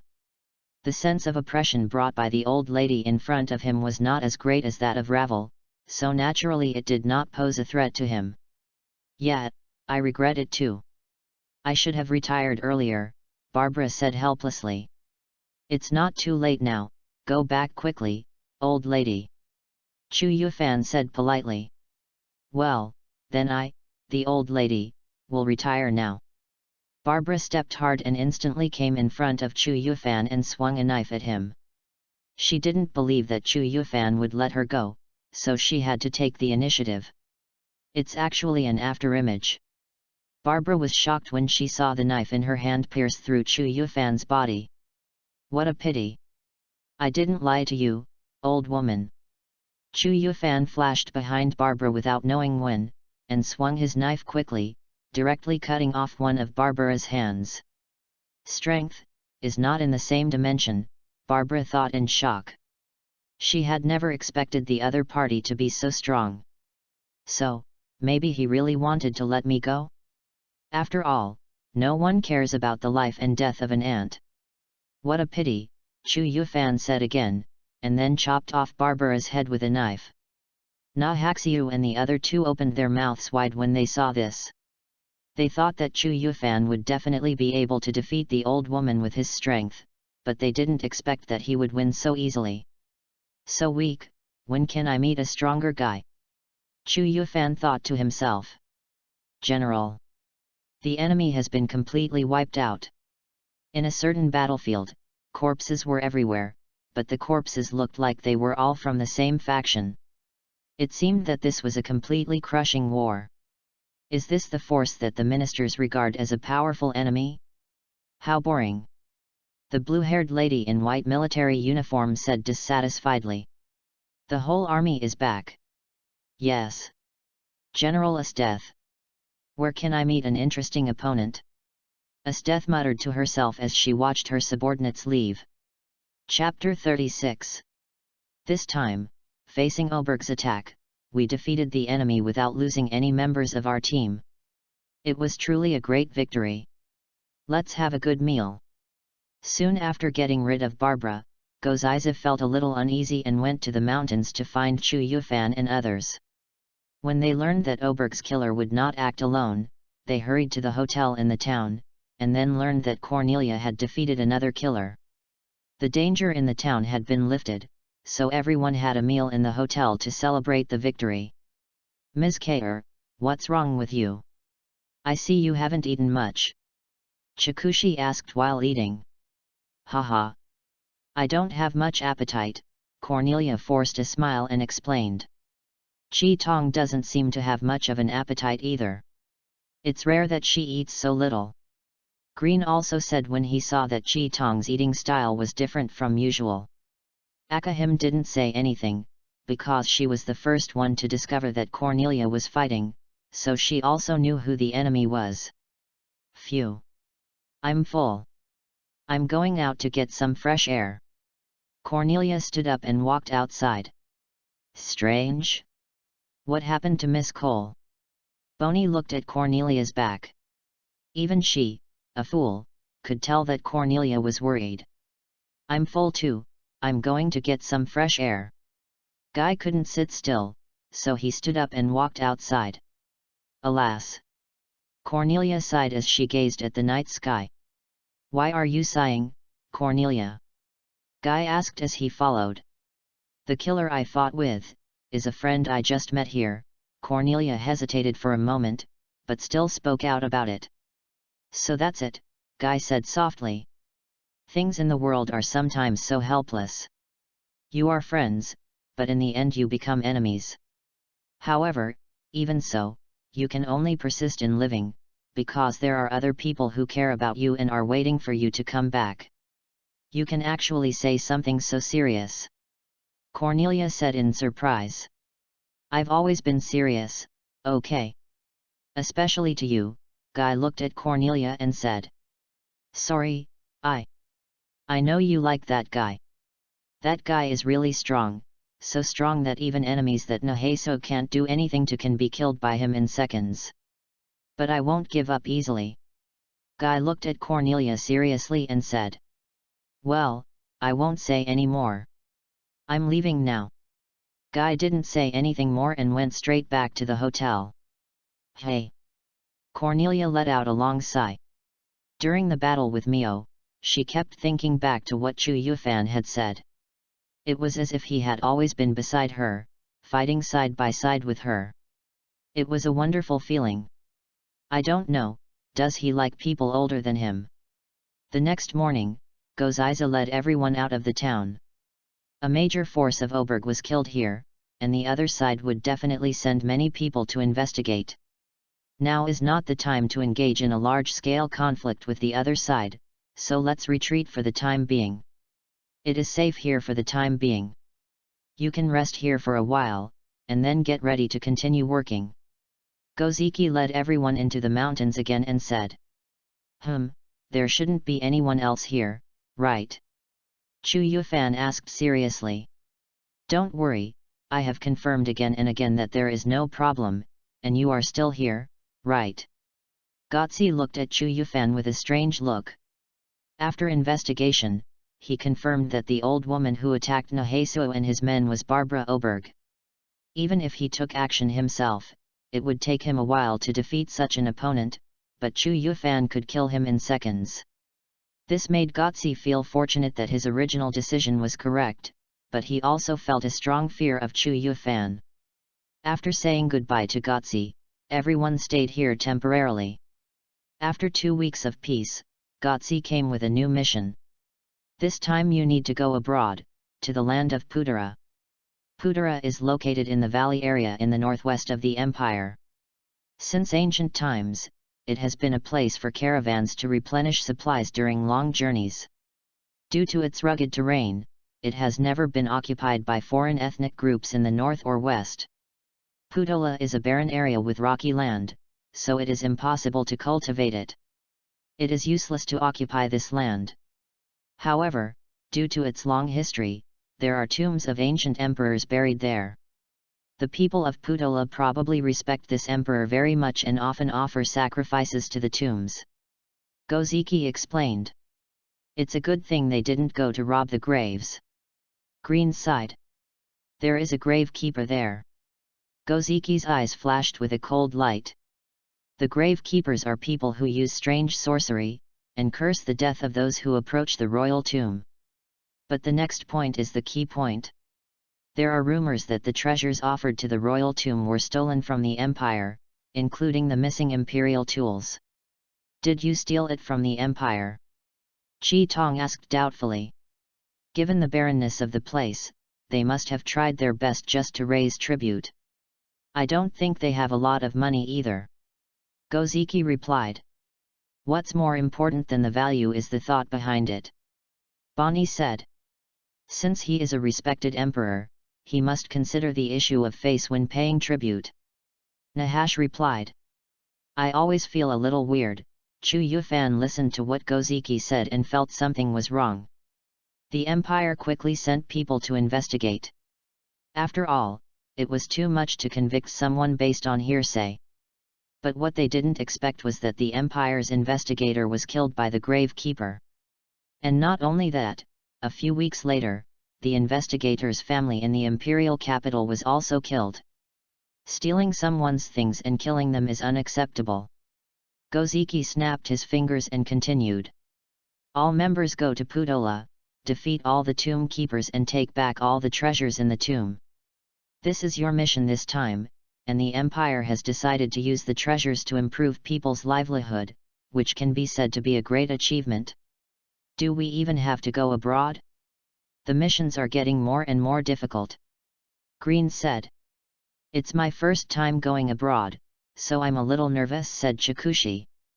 By the way, this mission was not originally ours. Another assassination team trained by the Empire has already headed to the local area, Goziza said again. Black pupil. Red pupil suddenly became nervous. The assassination team sent a distress signal after that. If even the bald man couldn't help asking for support, it seems that the situation is quite bad. Goziki said solemnly. On the other side, in a cave deep in Putara. No. Barl is dead, a girl who looks a bit like Akame, but with short hair and black pupils, is taking care of her teammates, but the teammates still die. I didn't expect the grave keeper to be so powerful. We need to evacuate as soon as possible. There is also a man and a woman in the cave. The man's name is Nadara and the woman's name is Yin. Both of them are Haitong's companions. At this time, the three of them have been trapped in Putara. Chapter 37. Hey! Looks like he's recovered. Yin waved the knife in the air a few times and said. Then let's go back to the base quickly. Nadara said. The three of them took the map and started to prepare to escape from here. Which way should I go? We are still in the enemy's territory. We must escape first by the shortest distance. Hehe, none of you can escape. You will all become my spoils of war. A voice came from behind the three people, and they quickly picked up their weapons and stood guard. Even if you hide, I will find you right away by following the smell of blood on your body. A man who looked like he was going to die soon appeared. Damn it! We've been discovered. Nadara said. Kill him quickly before he notifies other companions to come. Haitong said. Companions? There is no need to call them. I am enough. As long as I can deal with you, I can get 7 heads. Then my rank can be raised, standard term for receiving lunch boxes. Take the medicine first, and we will need to fight continuously to get rid of the previous situation. Nadara said, and then all three of them took the medicine. Drugs to strengthen the body? How boring. The man's body slowly changed, and his limbs seemed to have turned into the limbs of a wild beast. Every gravekeeper has the ability to transform into a beast. Unlike the dragon transformation of the Talon people, the beast transformation of the gravekeeper is reversible. The disadvantage is that the degree of strengthening is not as high as that of the dragon transformation of the Talon people. But for ordinary people, it is also very tricky. At least for the three people with black pupils, the other party is very powerful. Oh, you three are the best fighters so far. With his beastly body, the man took on the weapons in the hands of the three black pupils and quickly pushed them away. It's too strong, Nadara says. No, the opponent seems to be fighting back with all his strength. The gap between the two sides is not too big. As long as we cooperate with each other, we can defeat him with a slight advantage. Haitong said calmly to the other two. That's hard to say, the man was still confident. After a little adjustment, the three men stepped forward to fight with the man again. The three men worked closely together, gradually putting the man at a disadvantage. Call out. What? Yin, who was fighting, suddenly found a wound on his thigh, and then noticed that the man's long hair had also changed. Each hair shot towards the three people like a silver needle. Yin. Nadara's attention was slightly diverted when he saw Yin was injured. Seeing your companion injured and exposed, you are still too naive. How could the man miss this opportunity? He kicked Nadara into the wall. You are the only one left. The man looked at Haitong, who was still standing, and quickly launched several attacks, but they were easily knocked down by Haitong. I've seen this move up close twice, Haitong said calmly. Tisk. Upon hearing this, the man gave up the long-range attack and rushed towards Haitong. Then I will just chop off your head, the man thought. I also see that your slashing is based on strength. The two figures crossed, and Haitong slashed the man's center fiercely. However, Haitong dodged the man's attack. It was obvious that Haitong had been observing his opponent in the battle to find his flaws. I should solve yours first. The man was killed very quickly. After all, this kind of behavior of grabbing heads by oneself will be the fastest to be killed. Fortunately, the knife was not deep, and I was able to survive with my strong vitality. As long as you turned around to look for your companions, I would. It turned out that the man was not dead, although he was slashed by Haitong. But he survived with his beastly body. However, as an excellent imperial assassin, Haitong naturally understood the essence of finishing off the opponent. Ah! He is still alive. Haitong said to himself as he stabbed the man's heart with a knife. Ah! What? Was Arashi killed? A voice suddenly came from Hei Tong's ear, and Hei Tong was so scared that he quickly turned around and stepped back. He always wanted to take all the credit, so he could only be a small fish in his life. It really helped a lot that he died here. 2 men and 1 woman suddenly appeared here. One of them grabbed the dead man's head and mocked him. Reinforcements, there are still so many people. Hei Tong looked at the 3 people in front of him nervously, thinking in his heart. Catch these guys alive, they look like they're going to be fun, said one of the men. Elder sister.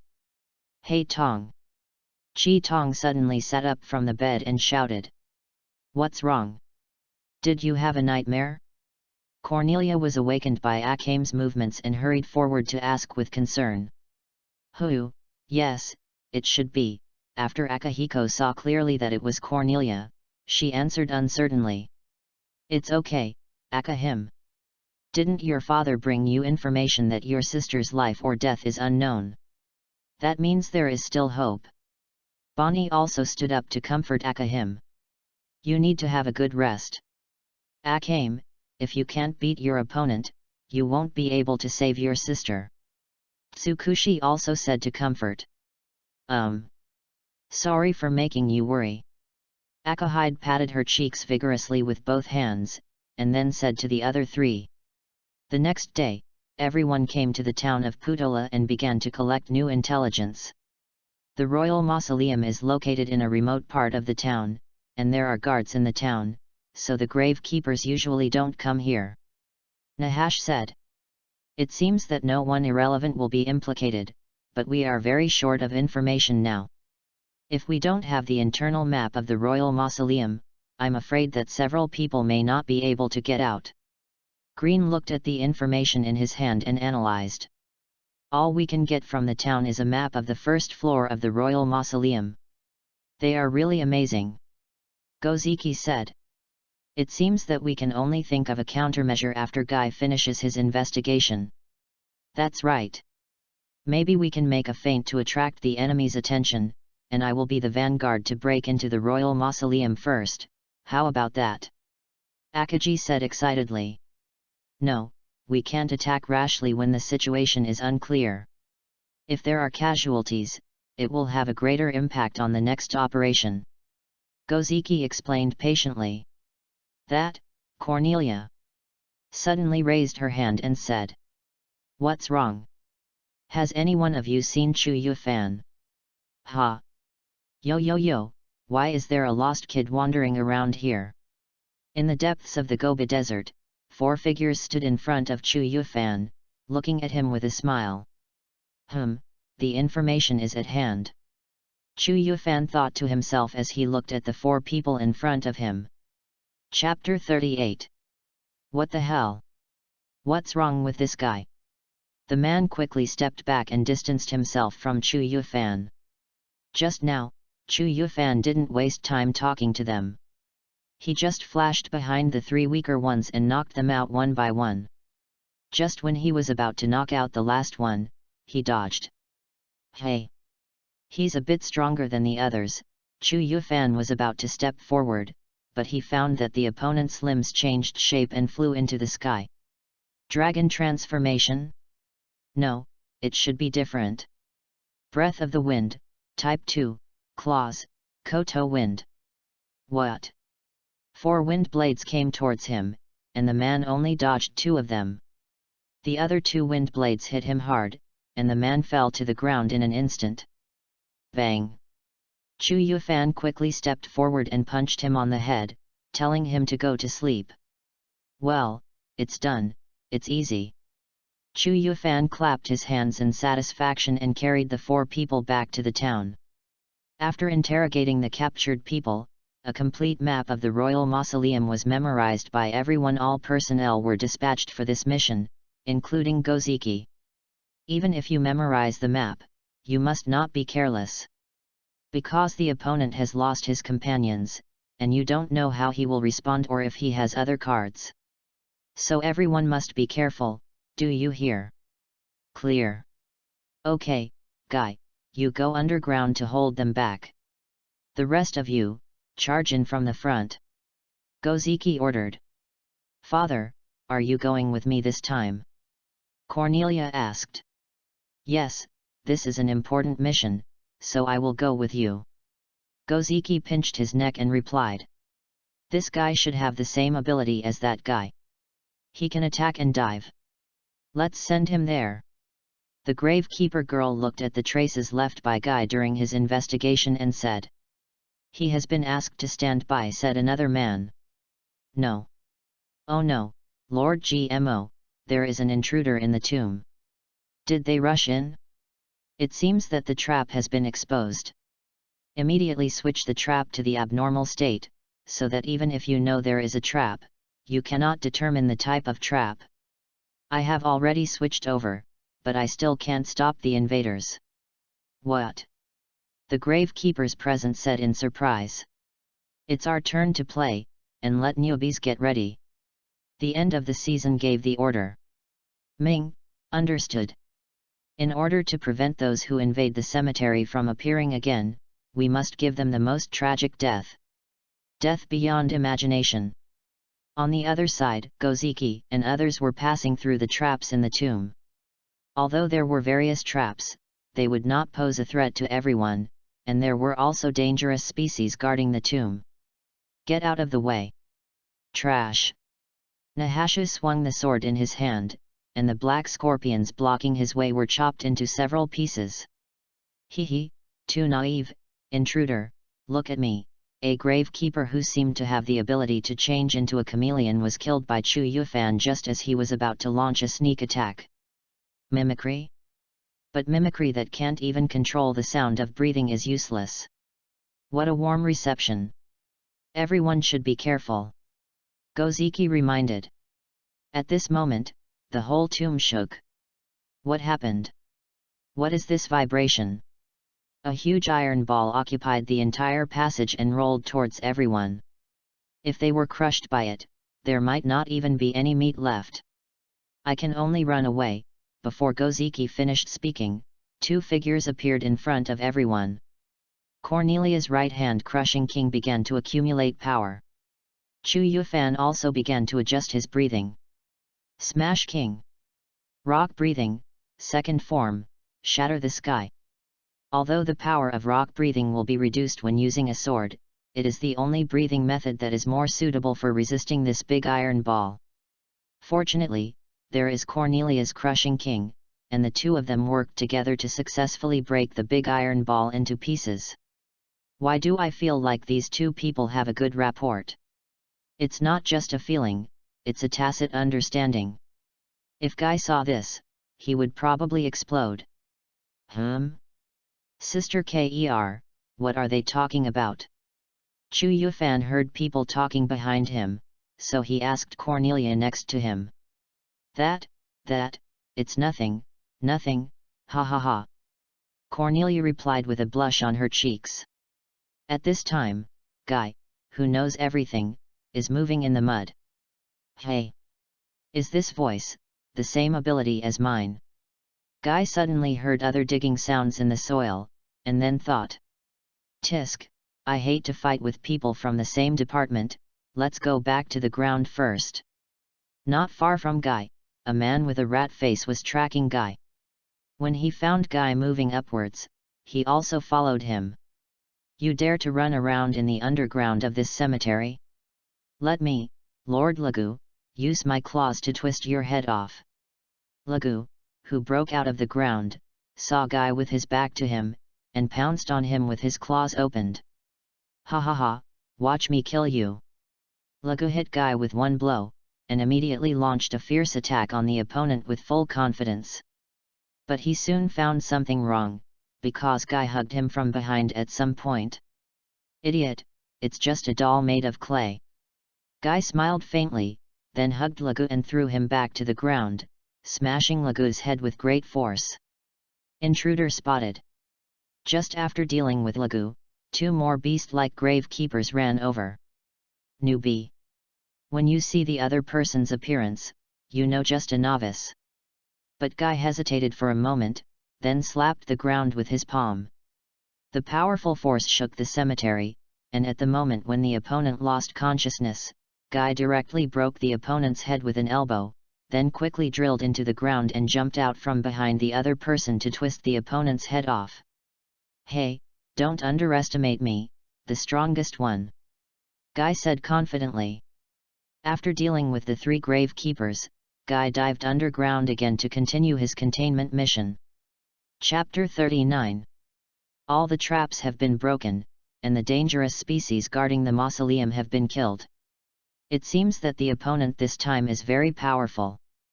GMO listened to the report from his subordinates and said, "What are you afraid of? Facing us, you will only die." GMO, the man who brought the 3 black pupils back alive, said, "Are you stupid? The enemies are all gathered together now. We 3 may not be able to defeat them." The gravekeeper girl, Kashyuk, who was traveling with us at the time, complained, "There is no need to fight them head-on.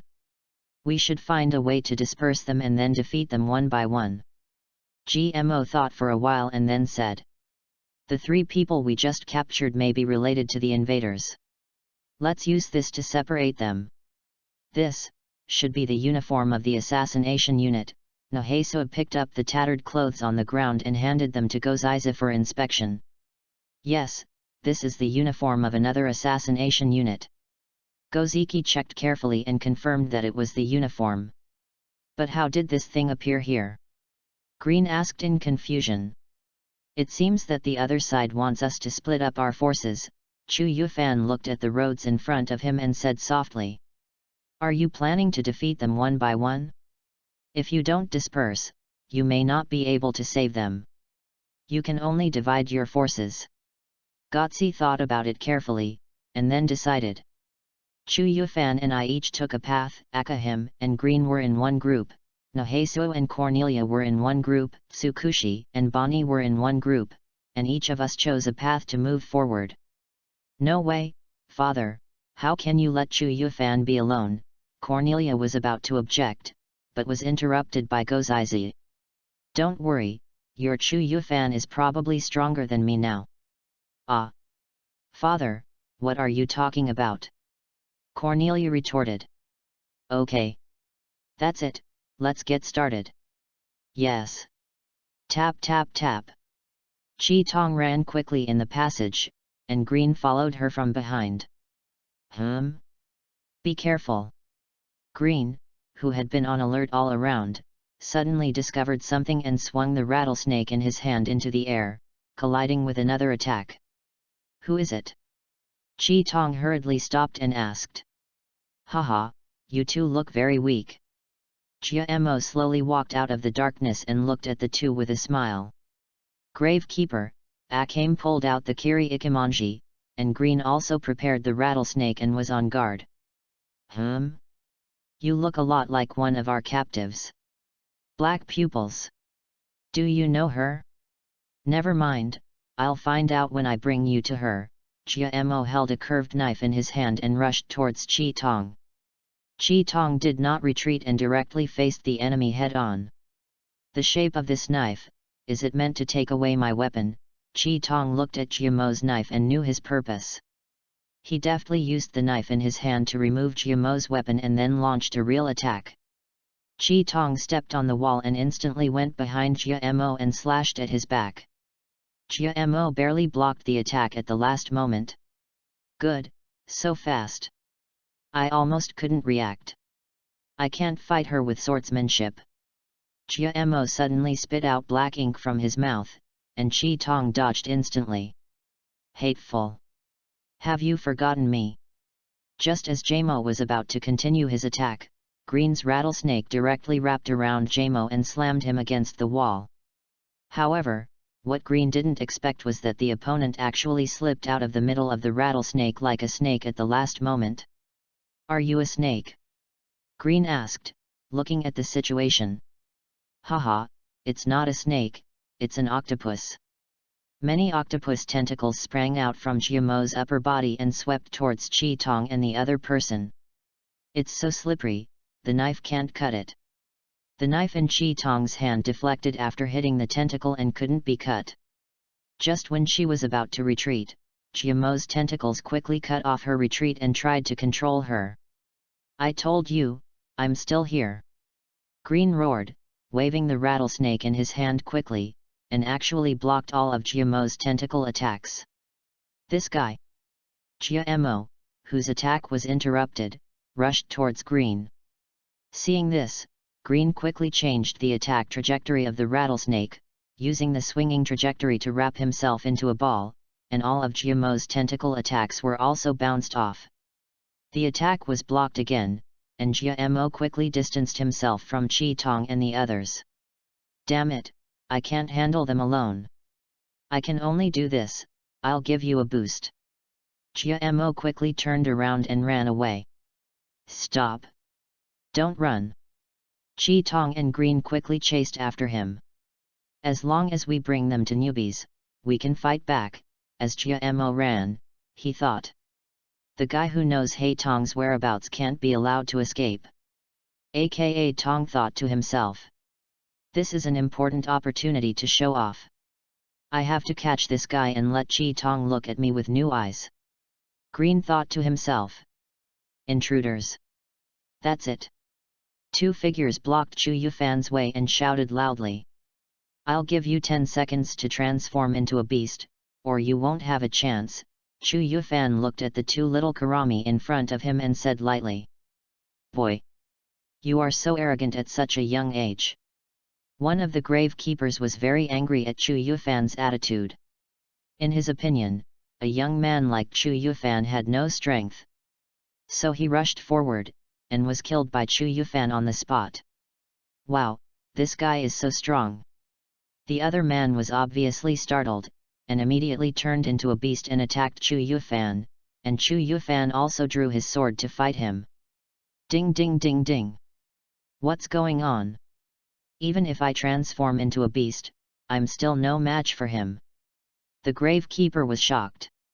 Even if he transformed into a beast and tried his best, he couldn't shake the opponent at all. This also made him want to retreat. Probably increased strength by 40 to 60%. It's still a bit worse than the dragon transformation of the Talon people. It seems that others should be able to handle it. I just don't know if there are any other secret techniques. After Chu Yufan had a rough understanding of the Grava Keeper's beastly ability, a hint of murderous intent appeared in his eyes. The Grave Keeper seemed to sense something, and just as he was about to retreat, he was stabbed away by Chu Yufan. "Alas, I hope everyone else is okay," Chu Yufan thought as he continued to move forward. Chapter 40. Bonnie and Chikushi moved forward while keeping an eye on the surroundings. "My opponent, are you guys?" GMO was also in this passage and met the two. Grave Keeper.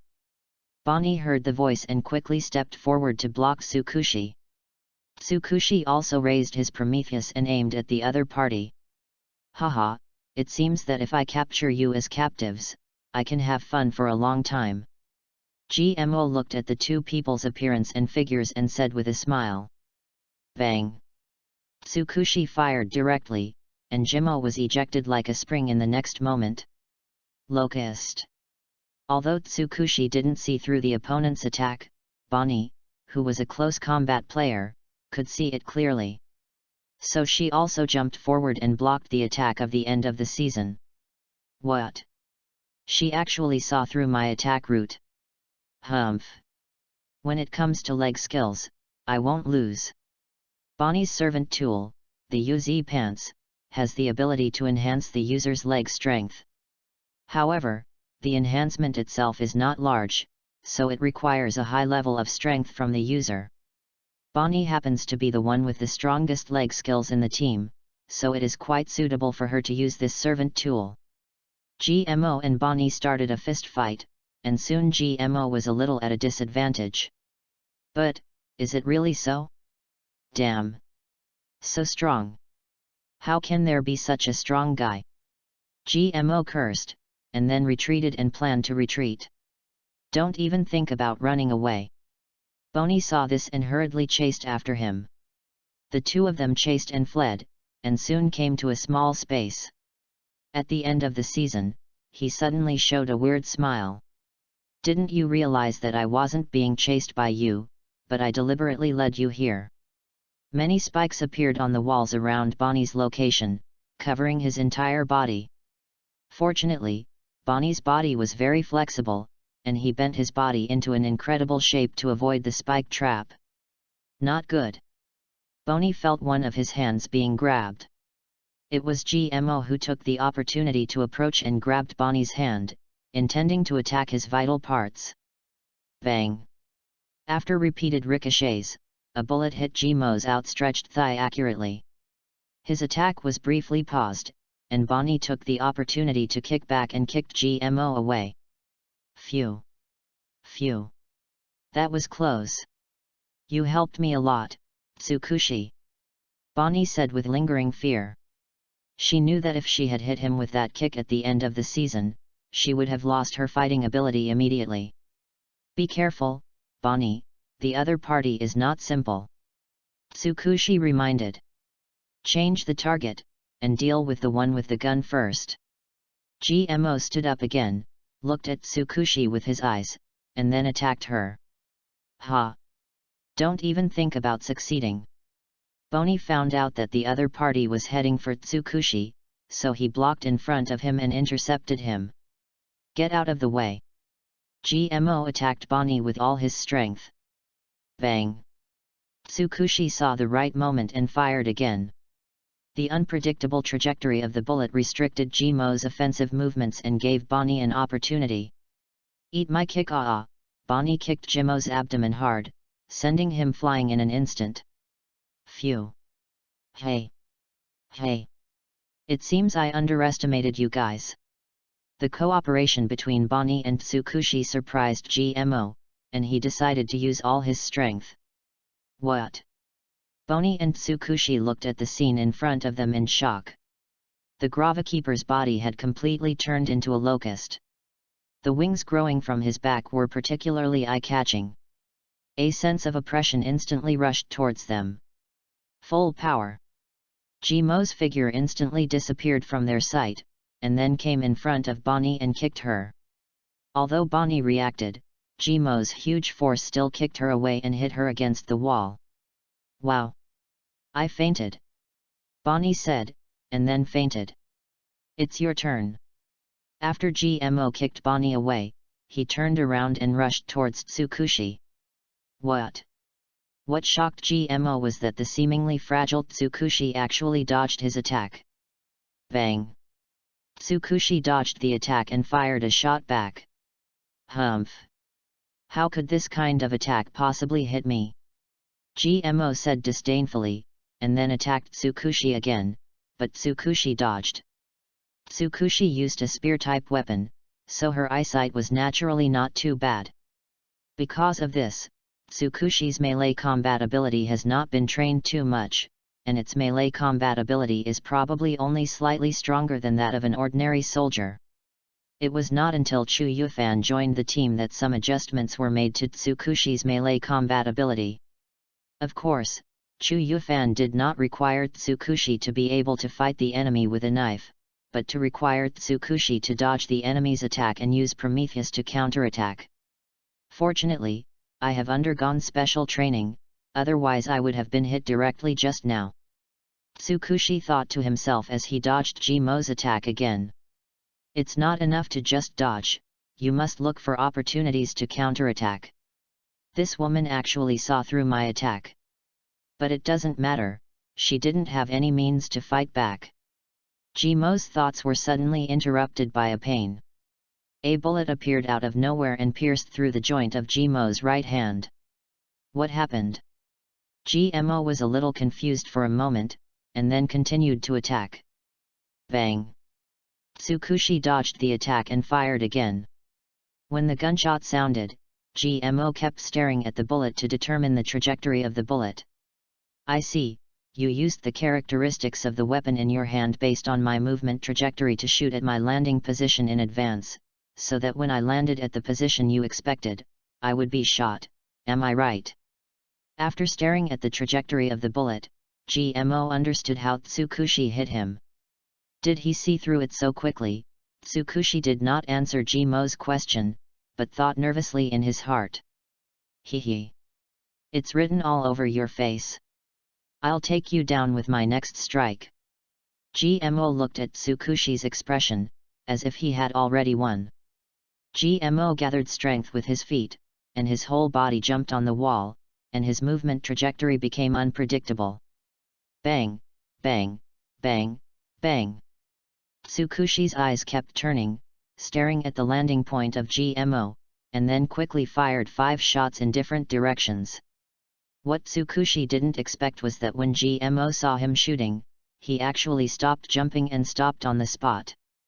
Haha, as long as you stay still when you shoot, your predicted shot will fail on its own. Gmo said, and rushed straight towards Tsukushi at the fastest speed. Just as he was about to get close, Gmo saw the smile on Tsukushi's face, and his heart tightened suddenly. Just as from the sky, a roar came from above. Gmo Bonnie, who should have fainted, had been waiting for a long time above the passage. When Gmo found out, it was too late. Bonnie kicked Gmo in half with all his strength. How? How is it possible? I actually lost to 2 little girls. Don't make fun of me. I'm the next leader. Gmo was in 2 pieces, roaring madly in his heart, but he couldn't change anything. Phew. I finally beat him. He's really strong. Bonnie looked at Gmo's body and finally relaxed and said. Yes, fortunately I received training from Chu Yufan in Panlongling. Otherwise, I would have been captured alive as soon as we met. Tsukushi said thankfully. Hehe, and here's the reason why I fooled him with my superb acting skills. Are you talking about saying I fainted before you fainted? Fortunately, the other person believed it. Ha ha ha, this shows that my acting skills are superb. Yes, yes, let's move on. Tsukushi could only say helplessly. Chapter 41. Kashi Yuk, who is at the same level as Jamo and Jimo, can only say that her luck is quite bad. After all, she met Nahashu and Cornelia in the team, both of whom are masters of swordsmanship and physical skills. Kashi Yuk's beast transformation ability is a snake, so if she encounters these 2 people, she will be killed instantly. Compared to the others who met the small boss and Gozaiza who didn't meet anyone, Chu Yufan's side is particularly lively. After all, Chu Yufan's appearance is so confusing that every gravekeeper thinks that the opportunity to make a contribution has come after seeing him. But the result is that he was killed instantly as expected. There aren't any powerful guys here. Could they be going to look for other people? Chu Yufan killed another gravekeeper with 1 knife. Looking at the corpses all over the passage, he thought to himself. Never mind, let's move on. At this time, the 3 people of Haitong were hung in a room deep in the mausoleum. Due to the lack of medicine, the 3 of them were unable to break free from the handcuffs. Damn octopus man, I must kill him with my own hands. Yin was hung on the far left, with his clothes on the front completely torn. The spring scenery inside was completely revealed, making the young boy Nadara next door dare not turn his head to look over. It turned out that the assassination team uniform found on the ground that made Chu Yufan and others decide to split up was what Yin was wearing. And the person who did this was the octopus man Jia Mo. As for what else happened in the process, we will ignore it. What? You ask what happened in the process? Find a comic and read it yourself. After all, this is a serious fan fiction. Elder sister, the one on the far right, Black Eye, is thinking about her sister, Red Eye. I see. I heard that a few young girls were captured, and they are really lining up to be sent over one by one. An old man with long black hair walked in with a scepter. Prisoners. Help us bear children, and give birth to strong heirs who will protect the royal tombs. Tisk. I was wondering what kind of person the so-called leader was, but it turns out he was just a perverted old man. Silver looked at the leader and complained. Who are you calling a pervert? I didn't ask you to show these two things. The leader said as he poked the. Isn't it your subordinates who did this? Yin roared. I am very happy, after all, we are looking for a strong mother and are worried about. You can definitely find someone nearby, right? Nadara asked doubtfully. We won't involve ordinary people, so I'm really grateful that you took the initiative to attack us. The leader smiled faintly. They won't involve ordinary people? They still have such discrimination. Nadara was stunned by the leader's answer. Well, I'll choose you. You should be the strongest among the three, I'll give the others to my subordinates. The leader walked up to Haitong and said. My real name is Vinagu, and my hobby is developing dry food. As Vinagu said this, he took out a bottle of dry food from his arms and handed it to Haitong. Haitong smelled the smell of the dry food and was almost confused. In short, I am a person who pays great attention to health preservation. Although I am old, I am in good health. In addition, I like blue. Seeing blue things will calm me down. Haitong looked at Vinagu with a puzzled look on his face. It was obvious that the other party's behavior exceeded his impression of the gravekeeper. This is my self-introduction, to let the lady know who I am, and then my declaration as a male. Vinagu turned his head, looked at the ground, and continued. Let me show you my strength. First, I'll knock down the guy hiding underground. It's really surprising that you found it. Guy emerged from the ground where Vinagu was looking and said. It seems you have evolved some kind of animal with a good sense of smell. I am the chief of the gravekeepers, their leader. If you treat me as someone who can only turn into animals and plants, you will die miserably, Vinagu said. Hee. Don't worry, the only person who dies will be yours. Hey, interesting. I want to see how you will kill me. As soon as Vinagu finished speaking, he transformed into a beast that even Guy had never seen before. What is this? What kind of creature is this? Is it a dangerous species? Newbies. It is a sacred beast revered by this land. Both its destructive power and recovery power are unparalleled.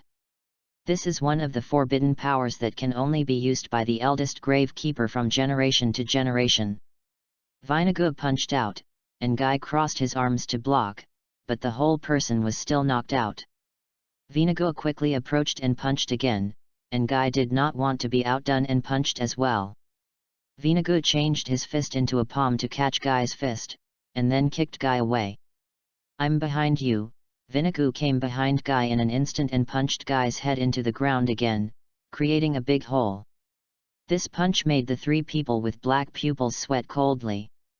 After all, if they were hit by this punch, they would die on the spot. I'm surprised you are really different from other gravekeepers, Guy looked at Vinagu and said. Of course, I am tall. Let me finish you off. After hearing this, Guy suddenly laughed. Then he grabbed one of Vinagu's arms, and the strength from his arm startled Vinagu. Very good. You have made me excited. Guy grabbed Vinagu's shoulders with both hands, lifted him up like a chicken and threw him to the ground with force. What a powerful force!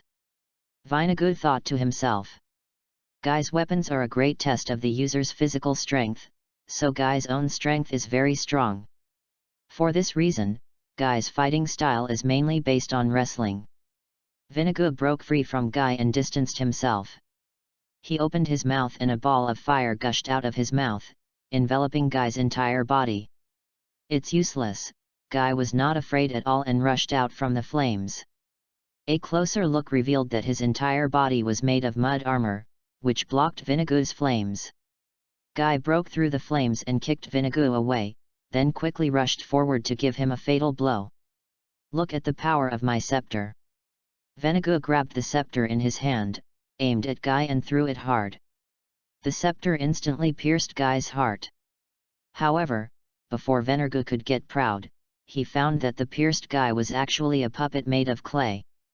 I'm behind you, Guy said the same thing as Vinagu, and punched Vinagu in the face, and Vinagu was hit directly against the wall. It seems that the winner has been decided. Chapter 42. Success. I'm so strong without taking any medicine. Amazing. The three black pupils watched the battle and were surprised at Guy's strength. You have such strength at such a young age. You are such a strong enemy. We have a long history of guarding the mausoleum, and there have been powerful tomb robbers like you in the past. However, they were all killed by the curse of the mausoleum without exception. Vinagu, who was hit by a punch, stood up again and said, "They were just killed by you, but I will not die." Guy replied indifferently. He already knew the strength of Vinagu, and he also knew that he would not be defeated by such a person.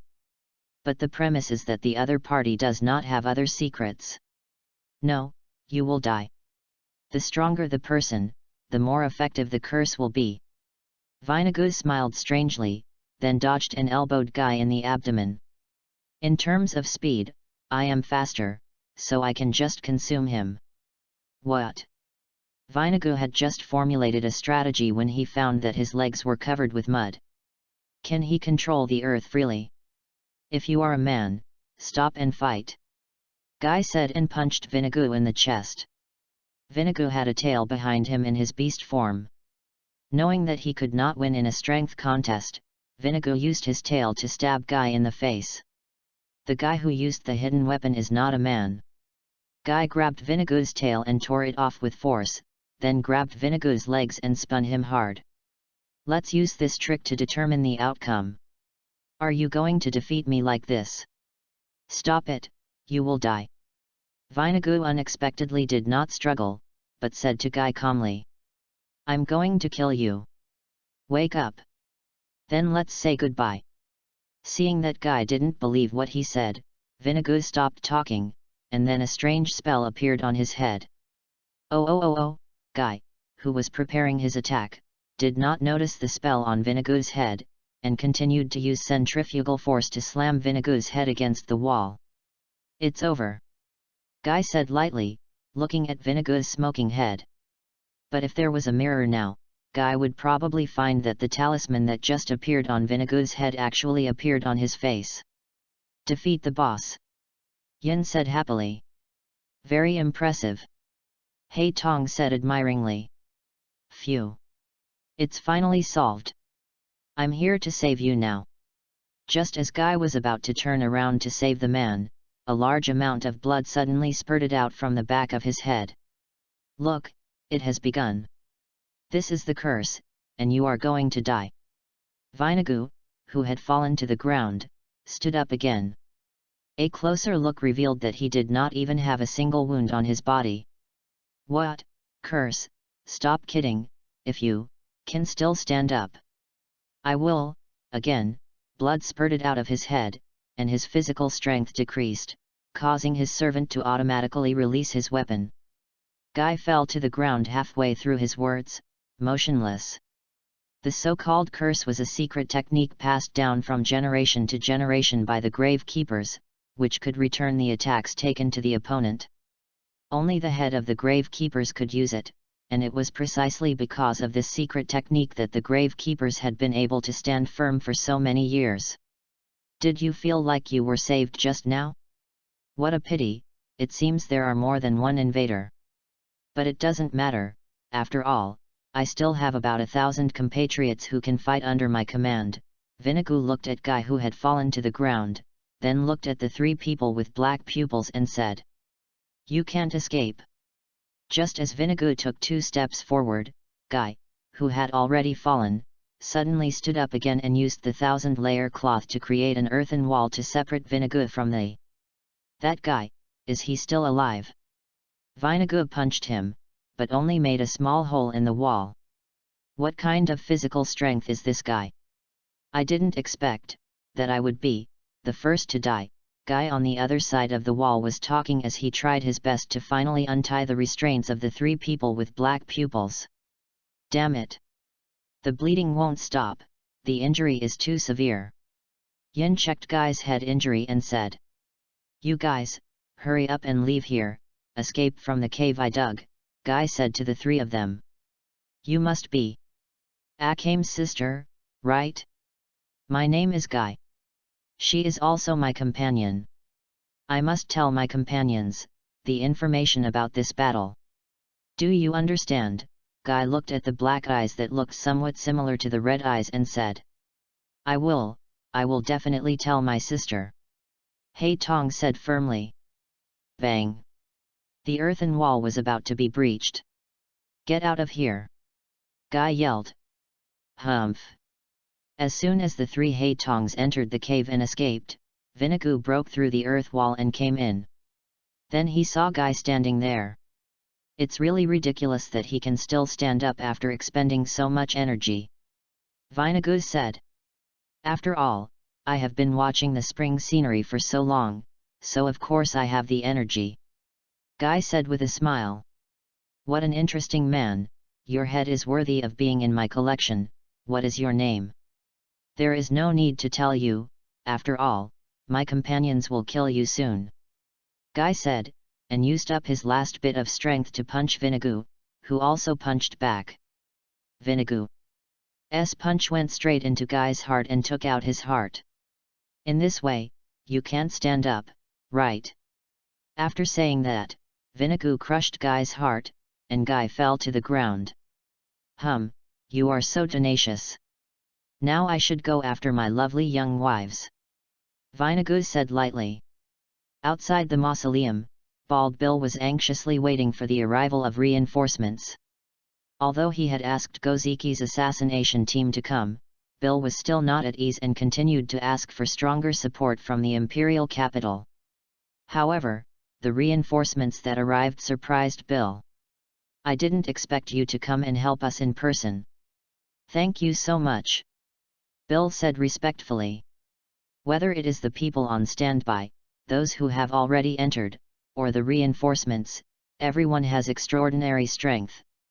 The inside of the tomb is likely to usher in an even more terrifying hell, Bill thought to himself as he watched the incoming reinforcements enter the mausoleum. Chapter 43. Is this the hall?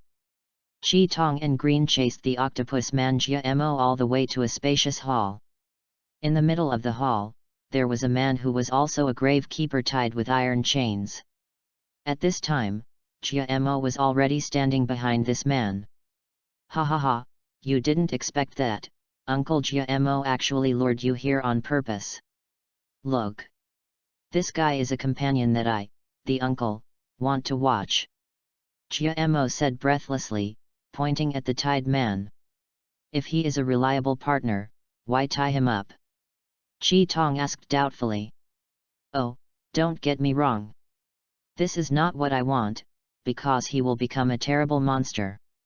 If left alone, he will soon die of physical collapse, so he is very scary. Jia Mo explained while untying the chain that tied him. Listen carefully, the two people in front of you are enemies, tear them to pieces. Roar. Before Jia Mo finished speaking, the man roared and transformed into a beast. Green, I can only ask you to stop the octopus man, I will deal with this guy. Akagamai looked at Jia Mo who was about to run away and said to Green. Okay. Chi Tong, you have to be careful. Green originally planned to stay and help Chi Tong, but after seeing Chi Tong's expression, Green had no choice but to agree. After all, if Jia Mo ran away, he didn't know where Chi Tong's sister was imprisoned. Roar. The beast-like gravekeeper pounced towards Akihiko, grabbing at her with the sharp claws of both hands, while Akihiko used Kiri Ikimonji to block it. Does this guy have no reason, only instinct? As soon as the two sides fought, Chi Tong saw that the guy in front of him was just an irrational beast. If he met someone weaker than him, then this fighting method would naturally win. But if he met Chi Tong, then there would be no chance. So strong. Jia Mo watched Chi Tong and his companions fighting, and he was terrified, because Chi Tong's strength was far beyond his imagination. Chi Tong's speed even exceeded the speed of his companions after they transformed into beasts, and each of Chi Tong's swords hit the vital points very accurately. This tactic slowed down his companions, who were originally fast. No, No, no. I can't beat this guy, I'd better run away first. Jiamo looked at Chi Tong, who was in the upper hand, and wanted to run away, but Green had already spotted him. Hey, hey, hey, I told you, don't forget about me. Seeing that Chi Tong was fine, Green used the rattlesnake to wrap Jiamo again.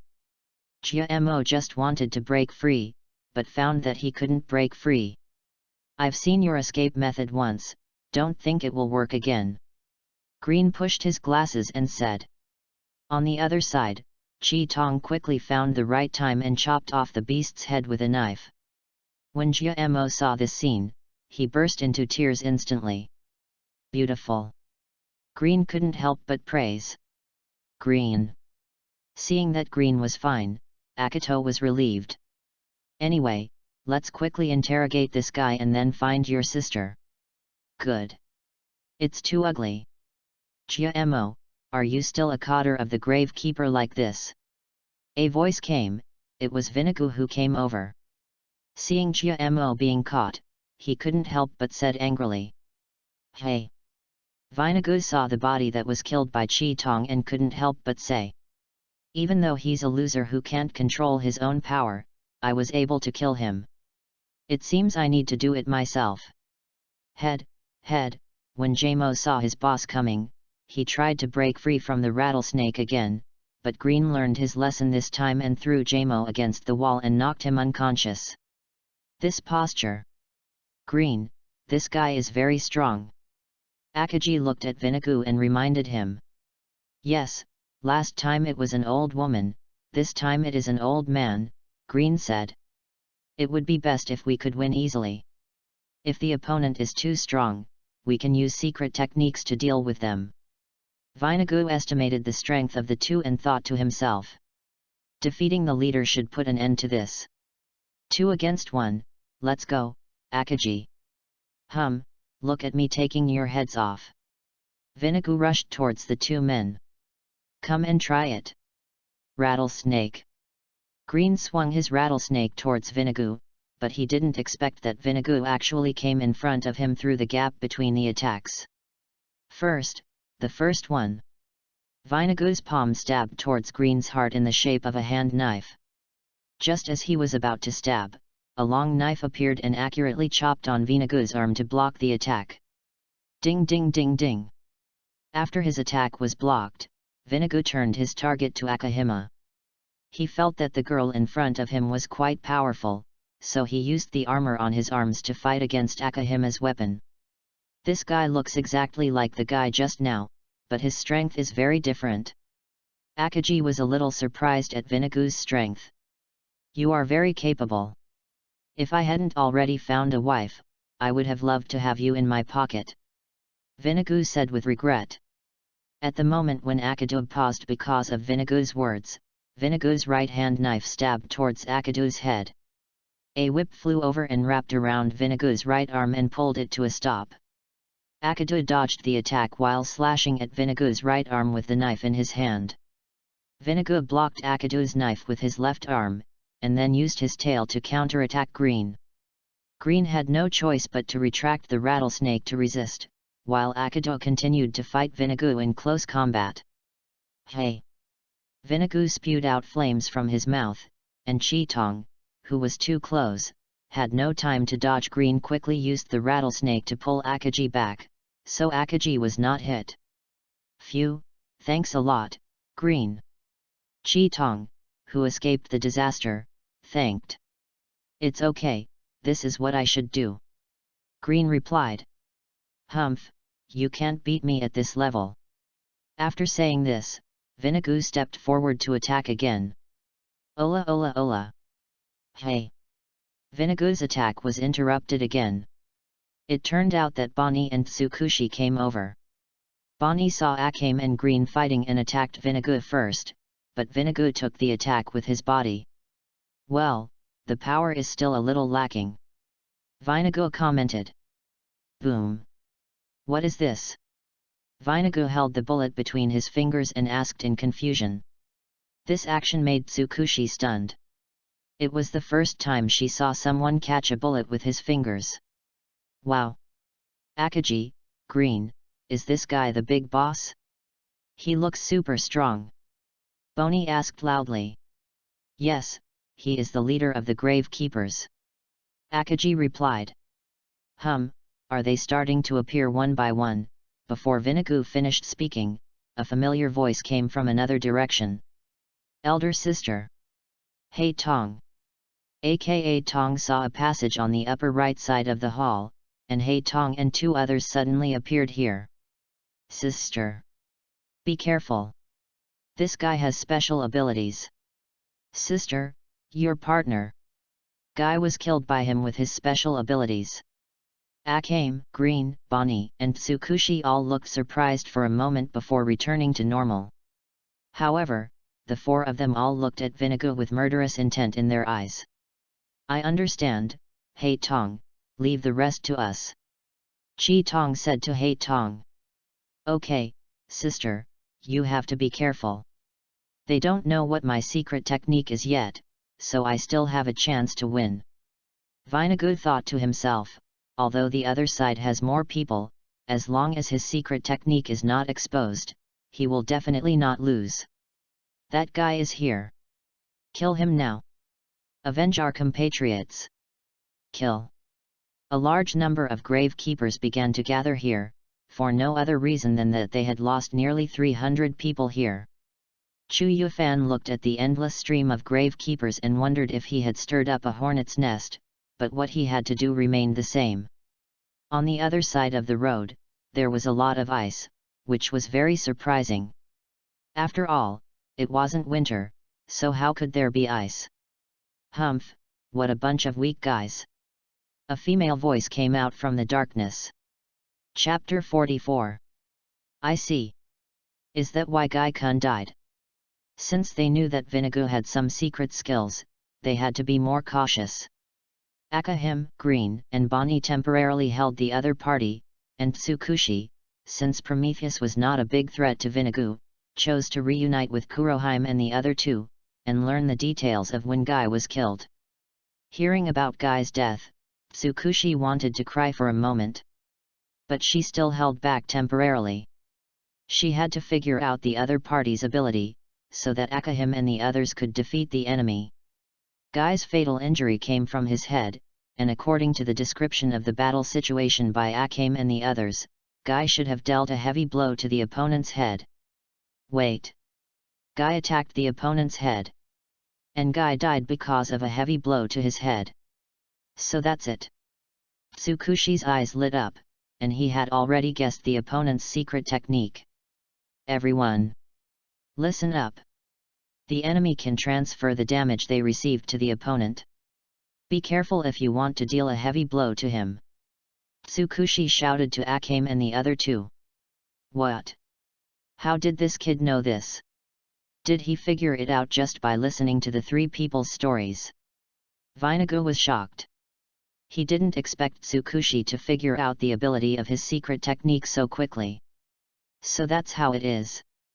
If you don't know this, you can't win against the other party. Chi Tong finally understood where the other party's confidence came from. If you inflict a heavy blow to the other party without knowing it, you will be killed by the other party's secret technique. Humph! What a despicable villain! Green said angrily. Humph, a despicable villain? Compared to you thieves, I think I am still a gentleman. Vinagu said disdainfully. And even if you know my abilities, what can you do to me with just a few of you? My words, no. To be exact, only I can defeat you. Akahim clenched the Kiri Ikimonji in her hand and said calmly. Stop being so stubborn. I am very strong now, because my sister is watching me. So, I will prove that you are not unbeatable. Akagi got ready and challenged Vinagu. Haha, interesting.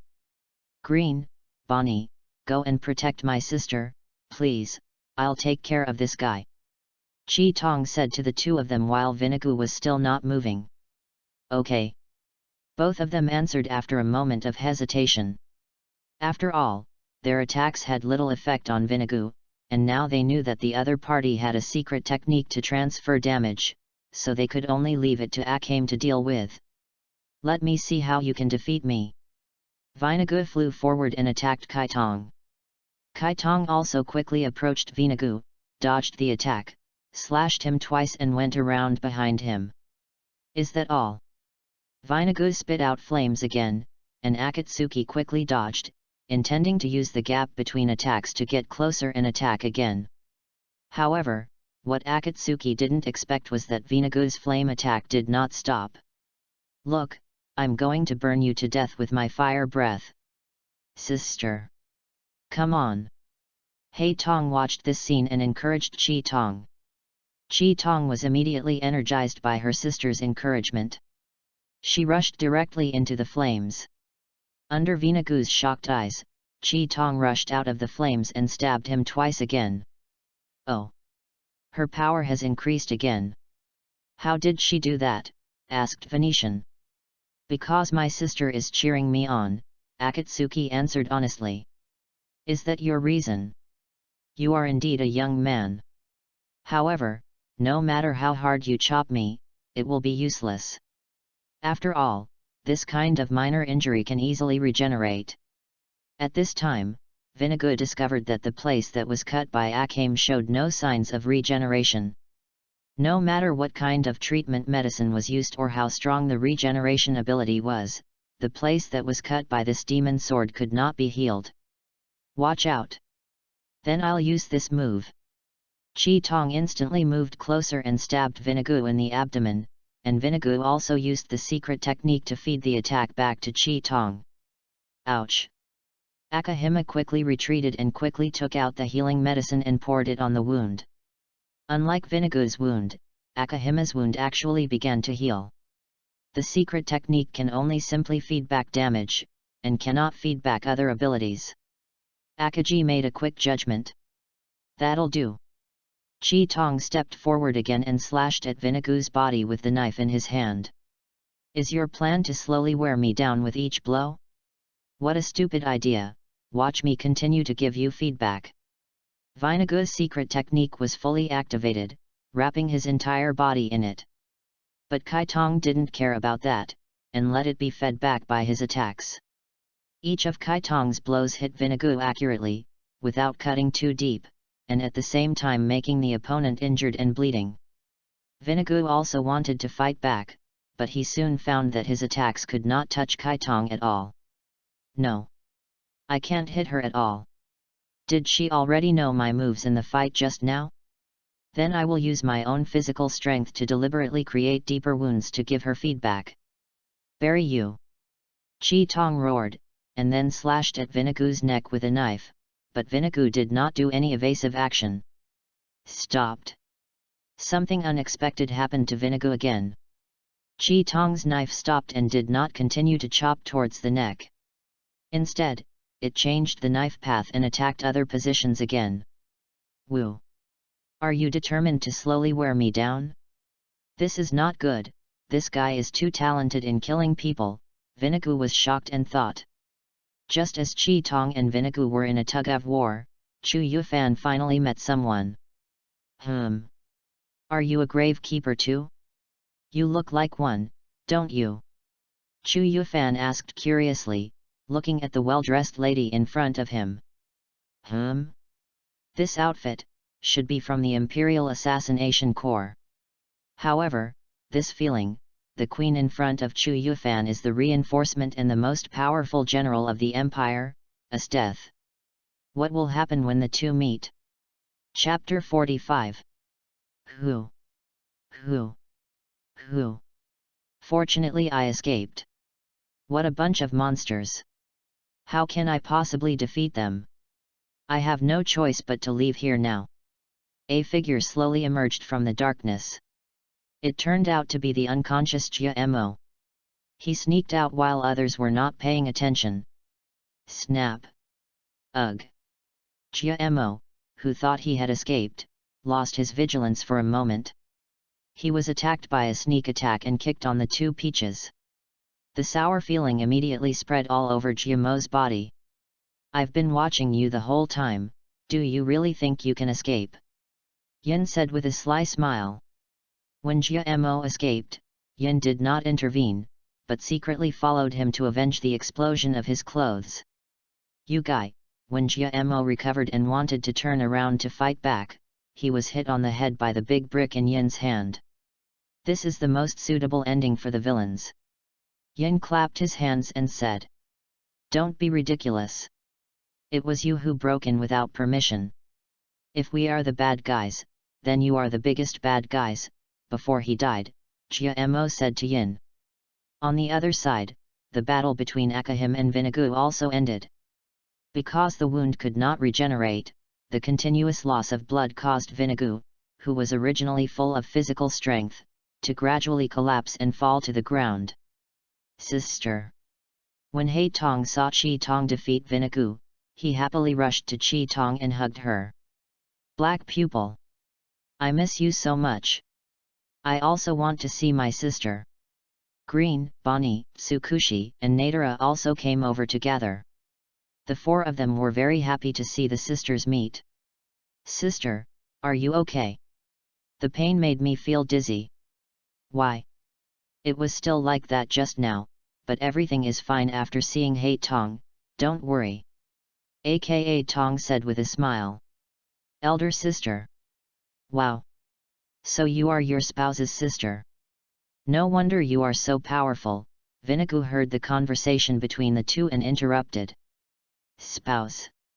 He just said he wanted to marry me. So that's how it is. There's nothing we can do about it. After all, black pupils are very cute. Chi Tong touched He Tong's head lovingly. But I will never allow you to date He Tong. Then Chi Tong stared at Vinagu with a look that could kill him countless times. It seems that Chi Tong has switched to another character. Green said in a low voice when he saw this. If we are the ones who are not allowed to do so, then we should be the ones. We are the tomb keepers, and we specialize in killing those who want to take over the tomb. But we never thought that we would fall into the hands of the imperial people. Isn't it because your tribute is insufficient that you are planning to take the imperial treasures? Chi Tong interrupted Vinagu and asked. So, did you soldiers on the front line hear such stories? But the truth is, we are just living in seclusion here. Chi Tong was obviously shocked by what Vinagu said. This is too fake, right? Don't be fooled by him, Akame-chan. Didn't father also say don't believe the enemy's words? Father will never lie. They are the bad guys. Tsukushi was instantly excited when he heard what Vinagu said. Tsukushi is right, Akame, don't let him lead you astray with just 2 sentences. Bonnie echoed. You're right. Chi Tong lowered her head and said, her long hair hiding her expression at the moment. The octopus man said the same thing before he died. It seems that they have colluded with each other. At this time, Yin, who had killed Jia Mo, also came back. Who would be stupid enough to believe what you say? What we have suffered is really terrible. Yin said disdainfully. If you investigate this matter, the Empire's lies will be exposed. But the prerequisite is that you must survive. There are many grave keepers here. They will overwhelm you with numbers, and they will arrive soon. Boom. Before Vinagu finished speaking, the mausoleum suddenly shook violently, as if an earthquake had occurred suddenly. Boss. After the earthquake, 5 or 6 people ran towards here in the passage. You are finally here. Hurry up and take them. Run. There are 2 monsters fighting. Get out of here. Unexpectedly, the fleeing gravekeepers ignored their boss words. Instead, they kept shouting and ran past Chi Tong and the others. They did not attack but ran in another direction. Everyone present was confused, not knowing what was going on. Only the mausoleum was still shaking. Chapter 46. Back to earlier times. This feeling is really wonderful. Esteth looked at Chu Yufan in front of her and felt a little unbelievable. Of course, it was not because Chu Yufan was so handsome that Esteth fell in love with him at first sight, but because she actually felt a hint of danger in this teenager. Interesting. This is really interesting, after a brief moment of surprise, Esteth's eyes began to swell with endless fighting spirit. Chu Yufan's face also became solemn. The woman in front of him made him feel extremely dangerous. If she was really the leader of the Grave Keepers, then it would be a big trouble. At least the other people in the team would be dead if they met this woman. He seems to think of me as a grave keeper, Esteth thought to herself, and then said to Chu Yufan. I am not a grave keeper, but a reinforcement sent by the Empire. So that's how it is. Then I'll continue my action. Chu Yufan didn't say anything else after hearing this, but turned around and was about to leave. Clang! Just as Chu Yufan turned around and took a step forward, the hairs on his body stood up. Without any hesitation, Chu Yufan drew his sword and slashed backwards. The moment the two weapons collided, Chu Yufan flew backwards. He actually reacted. How interesting! Looking at Chu Yufan flying backwards, Esteth felt that it was a good decision to come here today. You are indeed the leader of the Grave Keepers, and you even said that they are reinforcements from the Empire. Chu Yufan finally stood firm, took a stance and said to Esteth. I didn't lie. Forget it, let's fight first. Esteth said, raised the sword in his hand, and disappeared instantly. Ding! The knife and the sword collided again, and the huge force of both sides caused the entire mausoleum to shake. Come again! Feeling the power coming from the weapon, Esteth couldn't help but get excited, and the weapon in her hand began to attack Chu Yufan quickly. Chu Yufan was not to be outdone, and directly faced the enemy head-on. The fight between the two sides was very fierce, and it also attracted the attention of others. These two people, are both invaders. This is too scary. I can't beat it. Humph! What are you panicking about? At this time, a man came out from the Grave Keepers and shouted. Look how I deal with them. As soon as the man finished speaking, he transformed into a giant bear and rushed between the two men without fear. Don't get in the way. Get out of my way. The two men roared at the same time, and the man who turned into a giant bear was instantly chopped into pieces by the weapons in their hands. The minced meat and blood immediately covered the entire corridor. Strange monster! Run! Seeing the miserable end of the strong Grave Keeper, the other Grave Keepers fled in panic. What on earth happened? Why did these two people fight? Nahesuo and Cornelia were also attracted. When they saw Chu Yufan fighting with the Imperial General Esteth, they were also confused. Speaking of which, Chu Yufan doesn't seem to know some things about the Empire yet. Cornelia suddenly remembered something, then frowned and said uncertainly. Huh? Are you kidding? How is that possible? Nahashul looked incredulous. She is the strongest in the Empire. Anyone in the Empire should have heard of Esteth's name. How could Chu Yufan not know her? However, Chu Yufan was able to fight against the strongest person in the Empire. How strong was he? Cornelia murmured as she watched the figures in battle. As the two of them talked, the battle continued. Water breathing, Type 3, Flow Dance. Water breathing, Form of the Wild, Wave of Strike. Water breathing, Land form, Twisting Whirlpool. Chu Yufan used 3 consecutive water breathing techniques and suppressed Esteth for a while. Water breathing, 7th form, Shizuka Ripple Strike.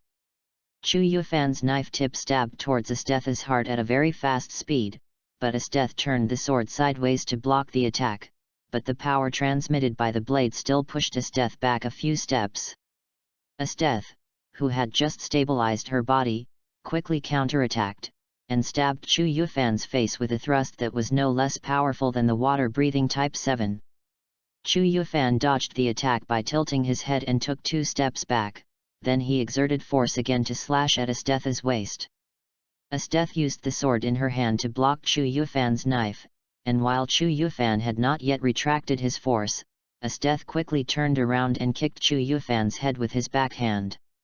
Chu Yufan leaned back to avoid the kick, and then turned around and kicked towards Esteth's position, and Esteth punched out and collided with Chu Yufan's kick. The two retreated at the same time, and the first round of the contest between the two sides was evenly matched. Although he didn't use his full strength, he was able to tie with me. He is a really good opponent. Esteth looked at Chu Yufan and thought to himself. This woman is so strong, and she seems to be able to handle it with ease. Chu Yufan commented in his heart. Young man, you are great. Do you want to join my army? Esteth asked sincerely. How could I possibly join you? Don't be ridiculous. Chu Yufan replied firmly. That's a shame. If that's the case, let's take this opportunity to have a good fight. Esteth said confidently and full of fighting spirit. Come on then. Chu Yufan, who hadn't met a strong opponent for a long time, was affected by Esteth's emotions and felt his blood boiling. Esteth's eyes lit up slightly, and then he came to Chu Yufan, stretched out his arm like lightning and grabbed Chu Yufan's arm.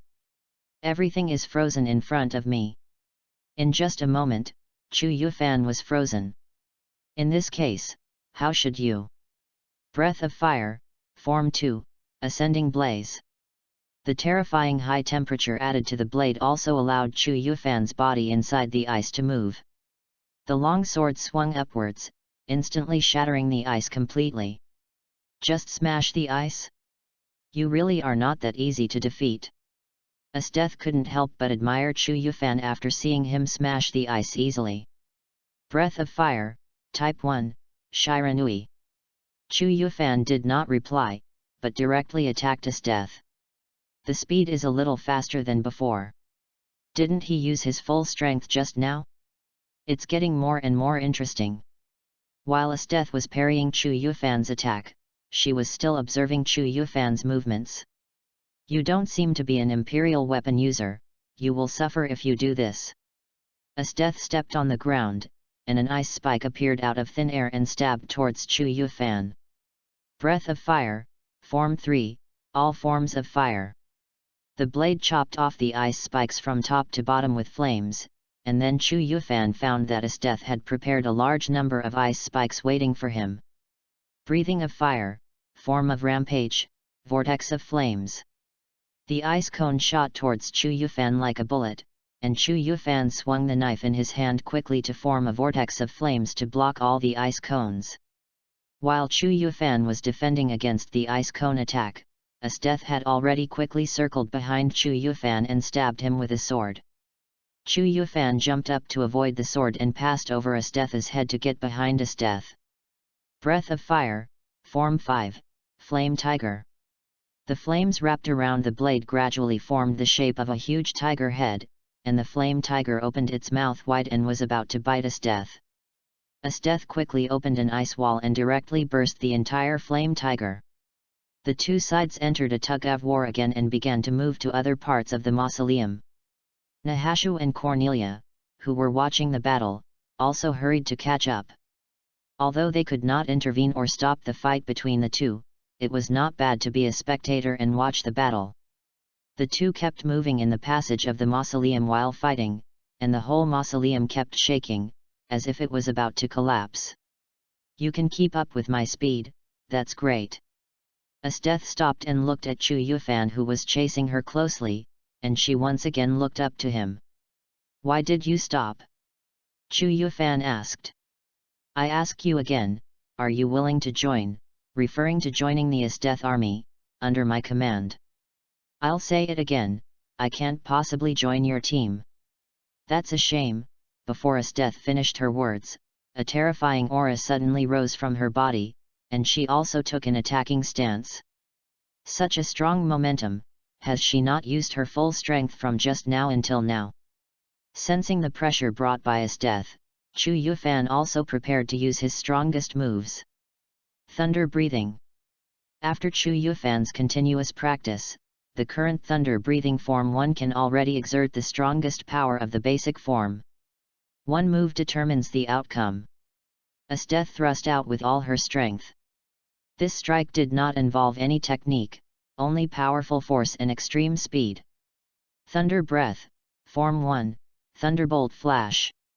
The sword-drawing slash, which also possessed extreme speed, collided with the tip of the sword. The air instantly twisted, and a shock wave spread out in all directions, continuously impacting the mausoleum. Crack! There was a sudden noise from the floor where the two of them were standing, and then the entire floor where the two of them were standing collapsed instantly.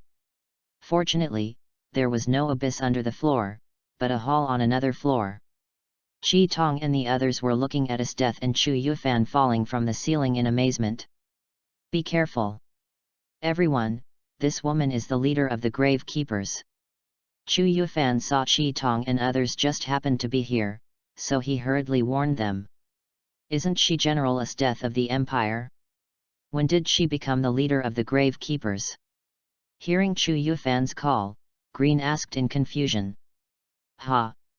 Chapter 47. Green, you are kidding, right? If she is not the leader of the Grave Keepers, then who is the leader of the Grave Keepers? Chu Yufan was also confused when he heard Green's words. The leader is here, he was defeated by Akame. Tsukushi pointed at Vinagu who was lying on the ground and said. Then who is she? Looking at the way Vinagu was dressed, Chu Yufan already believed. I seem to have told you that I am a reinforcement sent by the Empire. Esteth said to Chu Yufan. Aren't you lying? I said I didn't lie. Then why did you suddenly attack me? Because I want to fight with you. Chu Yufan was choked by Esteth's answer and was speechless.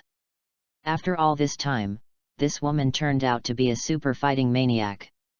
Okay, the misunderstanding between the two of you is resolved. At this moment, Nohesu and Cornelia also jumped down through the hole. Nohesu. Sister Cole. Are you two okay? We are fine. How was your watching the game? Esteth asked when she saw them. They both felt a little embarrassed. It turned out that they had been discovered. It seems that the Grave Keepers have been completely wiped out. Did we lose? But it doesn't matter. You will be buried here with us anyway, Vinagu interrupted everyone's conversation and said slowly. What? Do you have any other cards up your sleeve? Esteth asked curiously. As soon as I die, this mausoleum will. Before Vina finished speaking, he fell to the ground and died. What? What does this mean? Green asked in confusion. Rumble. Unlike the vibration caused by the fight between Chu Yufan and Esteth just now, this time it was the entire mausoleum itself that was shaking. The mausoleum is about to collapse. Everyone, get out of here. Tisk, this is really the method of the week.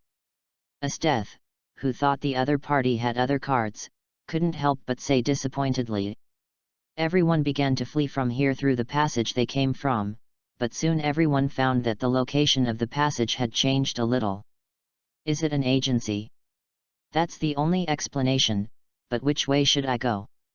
Let's look for it together. Go this way. Esteth stood in front of one of the passages and walked straight in. Hurry up and follow me. Nohesu said. The path Esteth led was indeed correct. Except for the surviving Grave Keeper who blocked the way, everything went smoothly along the way. Soon everyone returned to the ground. After everyone returned to the ground, the mausoleum soon collapsed completely. Chu Yufan, Chi Tong, and others were standing in front of the collapsed mausoleum, setting up a small tombstone together. After escaping the mausoleum safely, Chu Yufan and others learned that Guy had died in the battle with Vinagu. However, the mausoleum had collapsed and Guy's body was buried underneath. Therefore, everyone could only make a tombstone for him on the ground and use it to commemorate him.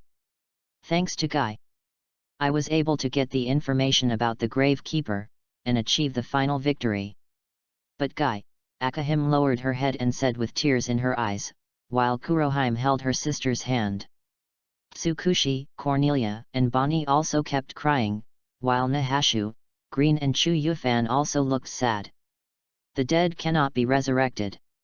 We cannot dwell on the past, we must continue to move forward and complete what the dead have not completed. This is the best way to pay tribute to the dead. Goziki said slowly to the crowd. Are you all calm? Come here, I have something to say. After a while, Goziki said to everyone. Under Goziki's guidance, everyone came to a corpse, and then Goziki said. Look at this body.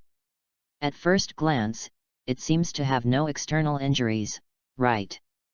But if you examine it carefully, you will find that the person actually had a wound. Maybe he thought it was just a scratch from the enemy's knife, not serious enough to report, so he concealed it, but he died of poison. Goziki showed the wounds on the body and said to everyone. You guys mustn't do such stupid things. Humph. This guy is not just trying to hold on. He is worried that he will be punished because of his injury. He is just afraid of being punished, so he doesn't dare to say it. Yin thought angrily in his heart. You seem to have something to say. Gotzi noticed Yin's expression and asked. Woo. This guy Yin was almost attacked by the gravekeeper when he was caught just now, so he is a little sensitive now. Just when Yin didn't know what to say, Nadara stood up and explained to Goziki. Nadara, Yin looked at Nadara's back and suddenly felt very reliable. Ah, you are here. Esteth couldn't help but say when she saw Chu Yufan and the others coming back. General Esteth, I am very grateful for your personal assistance this time. Gotzi said respectfully when he saw Esteth. It's okay, I just came here to play because I'm bored, and I had a lot of fun. Esteth waved her hand, then walked up to Chu Yufan, stretched out her hand and said to him. Young man, now that the misunderstanding is resolved, I will ask you again, are you willing to join my army? What does this woman want to do? Cornelia was immediately alert. The others looked at Chu Yufan, wondering if he would agree. After all, being able to join the Esteth army is much better than being an assassination force of the Empire. No, I refuse.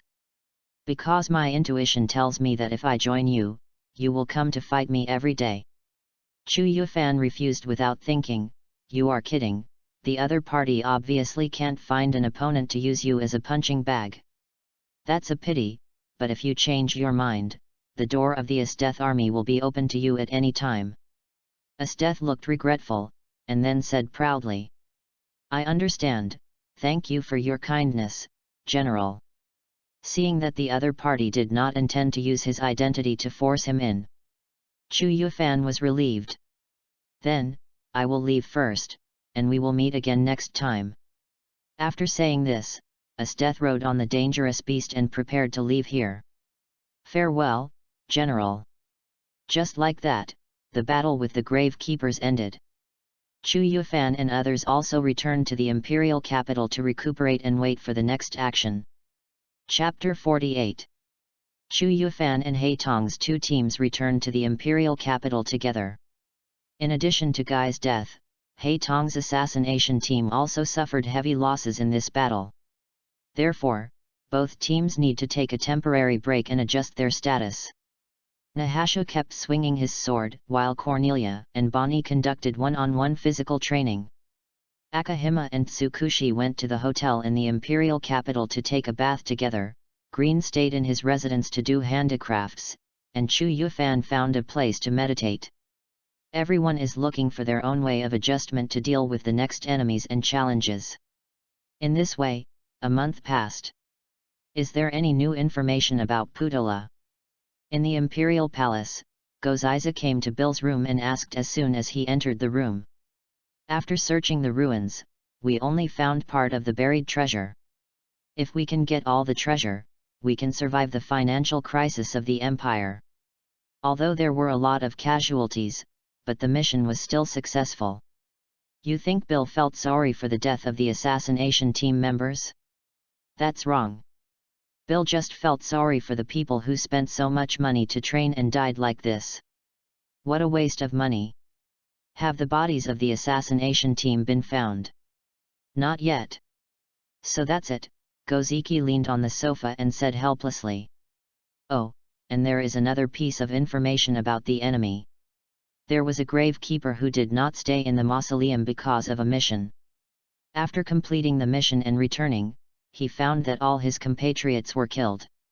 He vowed to take revenge on the Empire and disappeared. Although I don't think I'm afraid of one person, but it would be troublesome if he told everyone the truth. In fact, after Chi Tong came back, he asked me a lot of questions. Goziki said. Isn't it better to just find a random excuse to get away with that kind of thing? That's just the current stage. Those kids will gradually learn about the world.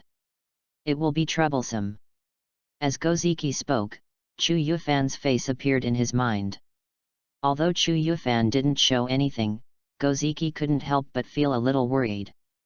The reason was that Chu Yufan was too strong, so strong that any force wanted to hold him in their hands. Being able to fight the strongest's death without losing was a terrifying achievement for a boy under 15 years old. I don't have the same worries as you, because I started to give them hints through sleep learning when they were very young. Betraying the Empire is a sin. Bill interrupted Goziki's thoughts and said. It's you indeed. In short, this time, because of my mistake, your team lost one person. As an apology, I will give you the 3 selected people here. I have made a lot of adjustments during this month. Now they can be taken out to fight as long as they take their medicine on time. Bill said as he handed Goziki 3 files. Thank you so much, maybe it would be better if the 2 sisters were on the same team. Goziki said with satisfaction. Great. Sister, from now on we sisters can fight side by side. After a month, Hei Tong saw Chi Tong again, and both of them were very happy. Ahem. I'm Nadara, please give me your guidance in the future. Same as above, I am Silver. Great. We finally found a compatriot. Let's get along well. Tsukushi happily grabbed Jin's hand and said. Don't take me as your compatriot without permission. Yin said with a blush. As for why Yin blushed, it was because she was very similar to Tsukushi. The current task is to rest. I hope you can get used to it before the next task. Green said to Nadara. Well, I'll trouble you to give me more advice. Nadara nodded and said. By the way, where are the others? It seems that there are more than just these few people in your elite assassination team, right? Yin looked around and asked curiously. The remaining few people have gone to training, do you want to go and take a look? Actually, I also need to participate in the training, but Hei Tong is coming over just now so I asked for leave. Aka Tong walked to the front to lead the way while explaining to Hei Tong and the other 2. What is training? Mainly close combat. Oh. Then the 3 of us can also participate. Yin asked excitedly. Of course. The group came to the Imperial Capital's barracks, where the Imperial Capital Guard was stationed. Goziki used his authority to let the guards clear this place for team training. At this time, the resting guards were gathered in their playground, watching Chu Yufan and others training. Aren't today's kids too scary? They're too strong. If we can join the security team, our survival rate will be higher. Are you thinking too much? Such talents must go to work in the central part of the imperial capital. Chu Yufan, Nohesu, and Cornelia in the playground did not pay attention to the discussion of the guards outside. Water breathing, Form 3, flowing dance. Chu Yufan's figure instantly disappeared from the spot, and Nahashu and Cornelia suddenly became nervous. It was so fast that I could only barely see a dark shadow. Nahaxiu thought to himself. Where will it appear? Cornelia kept looking around and thinking. Chu Yufan appeared behind Cornelia and swung the wooden sword in his hand. Behind me. Cornelia felt a gust of wind coming from behind her, and quickly turned around and punched the wooden sword accurately. Chu Yufan, who had no success with his attack, disappeared again. Here it comes. Nahash saw a black shadow appear in front of him, and he chopped at it with the wooden sword in his hand. Ka! The two wooden swords collided with each other with a crisp sound.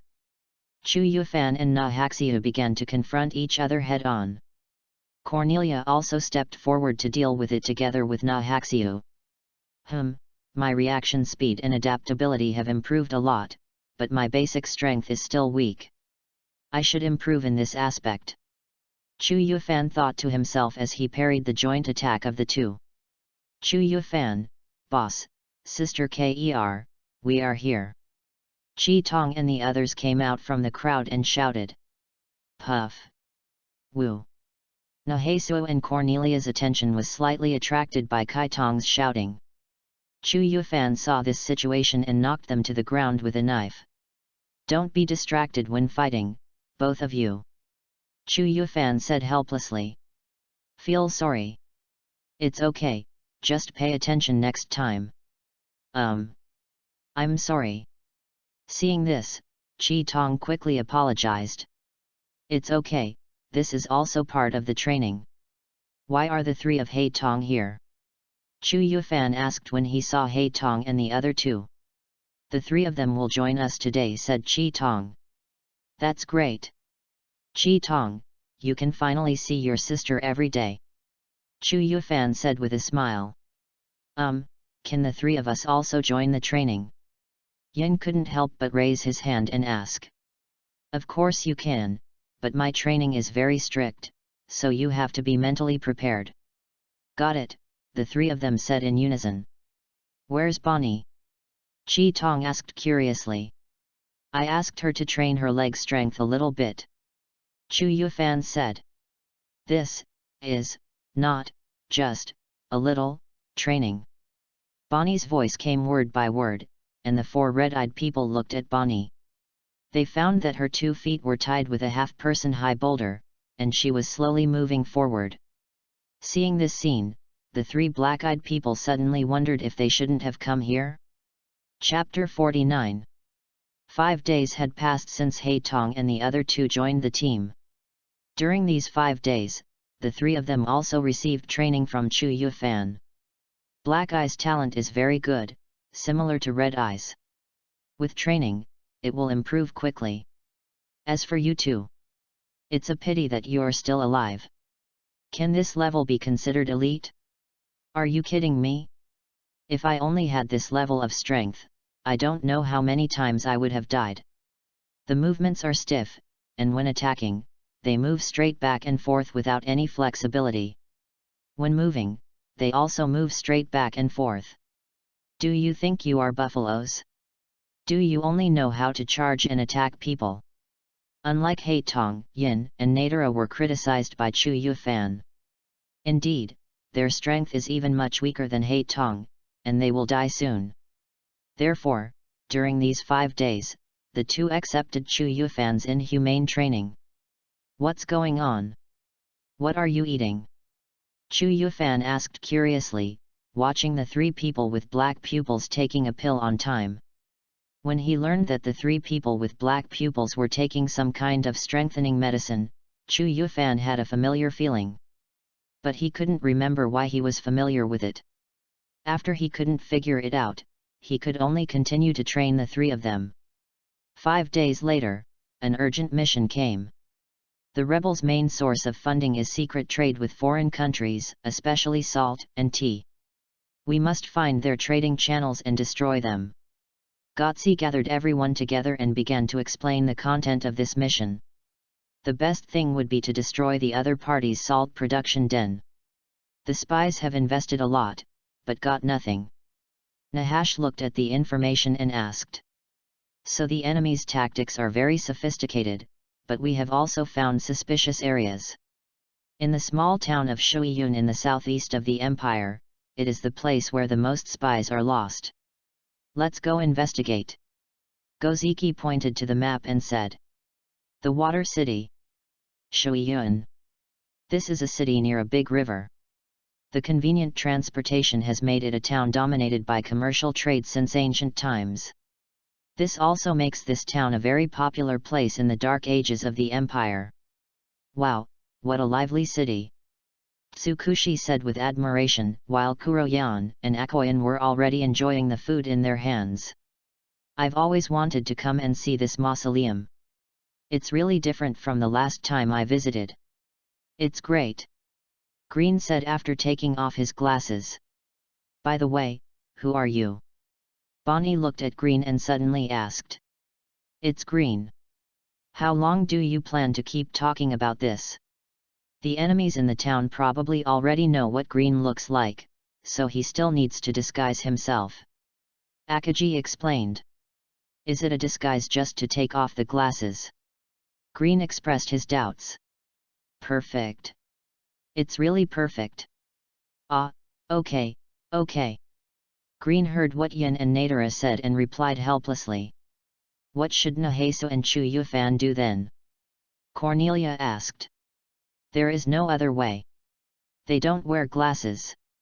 They can only use other methods to enter the town to collect intelligence. Don't worry, those two people will be fine. Goziki replied. The group came to a trading guild. This is a chamber of commerce run by spies. First we have to find all the enemies. Form groups of 4 and pay attention to the surrounding environment while doing business. Goziki said. I really want to be with Akame, and we can act together. But, what should I say in this situation? Come up with something. Green. The first way is to say it seriously and positively. I want to act together with Akame. Well, I always feel like I'll be disliked. Second, pretend to be cool. Akame, do you want to join me in a group? That would be a completely new character, right? No, absolutely not. Green directly pushed Akame against the wall. The third option, stay calm and don't show any emotion. Ah, are you sisters a team? Then you must need a military advisor, why don't you let me do it? Questions are elegant and calm, perfect. After deciding what to do, Green looked in the direction of Akame, and then saw Akame, Kurome, Tsukushi, and Bonnie had formed a group. What are you mumbling about there? Come here quickly, idiot! Silver complained to Green. Just as the people in the Chamber of Commerce began to act, Nahaxiu and Chu Yufan had just sneaked into the town. Since the enemy already knew their appearance, they had to act cautiously. It seems that we can't hang around on the street. Chu Yufan looked at the street full of people and said with a frown. That's right, we are not ordinary people after all, and we would be too conspicuous if we walked on the street. Nahasha said affirmatively. However, maybe we can use this opportunity to find suspicious people. Chu Yufan said. The two began to walk through the shadows of the city and saw some scenes that they could not see in their daily lives. It's the same here, there are many poor and destitute people. Chu Yufan said as he looked at the ragged man lying in the alley. This is why we work so hard, to make everyone smile happily. Nahash said. Do you really think so? Nahaxiu. Chu Yufan stopped and looked at Nahaxiu's face and asked. What's the meaning? I have heard that some treasures have been excavated from the ruins last time, but so far, I have not heard that the Empire has invested the money obtained from these things into the people. Are we really working hard for the happiness and smiles of the people? Nahesu, who was walking in front, also heard this. He stepped back and looked back at Chu Yufan's face. He didn't expect that Chu Yufan, who usually looked calm and quiet, would actually consider so many things. You are right. I sometimes have this doubt. However, it is meaningless for us now. Because we have no ability to change it now. Only by continuing to climb up can we have a chance to change all this. Chu Yufan was also stunned. In his impression, Nahasha should be a person who completely obeys all of Goziki's orders. He didn't expect that he would have such an idea. This was beyond Chu Yufan's expectations. Is it a bit unexpected? Yes. After all, if you don't think so, the only way is to betray the Empire, but I won't do that. Nahash said. You are right. Chu Yufan nodded and replied. So let's just get the job done. Chapter 50. Akaji and his group came to the lake near Shuaziyun to collect food. As for why they chose to collect food, it was because there were two sisters in the team who loved food. This is the lake where you can catch Roman crabs. Roman crab, just the name sounds delicious. Akahima and Kurohima said at the same time. Roar. A dangerous species suddenly appeared in the lake. Is this the dangerous species that likes to eat Roman crabs? How dare you snatch food from us sisters? Unforgivable. Red Eye and Black Eye attacked at the same time, directly chopping the dangerous species into pieces. The power of the foodie is indeed strong. Wow, so awesome, I haven't even made a move yet. Tsukushi clapped his hands in praise. No, we just didn't react at all. Boni complained. Soon, the dangerous species and the Roman crab were served to the table by the four people. I won't say much about the taste of the dangerous species, the focus is on the taste of the Roman crab. The stickiness of the crab roe is a perfect match for the taste buds on the tongue, said Haitong. The crab eggs are full and very rich. Tsukushi said with his eyes closed. The crab is also very chewy and tastes great. And the taste of male and female crabs is completely different. Akagami exclaimed with shining eyes. Delicious! Delicious! Boni said as he ate a crab leg in each hand. Can we taste different delicacies from all over the world in the future? Being a trader is a great career. We're not on a food tour, Tsukushi reluctantly interrupted the conversation between Akahim and Kurohime. Delicious! Delicious! Boni continued to eat. After a while. Let's not collect food anymore. Tsukushi said tremblingly as he looked at the pile of Roman crab debris in front of him. You two will eat up everything. I'm sorry, Tsukushi. Akahim apologized. I really can't help it, Haitong also apologized. Ahaha, it's okay. Tsukushi turned around and saw the two people looking dejected, and said helplessly. I can't eat anymore. There's still some crab meat left. Should I pack it up for Nahaxiu and Chu Yufan? Boni was already full and lying on the ground and said. Boni is right. After all, they can't act openly on this mission, so, Tsukushi agreed with Boni's suggestion. When she turned around, she saw that Akahim and Kurohime had already eaten all the remaining crab meat. You too? Yes, I'm sorry. Compared with Akahim's group, Cornelia and her group were doing very well. After all four of them were very serious people. Phew! I got a lot of trading goods. It was not a wasted trip. Yin said while sitting in the carriage. Brocade is a famous product here, and it can be sold at a high price. Green said. Although that's the case, I think pottery should be more valuable. Yin said casually. If it breaks, I will cry. Green said with a smile. That's right, we are newbies after all, so it's better not to take risks. Nadara agreed. Sister Cole, what are you holding in your hand? Yin asked curiously as he saw Cornelia holding a box carefully in her hand. This is the snack I just bought there, and I left it for Chu Yufan. After all, he can't show up openly for this mission, and it would be too pitiful if he can't eat anything. Cornelia replied with a smile. But, wouldn't Nahasa be unable to eat it? Why was it prepared for Chu Yufan alone? Green asked doubtfully. Cornelia's smile froze in an instant. Oh? Sister Ker, don't you like Chu Yufan? Yin's eyes lit up, and he already knew what was going on. That, Cornelia blushed instantly and didn't know what to say. It's okay. It's okay. Just say it. He's not here. Yin came to Cornelia's side, patted her shoulder and said encouragingly. Cornelia did not answer directly, but nodded after hesitating for a while. Don't be shy.